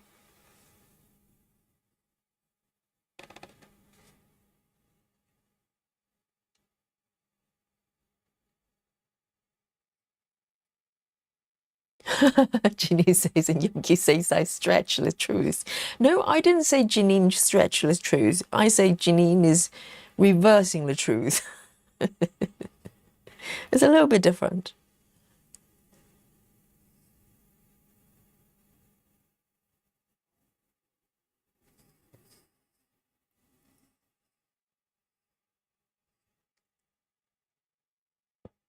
Zoom in a little bit here. And I'm being very mindful as well, because I don't, you know, I don't need that kind of drama repeating. Hang on. Yes, 1, 2, 3. Why do I only have 1, 2, 3? Okay. Hang on a second. Wait a second. I may need to fudge a little bit with this one, okay? It's okay, it's okay. I think this stitch is supposed to be here.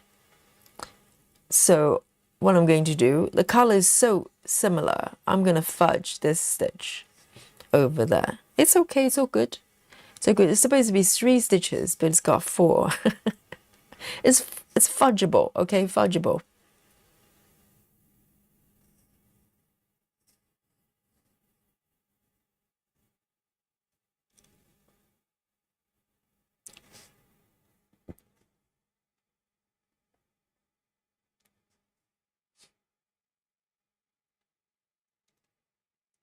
Here we go. Where is this? So I'm going to fudge this one, okay? I presume that I have your permission to fudge, okay? So this stitch is supposed to be on the lap there. But as you can see, the color is so similar, you won't be able to tell.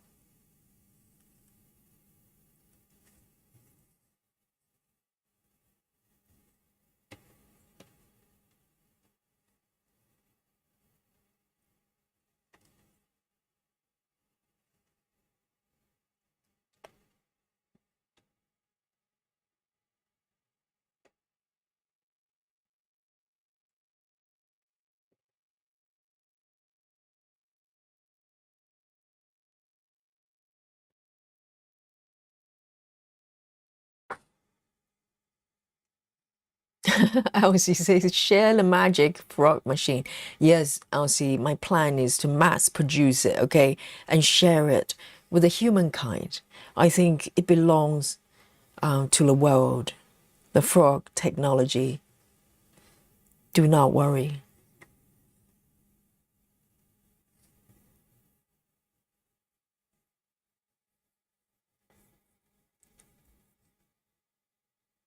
Samantha says, I fudge a little bit on my chart. Okay, confession from Samantha. There's a little bit of fudging activity going on there in Samantha's world. Okay, it's not just me, all right? I'm not alone. When I fudge, I know the world is fudging with me, all right? It's it's it's it's a universal.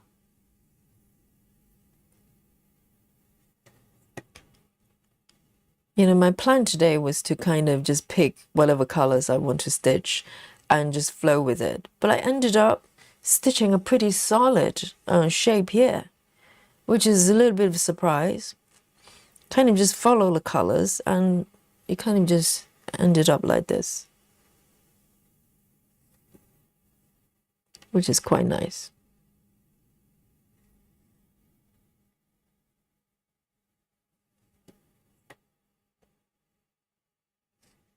I've gone about 6 stitches. 1, 2, 3, 4, 5, 6, yes.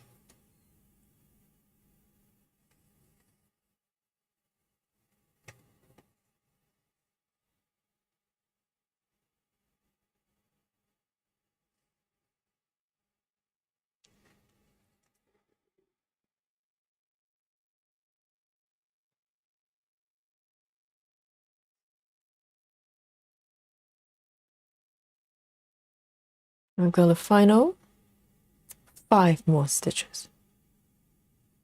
Very happy with the progress.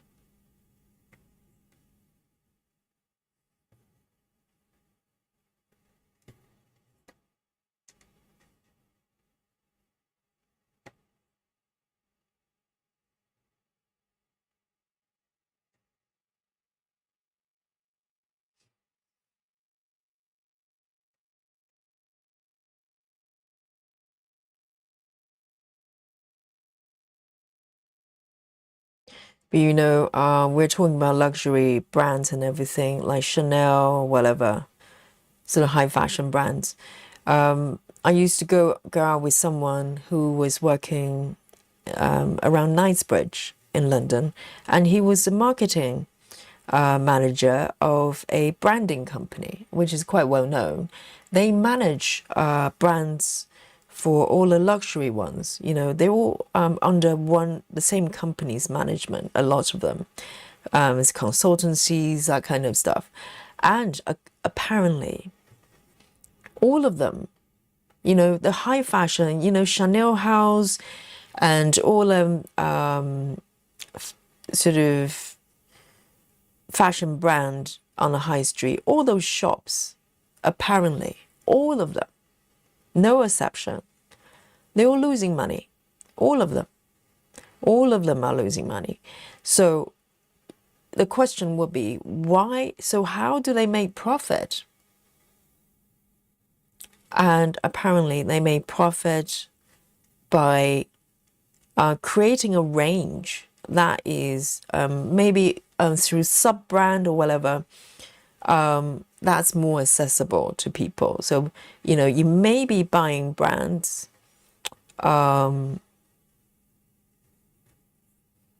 that, because not that many people buy couture and, you know, and go to Chanel House and buy loads of clothes. People don't do that. So they have, the money is actually coming from much lower ranges of their products. Sometimes they do perfume, sometimes they do cosmetics, and they're not really known for these things, but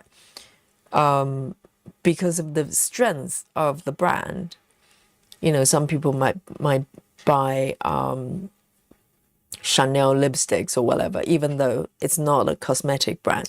So through that, a lot of money is coming through those more accessible products, and the fashion houses, they're loss leaders. So their job is there to build up the brand, to make it sound really exclusive, you know, etc. But the money is not coming from, you know, the high fashion range. And so, yeah, so, you know, you have to have a strategy if you want to create the impression of something being quite exclusive, you need to have a stream of products that sort of, revenue coming from something that people can actually buy. So just a thought there, because I was quite surprised, because I said, well, those, there must be a lot of rich people. They just go to those fashion houses and buy tons, and there may be, but they're losing money on those shops, all of them. If you go to King's Row, Knightsbridge, all of them, apparently they're not making money at all, not making profit. So business is not what it seems. 72. So there you go. Let's have a look. Let me show you what I've got today. It seemed like a lot, but now I zoom out. It kind of is like a, little speck there. But I'm very happy. So this is across 1, 2, 3, 4, 5, 6 blocks. Look at that. And you might be wondering, what are you stitching there exactly? It is, let me show you. So this is where I am. Let me show you what I'm stitching here, okay? Yes, it looks like a feather. I know. It does, doesn't it?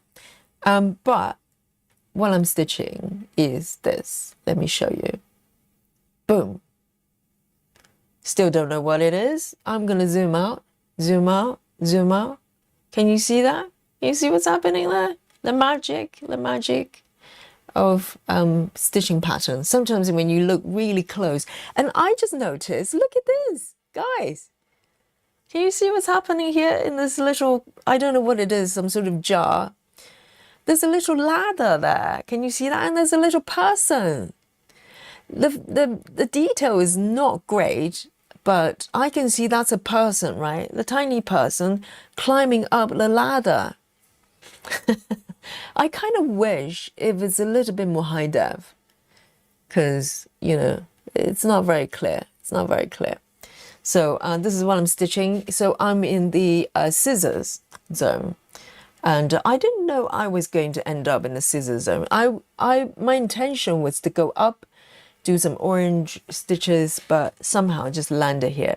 And I'm very happy, very happy. Okay, so this is where I am.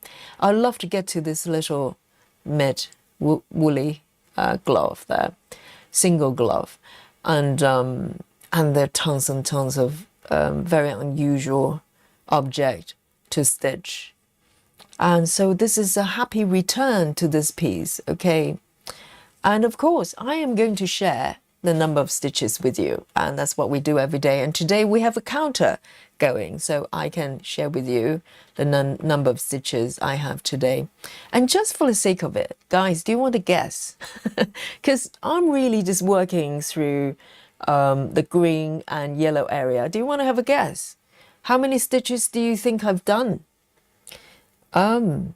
Maybe I can guess. You can guess, and I'll take a guess as well and see if I'm close. I would say it's about 1, 2. I would say about, I'll let you come forward. I'll offer mine. I would say, Susan says 256, Laura 350, okay. 350, Laura, and Janine 245, and Lynn 289. Okay, there's a little gap there. Yes, and Grace 210, Busy Mom 220. Interesting. And I'm sure 380. Suzanne 250, Peaches 245, any more? And Chivis 234. Okay, we have all these numbers on the record. Okay, my guess would be it's around 200 plus or minus 10. That's my guess. Clara says 260. Ruth 328. Okay. Very nice. I'm going to reveal the number, okay? I'm going to count down to 3. 2, and 1. Oh, what? Really? I'm totally off. Roost 328. I'm totally off. Who's the closest? I think Chua. Chua. Well, Chua actually won many times when we're doing Guess My Stitches back in those days. Okay, so she knows what she's doing, Chua. I had no idea. I was thinking probably about 200. So yes, I think Chua is the closest. So the winner today, it's not me, it's Chua. Yeah. Well done, well done. Yes, I'm surprised. I didn't know there was so many. So there you go, 380. That's fantastic. And a round of applause for Yogi as well. And me and Chua, we share the glory. And guys, look on the upper left where it says progress. Can you see what's happening there? Well, even though, okay, I have to put a caveat. This is 1%, okay? But 1%, that's including the 2,000 I need to frog, okay? And but I have done the 2,000 stitches, that is true. But technically, I'm over 1%. Yeah, tremendous. Oh dear. I'm actually surprised. I have no idea. That's almost 400. That's not that far away from 400. Yes, bring on the emoji buffet. Yes, I think we all deserve it. Yes, I'm actually quite peckish, so I can do with a little emoji buffet here. And very nice. I'm having so much fun stitching this piece, and I'll definitely come back more often. Now I'm on the right track, okay? And I have your permission to park those stitches and wait for the technology to catch up when we have a full-on frogging machine that's going to take care of it in 3 minutes. Okay, until that day, I'm going to just keep stitching the rest of the pattern, and it's great fun. So today, thank you for joining me today, and it's 1:18 in the UK, I ask you. So thank you for your company, and I hope you enjoy your stitching as well. And tomorrow is our dimension style, okay? And tomorrow I'm going to show you both versions. So my Maggie is the third start, and I'm going to show you the 2 previous versions, because up to this point I only found one piece, but I found both of them. So I'm going to show them to you tomorrow. So until then, be good and eat veggies. I'll see you tomorrow. Bye bye. Nighty night.